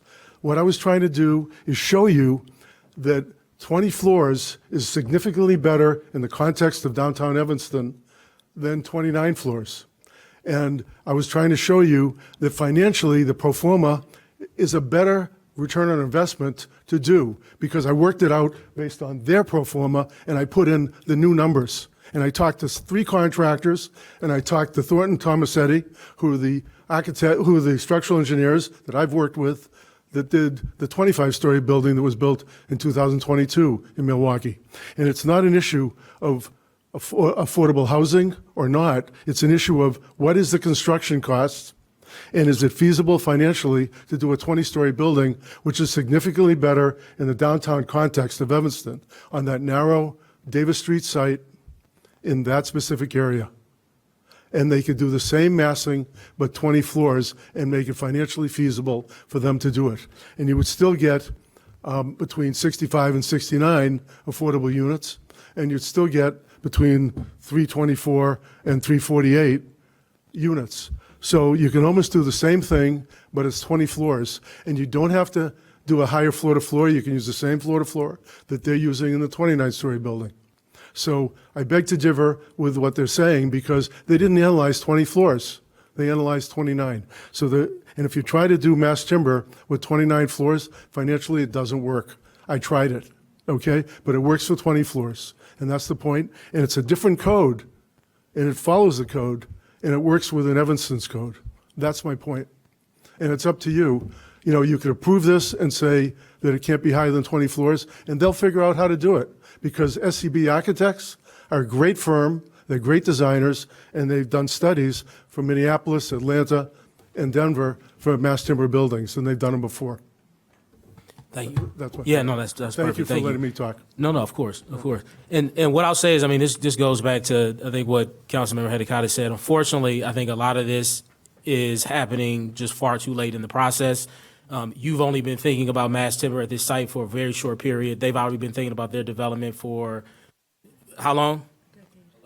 11 years now. So I want to respect that you've been a short time on the job looking into this. They've had an opportunity to look into it a lot longer. They've talked to obviously different contractors. I still want to see that part of it through because I am curious once we meet again, you know, they hear more about kind of what you've learned, where we would end up. But unfortunately, it's all kind of happening too late in the process. But I think Stephen would agree, it has led to a better project. There are some improvements that have been made because as a consequence of his involvement, which I appreciate. What I want to touch on next is an article by Tom Hayden, who I think a lot of people know. He's written kind of substantially about this project. And I reached out to Tom Hayden from Foyer Gras, I think I'm pronouncing that correctly. And he said he was having a hard time getting a hold of somebody at the Cook County Assessor's Office. So I introduced him to David Morrison because I wanted to know, like, hey, I think we're disagreeing on some things that you've written about. And so I wanted to make that introduction. I made it, and I wasn't able to make the meeting, unfortunately. But in the end of it, we ended up talking, and he decided to rewrite the story that he had wrote. So all the stories that I've received through email of people holding up Tom Hayden and his findings is kind of this holy grail, like, oh, look, this is going to be this expensive project. He's actually walked back on most of what he first wrote about. Not convenient for people who, again, have already decided how they feel about this project, but something that I think any thoughtful intellectual, you know, is going to be concerned with. And I'm going to have to abbreviate it because he wrote a lot, and I would recommend that you read his whole updated article because he still has some concerns. He said, a few weeks ago, I wrote a story about 605 Davis, the hotly debated construction project in downtown Evanston. Got a ton of feedback on the story. I was wrong about a few things. In particular, my calculations of taxes are incomplete. The method I used calculated the taxes backwards. I took the total tax base, increased it over time, and charged a fixed tax rate on the property. I treated it like we were playing SimCity 2000. However, the tax levy calculations are much more complicated, which I tried to say. It's always more complicated than some folks out there try to make it. This is incorrect. The answer is more complicated, so let's walk through the math. This project will not, at least directly, raise everyone's taxes, but what it will put the taxing bodies in an awkward position of having to service new residents without immediate revenue, which I'll get into that in a second. At this point, later on, he goes on to say, at this point, it seems like the political calculus for city council is a bird in the hand worth two in the bush. In other words, they can say, let's do this. It's the best we can do right now. And there's enough uncertainty involved in the alternatives that this is our best bet. No, it's not. We can get alternatives that are better for everyone and move quickly. And so one of the things he points out as a con is lost revenue to the schools and city. What I have to say about this is any undeveloped vacant piece of land that is not to its full productive use is not generating as much as it could have if it's developed. So the same concern that he has that the District 65 is losing out, you can say that about any undeveloped property. And so I want us, if we believe this, to wag our fingers in front of every undeveloped piece of land to say that. The difference with this one is that it's we're getting benefits from it, right? We're getting the affordable housing, we're getting the sales tax revenue, they're paying water fund, solid waste, et cetera. And so again, this idea that the District 65 is losing out because the land is vacant every piece of land that is not fully developed, the District 65 is losing out, as I think he understands it. I would like, this is an important issue, man. That 5 minutes is rough. And I feel like this time I actually have my notes, and so I'm trying to go through them. But this is important. This is a big thing for the city. If my colleagues can allow me, I'll make sure I'll be quiet on some of the next things we discuss. But I would like more time if I can get it. All right. It's unclear who, his second thing he goes onto is a con is it's unclear who tenants will be. I've heard this before. They think there's going to be a bunch of Northwestern graduates. I reached out to community partners for affordable housing so that they can react to this. They haven't, but I just doubt very highly based on all the conversations we had, and I see Sarah is ready to speak to that. That's like not who's the program's for. I have never, like a lot of the people that I've talked to and have been to these units have not been students. We'll have more, I'll have a better answer, like a more specific response to them soon, but Sarah, I see has a microphone. We use Part 5, HUD Part 5 income certification, and dependent students are ineligible. So there it is. Affordable housing, no, that's not a con. The next con, opaque financial models, is Vermillion getting rich off this deal.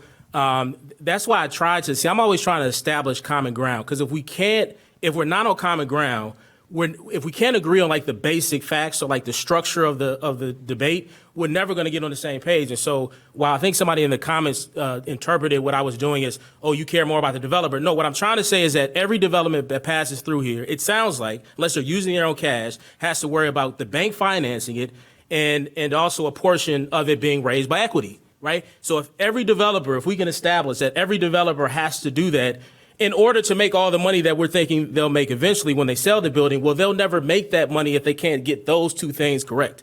And so my point in bringing that up was, do we think any of that strikes us as an inappropriate amount, right? And that's why I zeroed in on the 7% and everything else that they were saying. And nobody up here was able to, to point out anything about it that seemed peculiar or kind of out of different than what any other project would need in order to be funded. And so that speaks to that. The pros he talked about, schools plus city will eventually onboard property tax revenue, increase density and foot traffic, and then affordable housing as we've discussed. And so when you think about it, if you can watch it back, and I'm happy to talk to anybody. I always say 101 small groups, we can talk through this, as I called Tom Hayden to talk to him about it. But so if you think about it like that, then really what we're talking about then is we can start off with the schools. We're talking about, there's going to be this great loss from the schools. We're talking about 20 school-aged children, possibly, right? Because look at where this is located. Like anybody, if you move to the city, did you think about like raising children dead smack in downtown Evanston? Like we don't even know if it's going to get 20. But even if it does, I think what we're ignoring is that it's not a given that they won't be able to absorb those costs into their current operations and budgets. Because remember, they're reducing the size, they're closing schools, right? They're or likely going to close schools. And if they do that, that would lead to less students perhaps, and also less teachers that they have to fund. So they may be able to absorb the 20 new students within their current levies that they already have. So that's one way to think about it. But also like the building is, and this was, I'm glad that I reached out to the development team earlier on, like we're actually going to bring in some money sooner than I think people realize. And so I'll just quickly go through these numbers. District 65 is currently $10,000. In 2031, it shoots up to $237,000. That's just District 65. 202 is currently $6,500. In 2031, it'll jump up to $150,000. In 2034 for 202, $323,000, 2037, $500,000, 2040, $700,000. And so there's a few years in the beginning where they won't be, it'll stay where it is, but it was going to stay that way anyway because they're still building it. There's nobody there, right? They're building the structure for at least 2 years, I think 2028. And then in 2031, we're going to start, District 65 and 202 are going to start receiving funding that they can use if for whatever reason those 20 students, if we even get 20 students in the building, end up in their school district. And so, again, I think what I want to close with is what Tom Hayden said. Before I do that, also, I said this before, if you look at our inclusionary housing program, right, look at the program. They go to ACDC all the time. All this is public record. I'm looking at it now. For households of one, households of two, Okay, total in the program, we got like 940 people that are on the wait list, something like that. Just households of one, that's about 415 people. This is as of June 1st, 2025. When I look at 51% to 60% AMI, there's about 80 people in one household. Households of two is about 43 people. And then there's another one where it's like 61 to 80% AMI, then 61 to 40. My point is that somewhere in there is certainly 40 to 50 people, and I'm being generous with that, conservative with that, that are in a household of one, household or two, that are within the AMI requirements that this has to serve that need it. And that's just people on the wait list, which we know there's a lot more people than 900 and something people that need housing. Those are just the people that signed up for the wait list. Point being, I said in the last meeting that it's not, I think people misunderstand what we've said. Yes, we know we need more units for large families. We also need units for people who are in one-person households or two-person households. I've just provided you data that you can look in your own ACDC committee to verify that. And so the last thing I want to say on this is, as Tom Hayden said, these issues are more complicated than they appear to be. And that's the thing, when y'all see me passionate about here, is because the thing I hate the most is people who almost like enjoy spreading misinformation, whether it's on purpose or unintentionally. Like it absolutely confuses the public that's trying their best to observe this while doing everything else they're doing. And it creates villains out of people that should be colleagues. And it's inappropriate, in my opinion. And so I'll close with that. Happy to support this development. Thank you. Will the clerk please take the roll? Councilmember Kelly. Sorry. Councilmember Kelly with 15 minutes left. Thank you. Well, first I want to say several developers were the ones that first pointed out what the taxes that we would be forfeiting. It didn't come from me. It came from developers who are in the business, who made spreadsheets. We know that if you build a big project, that is going to bring in tax revenue. Now, of course, Ms. Flax, taxes have to be paid. Everybody's going to get their money because it's the law. We have to pay our taxes. But when you have an influx, when you have a large building that gets built, it helps to either, one, defray it a little bit because now you have an influx of new tax money. So either ours can settle down a little bit or ours stay the same and it's new money that can be added to the school district. So that really is not super complicated. So we are, in essence, for the size of this building, we are forfeiting a lot. And I just want to be clear, yeah, they probably wouldn't build if you weren't getting this, enormous break, you probably wouldn't build maybe a 31-story building. I don't know, but there are plenty successful developments in Evanston and elsewhere right now that are building affordable housing and that are still generating their due taxes. So I just want to make that really clear. And I know I tried to negotiate with them to see about, hey, would you consider, like in Skokie, council just approved a very large development with 10% affordable housing. They're all excited about it. They're going to get all their taxes.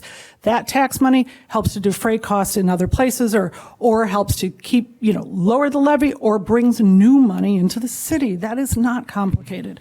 When a developer says, no, we have to do 20% because we can't afford it otherwise, everyone should scratch their head just a little bit. But there's a couple of things I want to say. I've opposed this mostly, for one thing, because it's just overbearing and imposing in downtown. It doesn't fit. It's, 3 times our zoning. It's just really awkward for that block. End of story. But also because I do want to support both our downtown economic development. We've passed developments before where people were, where the community that knew Evanston opposed it by majority, and we've seen developments fail and kill blocks and kill economic development. And that's what I'm concerned about. That's very much what I'm concerned about right here and now. And I am concerned about if we did build a building at 20 stories, this was just a smidgen shorter. I thought you all were going to come back with something, and even, Newsma was about, we're going to bring that down closer to the Chase. This isn't, the 20, I agree, 20-story building would make much more sense here. So right now, what we are doing is we are, we're looking at extreme zoning variance, and we're getting laughable community benefits. I'm sorry, but I've been working really hard trying to turn this around, wanting to bring this down. But so now what we're left with, we have zoning triple the height. We have a FAR that's, way, beyond our far. We have parking, only 40 on site. We have the ziggurat. That setback is so important for the pedestrian experience, that fourth floor, and that cuts off halfway. So we have that. We don't even get the setback. Anyway, we're giving away so much, including tax dollars. Darn it. The first 3 years, they're going to continue to pay the same. And you might say $200,000 is a lot, but if you had a building, even at 20 stories, we'd be collecting close to $2 million a year at 10% affordable. If they were paying even at this amount, we can ask for whatever we want because of these incredible variances they want. But let's be clear, like we're missing out on a lot. And this property was held up because of these guys. They had a contingency they were going to build. They got a previous project approved, but signing off on closing the deal was contingent, and then and they got it, but then COVID hit. So it's not the fault of that this isn't, property that can be sold. Of course it would be sold. So it's not, the market, that is very valuable and coveted land that will get sold. So I'm deeply concerned with what we're giving away with the shoddy community benefits. So all I'm going to ask right now, because you guys, it looks like, you got your votes at this point, now that it looks like it's going down, I want to hold this. We need to at least give the community better community benefits. Saying that we have, some art and $100,000, it's true. The Horizon development on Chicago Avenue put in, twice as much money into alleys. I mean, this is really for a building that's 3 times our height, that's going to be taking enormous, tax break in essence. These community benefits are not what our community deserve at all. So I would like to ask that this be held. I hope I can get a second. So at least we can come back with more robust community benefits that reflect, the scale and everything that we're giving away with this building. Do I have a second to hold that, to bring back with to negotiate better community benefits?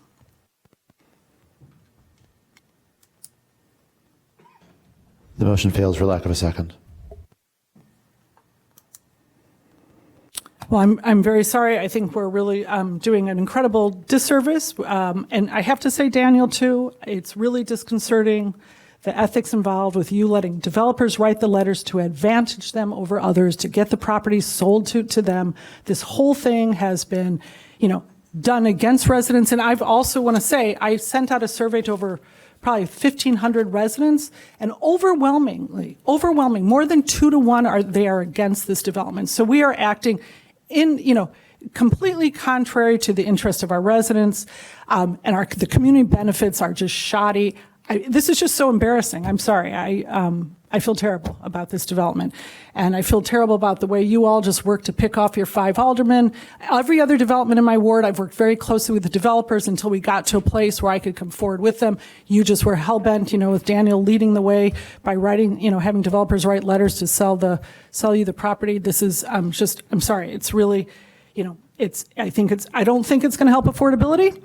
Yes, I agree with you, Bobby. These will be units that people will use who need them, but I think that we need to decide as a city what we need in terms of affordability, what we need in terms of affordable housing, and not be driven by, developers' needs to make their profits. And we shouldn't, developer numbers. We shouldn't be driven by developer numbers. We should be doing our own independent analysis on a 20-story, the building that I'm sorry, your name, the architect, we should be doing our own analysis to figure out what we want and not just being, jerked around by in this situation. I'm sorry, but I find this really disappointing that we're going to accept these community benefits for this enormous building that, and with the tax breaks that we're going to lose. So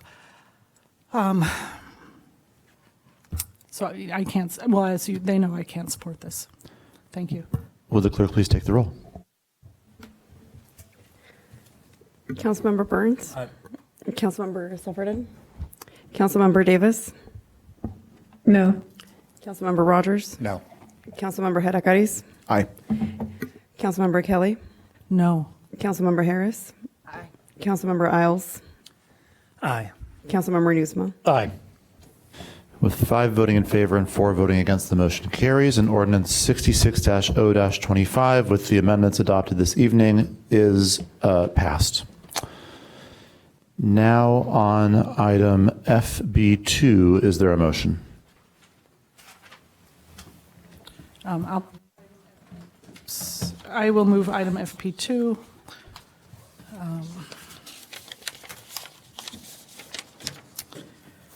The Property Tax Circuit Breaker Program, FP2. So this is a discussion. I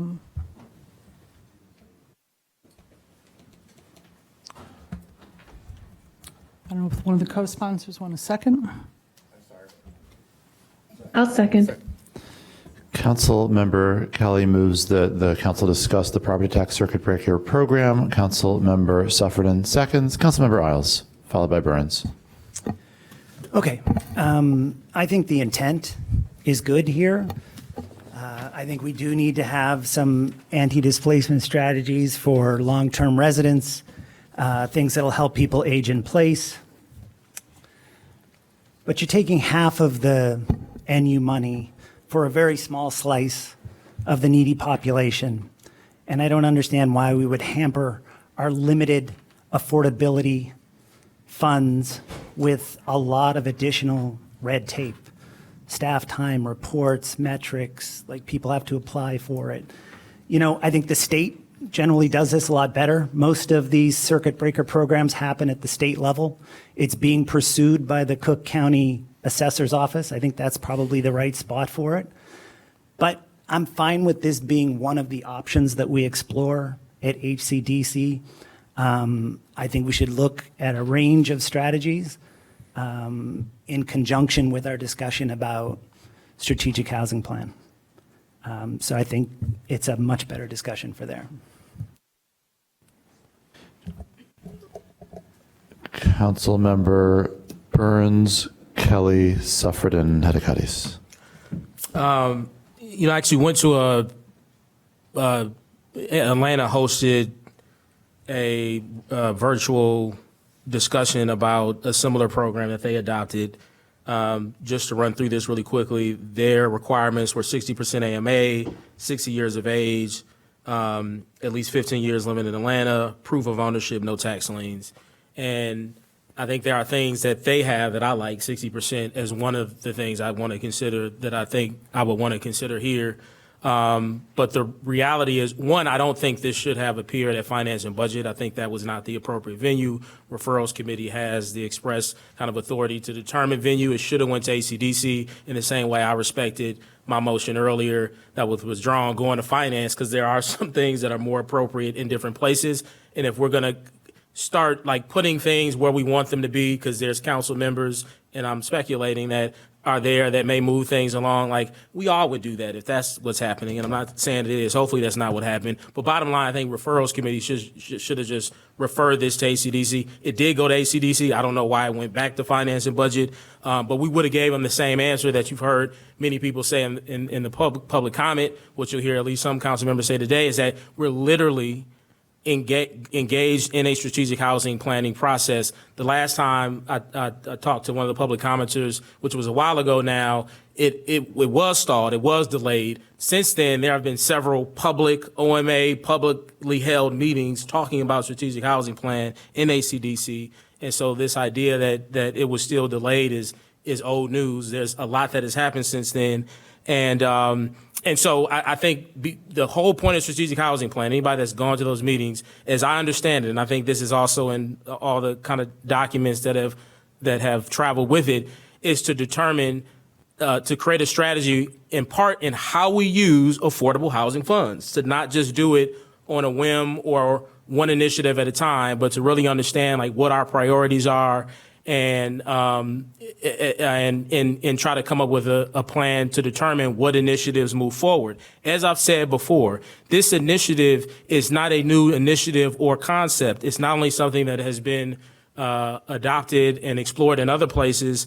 I will turn you to some more evidence. The Human Services Committee meeting on September 16th, 2024, and Director Ogba, I think, is no longer here, where I was chair of the committee at that time, and I had put on, as part of our discussion, to think about using our emergency assistance fund to support people who were having issues paying their property taxes. This was, again, September 16, 2024. Another proposal, I'm reading from it, that was presented is to establish flexibility in the assistance programs for property tax payments for Evanston residents who have arrears or are in financial distress. you can kind of read on your own why Director Ogbo was uncomfortable at that time moving forward. But that just shows you way back in 2024, September, I introduced this formally to be considered and discussed at a meeting. My point is that this is not a new idea. It's not a new concept or initiative. I think I heard a public commenter say they found the funding. That funding was hard fought. I was part of the group of council members who made sure that the Affordable Housing Fund was funded by the same funds that somehow were now discovered or found by this group that didn't even support that project, if I'm being honest. So it wasn't found. It was people that fought hard to work that into that agreement. That's why the Affordable Housing Fund now is going to have the largest contribution of affordable housing in Evanston's history, the single most largest, because of that work that we did. And so we understand that it's there. That's why we wanted to make sure that we had a strategic housing planning process to help inform how we can most appropriately use those funds. So again, I think it's a great idea. It's not a new concept. Atlanta has done it. I tried to do a version of it with our human services dollars. Let's look into it. Let's do it as part of our strategic housing planning process. Thank you, Chair. Councilmember Kelly Suffredin Hedekadis. So first I want to say, I mean, this is obviously to prevent more displacement, and it's not only for seniors, this is for, and again, we looked at, there's hundreds of programs, and this sort of a program, circuit breaker, has been around for decades. I mean, it's not new in that sense. It's tried and true. And I think we know that many, many residents throughout the whole Envision Evanston process frequently felt that we were just looking to create housing, to bring in people, to create affordable housing for new residents, and nobody was really paying attention to what are we going to do to protect and support low-income residents who are here, particularly long-term residents. There's a huge benefit to a city to stabilize and to support long-term residency. Those are tend to be your residents who shop more locally and everything else. They're the fabric of our community, culture of our community. And so, this isn't, and in terms of red tape and bureaucracy, this is really simple. It's like our guaranteed income program. I'm not saying that was simple. I know that was, there was a lot involved. But what I'm trying to say is that in terms of what the resident has to bring forward, it's not that complicated either, in terms of requirements. So, my concern is, and I'm really glad we have that fund, that affordable housing fund. I think $500,000, it would be on a first come, we explained it all in there and gave lots of references on a first come first, I'm sorry, not on a first come first serve. There'd be a deadline, but then we would look at the neediest most. The issue with folding it into the strategic housing plan and moving it now to another committee, I still think that committee can review it and they could amend it and make changes to it. But we need to begin to do this now if we really care about our residents who are here now, who are in need. And yes, we wanted to include rent also, but we thought that in discussing with staff, with Liza and others, that it would make more sense for the first year as a pilot program to first address homeowners to get a handle on that, and then to expand it to long-term renters as well, understanding full well that we also have long-term renters who are in need. But this is to first test the waters, understand it, get the program and the policy in place, as well as how the program works. And we've also worked out all those details. And again, we've looked at many programs across the nation. It's true, it isn't new. I hope we can finally move forward on this quickly and not have it be folded into it. Like I said, other committees can discuss it, add to it, amend it, welcome input from it, but I think we absolutely need to move forward on this. Again, it's a tried and true way to support your long-term residents who are currently, living here now. So I hope we will do that. And I think that's all for now. Thank you.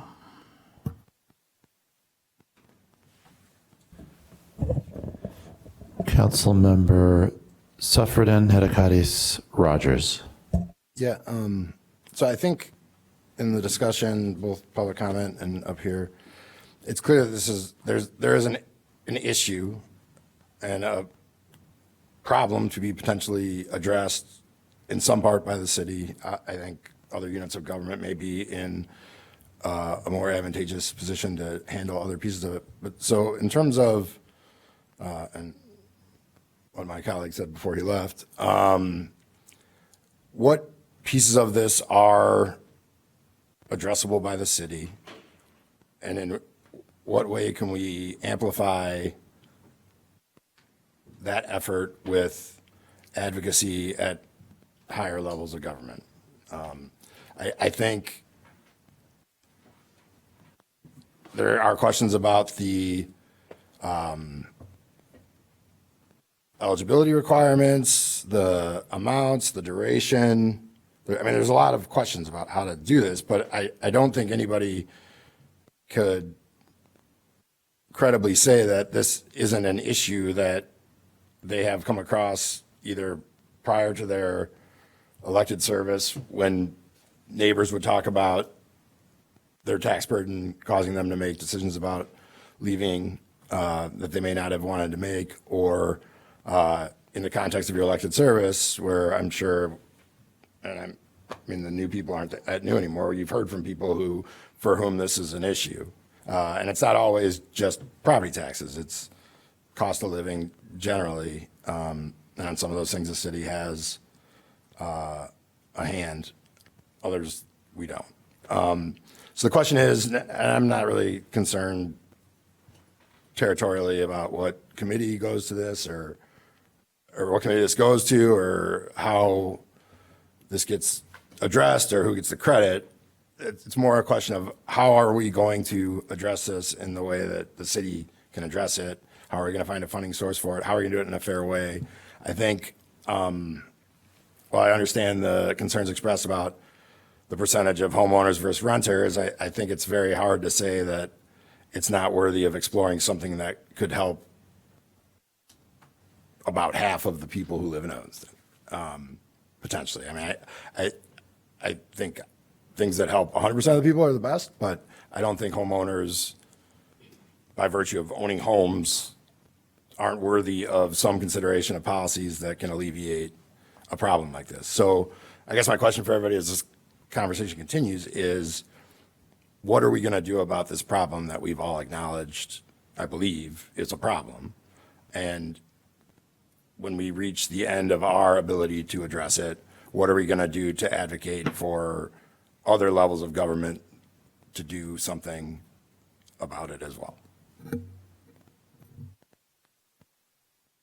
Councilmember Hedekades, followed by Rogers. Yeah, I would say I think this is something we should absolutely explore. You know, when you look at, I think there's definitely questions about who should be eligible. I think, you know, in our Housing for All plan, when you look at the housing gap analysis, there are definitely certain census tracts where homeowners are housing cost burden and spending over 35% of their income on housing, and you know, property tax is a big part of that. I think one thing I know that Councilmember Burns and myself have talked about at length too is, is everyone getting all the exceptions that they are already afforded, and how do we, as elected officials, make sure that everyone's signed up for their senior freeze and those type of things? So I think there's definitely more support we should be doing to make sure that those folks are covered.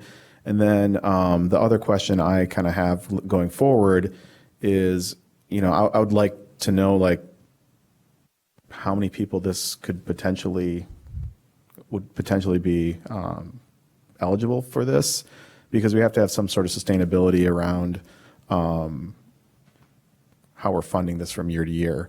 And, you know, I think there's also the kind of philosophical, you know, we only get 17 cents on the dollar for taxes. So if we are, you know, giving more of that back, like we're actually paying for people's, you know, District 202 or District 65 tax levy. But yeah, this is something I think should be explored. I know we are definitely going full speed ahead on Housing for All. This would make sense for me to be kind of lumped into an anti-displacement for, you know, people who are, you know, aging in place, and it would make sense to be there as one of the other strategies that we really dive into. And that should, I mean, the goal, Councilmember Burns can correct me, I think we want to have that to council by the new year. So that will be relatively quick for us. Councilmember Rogers. Yeah, I thought the timing was a little bit different on that because we weren't going to pick it up again until January, if I remember correctly.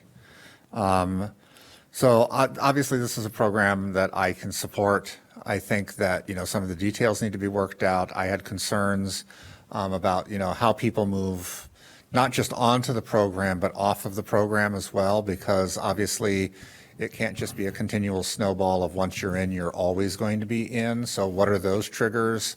What are those sorts of things? And not just delaying the inevitable as well.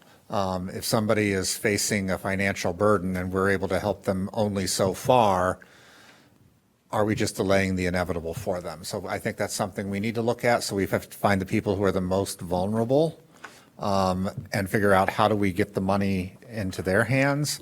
The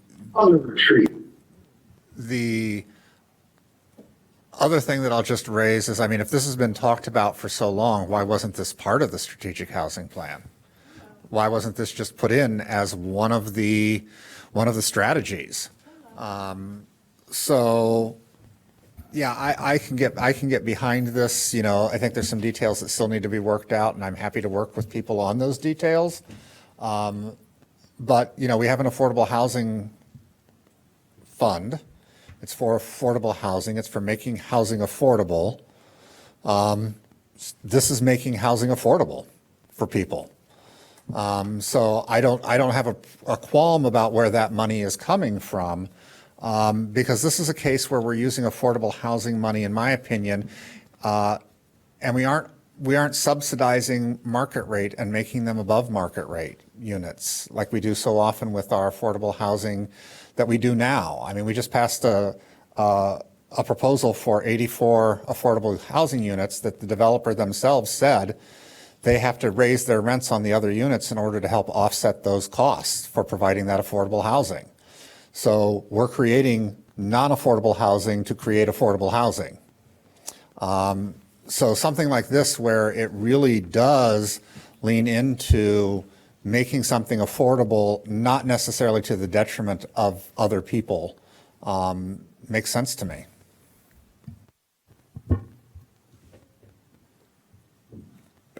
Councilmember Nusma. Thank you, Mr. Mayor. Before I start, I just want to clarify the timing. Councilmember Haykaris, I didn't quite catch what you said about the timing of the Housing for All. I think Housing for All comes back to us in January for, I think, final review, or because this is right, and Councilmember Burns is chairing, but we have a lot of our administrative grants that we have to process in the last meeting or so. So we actually had one special meeting already, just so we keep on top of our workload. All right, thanks. The timing is unfortunate because I really do think that's where this concept belongs. There's a kernel of a good idea here, and we have already discussed the need for anti-displacement, anti-gentrification. I kind of feel like this is a solution that's being kind of imposed on a complex problem rather than a problem being analyzed and a solution being developed. And I feel like if we put some more thought to it and considered Evanston's unique circumstances, considered the funding sources, we might be able to come up with something, but this should be considered in the context of the overall affordable housing plan, not just as a standalone initiative. And as that work moves forward, I hope that some of my concerns would end up being addressed. Those concerns include, as currently conceived, this doesn't do anything to help renters. It doesn't help younger or less tenured Evanston residents who may very well be financially burdened.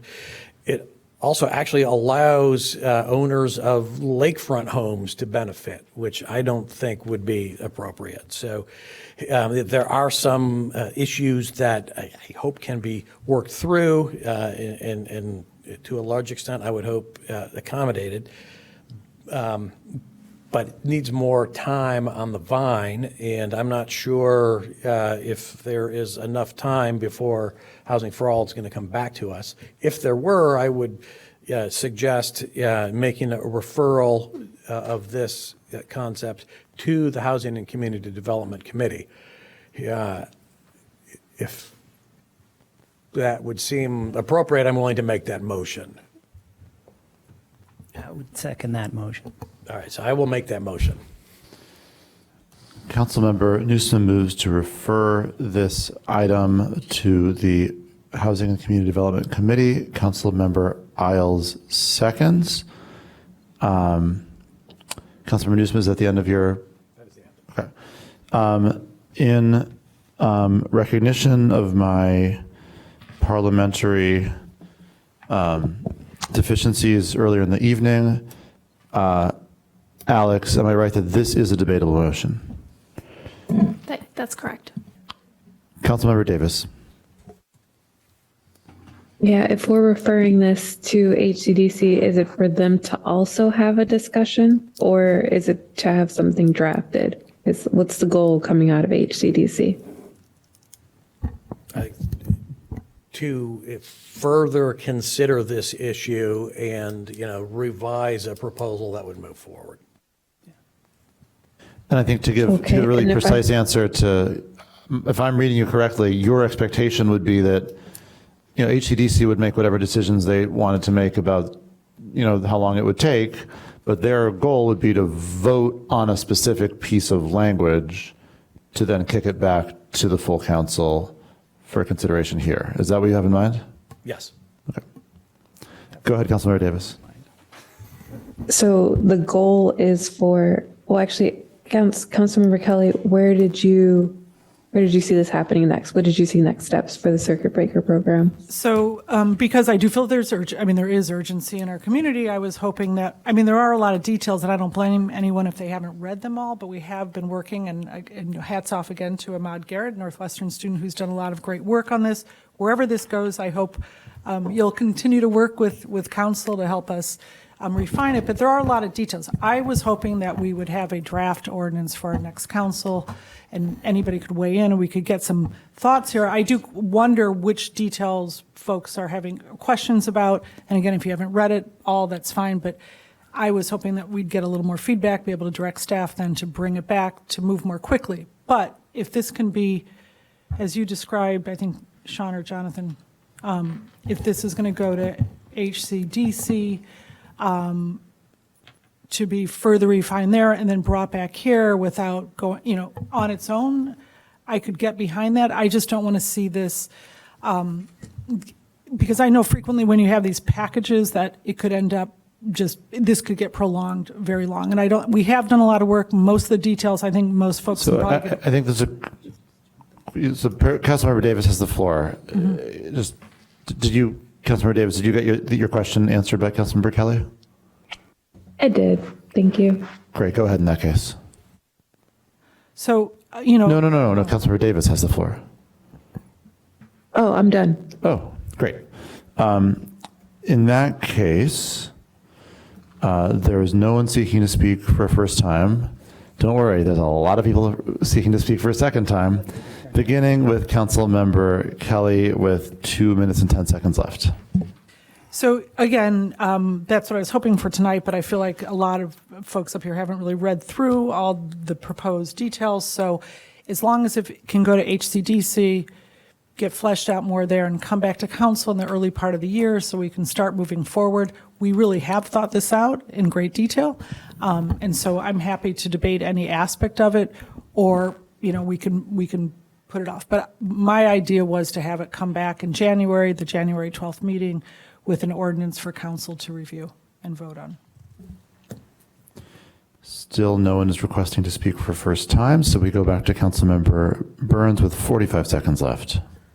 I'll double check. I think this was loosely one of the strategies in the strategic housing plan to support people with property tax, to look into property tax relief. I don't know, Sarah, if you could speak to that. Number of anti-displacement strategies, but we don't have specifically a property tax one. Okay. I believe it could be looked at, and that could be something that could be added to the assessment of anti-displacement That's it. That's programs. All and so I think as somebody who made anybody who made the referral also sits on the ACDC committee, like, make the motion, and I want to invite you to do that, not only for these issues, but other issues. I think that's one of the benefits of having 9 people on a deliberative body. Like, if I don't catch something, Councilman Suffolk don't catch something, if you catch it, like, make the motion, hey, I'd like to make a motion to add this. I think everybody would have unanimously agreed, because honestly, I thought there was something in there, a strategy in there. The last thing I just want to say is that I think these are great ideas. I appreciate the Northwestern student working on this and other public community members. But oftentimes when we have these type of debates, there's this question that the city, is not doing enough, doesn't care enough. That's the stuff that I push back on, because what y'all don't realize is that affects morale, not only of this, if I can finish, please, of this body up here, but also staff, because there are things that are keeping people in Evanston that I'm working on, that staff is working on all the time. And so going back to the strategic housing planning process, we have limited funds, both locally, but also, IDA has limited funds now to support one thing out of all the different initiatives that could come out of the strategic housing plan without knowing what those other ones are and how much they will be cost, how much they will cost would be difficult to do. And so even though we're going to be discussing, one second, please, if I could just, please, I'm coming to the end. So let me actually, let me ask you I'm this. trying to get us Hold there. on. Go I ahead. want to just ask the body, given the hour, do y'all want me to enforce the time limits for this discussion or not? If you ask me not to, I'm happy not to. Bringing it home as chair. I was trying to say when this, because I don't want to set the wrong expectation. If we're going to meet that deadline, we need to hold special ACDC meetings, which is where I was headed, because we only have one a month. And so that's why, that was the next thing I was going to say. I don't want y'all to think that we're going to be able to get something back early next month. It's not real. Like, Councilmember Harris. Thank you so much. So I have a number of reservations, and I think Councilmember Burns spoke to them, that we're splitting up the money in these different little pockets. And instead of giving it or making sure one place has it and figuring out a comprehensive plan, I'm worried about the staffing that it takes. I know what it took to get the reparations moving. We compared it to the general assistance. That was not an easy program to make sure. We had to keep going back. We had to keep hitting goals. We have council talking about not laying people off, but cutting positions, but creating more work, and that's problematic to me. So I am not behind this at this time. I think it's working its way, but it's on a state level, and they're struggling at the state level. Exactly. It won't be implemented for years because the state is trying to figure it out. So there's a lot of things we can do, and I think I'd like for us to make sure we're doing it right. So I'm just struggling with it. I've had a bunch of emails back and forth. As you guys know, I put them in yes and no. I've had an overwhelming no. Number of people say no. I think there's a lot of merits in it, but it is not ready for us to do that. As Councilmember Burns said, we fought hard for that money. And for somebody to just think they can come get it and put it in one program is not appropriate. We're trying to figure that out for everyone. So we'll figure it out, like it or not. At this time, no one's requesting to speak for a first time, so we go back to Councilmember Sufferton with 1:55 left. Yeah, just a couple of things. Like one, Councilmember Rogers, you said something about delaying the inevitable. That's also like the entire theory behind the field of medicine, right? Like, I mean, like the inevitable. I mean, it's a question about how, like, there are people who need this help. This is a specific problem. I think Councilmember Nusma, you're pointing out who this doesn't help, while true, doesn't really get to the merits of how many people could this help and where does it fit into a larger plan. Do we have staff that can figure out how many people potentially this would affect? And in terms of the urgency, I think I'm not breaking any news by saying if you look at the other taxing bodies that are on your property tax bill, it's very likely that there will be people who see property tax increases that could create the problem that this is seeking to address. So if we can get in front of it and at least come up with a framework of eligibility, we can be in a position to help people when the inevitable happens. I think there are valid concerns about, again, the eligibility and duration are valid concerns, but by pointing out who this doesn't help, it doesn't eliminate the category of people that this would help. And they're real and they live here. And we should have a plan. And this shouldn't be our only plan. This is similar to what Councilmember Burns says about unit mix in developments, right? Like the fact that this wouldn't help everybody doesn't mean it wouldn't help. No, it wouldn't. It would still help people. And it's something that we could come up with a plan around. And most likely it's something that's going to be needed in increased numbers in the very near future. And it could even be if the county's sequencing of property tax bills remains what it is, it might not even be an increase in your property taxes. That's a problem. It's the fact that you get back-to-back bills in very short order that could create problems for people. So I think moving this forward at whatever pace is appropriate is important, but not moving it at all is ignoring a problem that will just continue to exist. Continuing with second opportunities, Councilmember Rogers with 2.5 left. Thank you. First off, I'd like to say that, the size of the home is listed here as 2878 square feet. So we aren't talking about mansions on the lake. The other thing I'd like to just point out is that this does go to HCDC and is put in part of the, there's been a little bit of discussion two different ways here. If it goes to HCDC, it does need to be part of the strategic plan. It can't follow the strategic plan. It has to be part of the strategic plan if we're going to go that route. So there is an urgency to get this going because we don't want this to be the thing that's holding up the strategic housing plan either.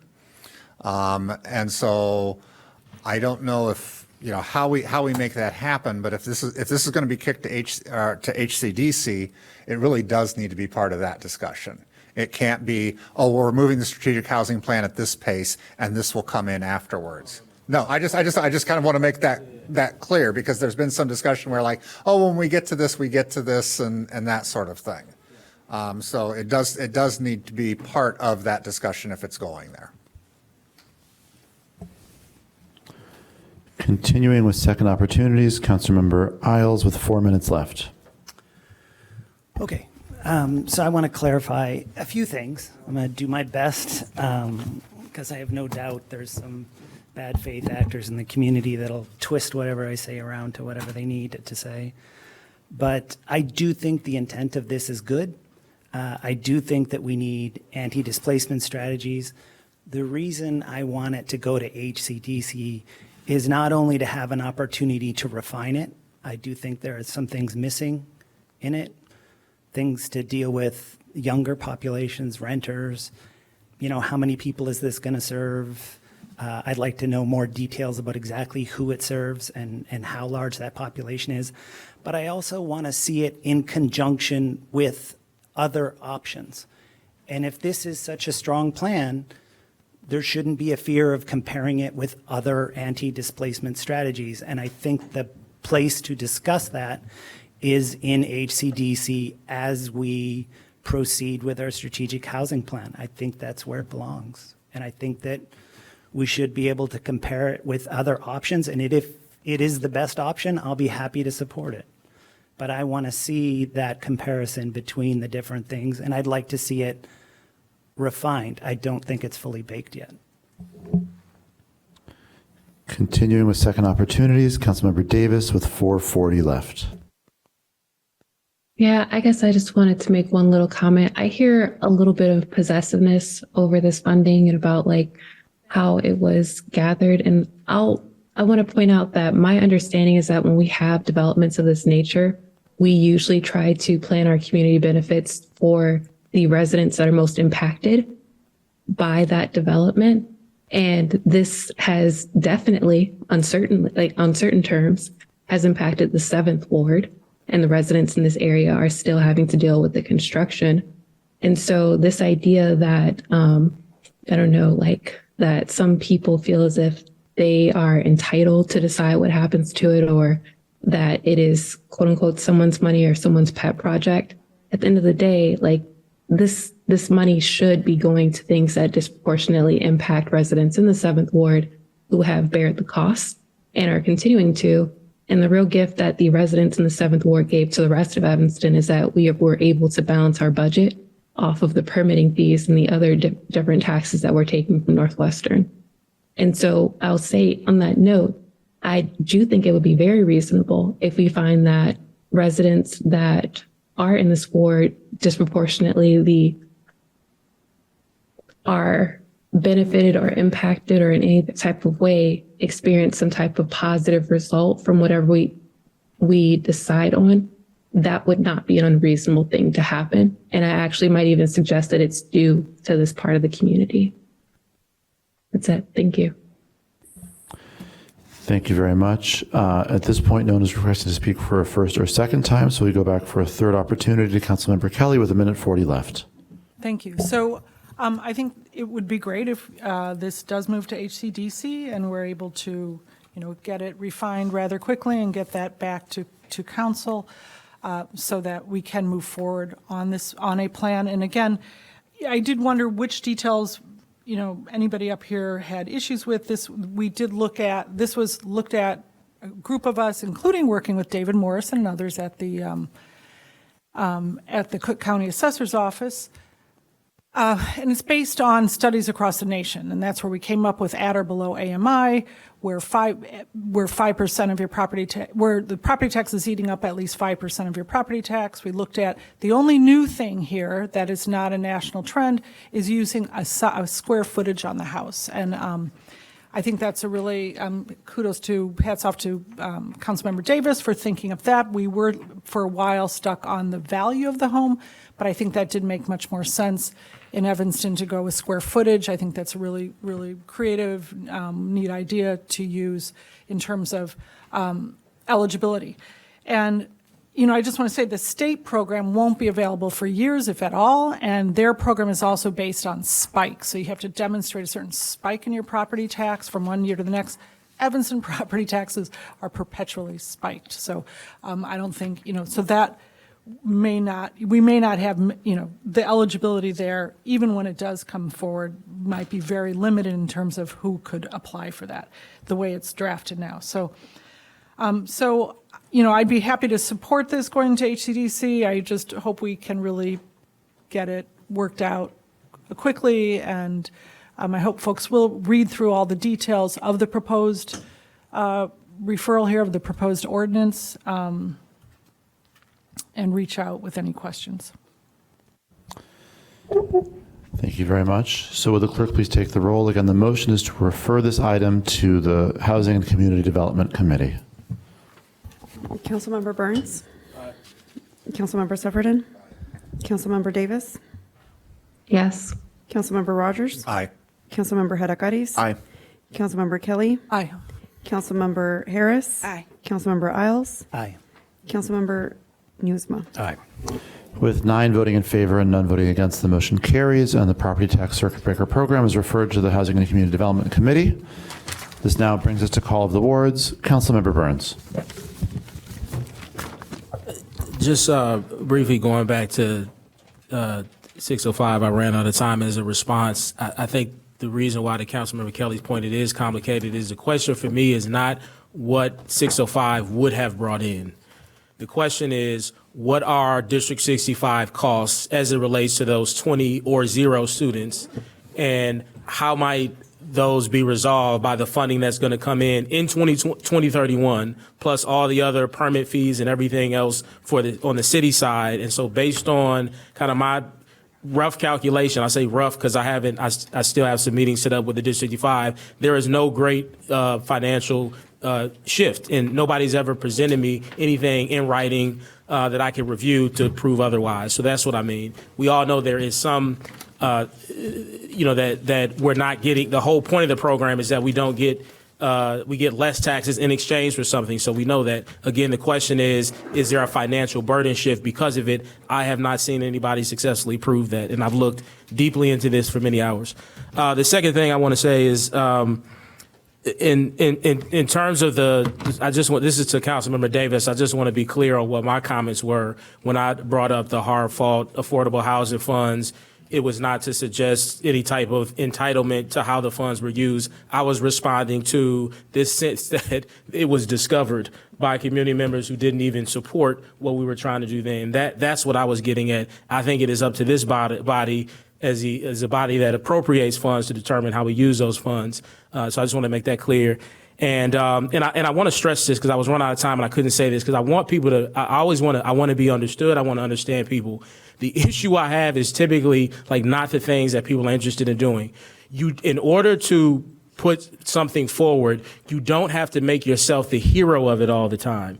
One thing that you should always be careful about is people that they can't give any credit to anybody, and in this context, the city, and that the only time they can give credit is when they're the hero in the story, and you should look out for that because that's what I see too often in Evanston is people who almost enjoy being in this constant state of conflict, cannot give the city credit in this context for the CDBG rehab loan fund that we have that supports homeowners, for the program that supports people that are delinquent on their mortgages, like literally thousands probably of people over the time that these programs have been implemented, including our project-based units that we've developed over time, are in Evanston because of the efforts of Evanston.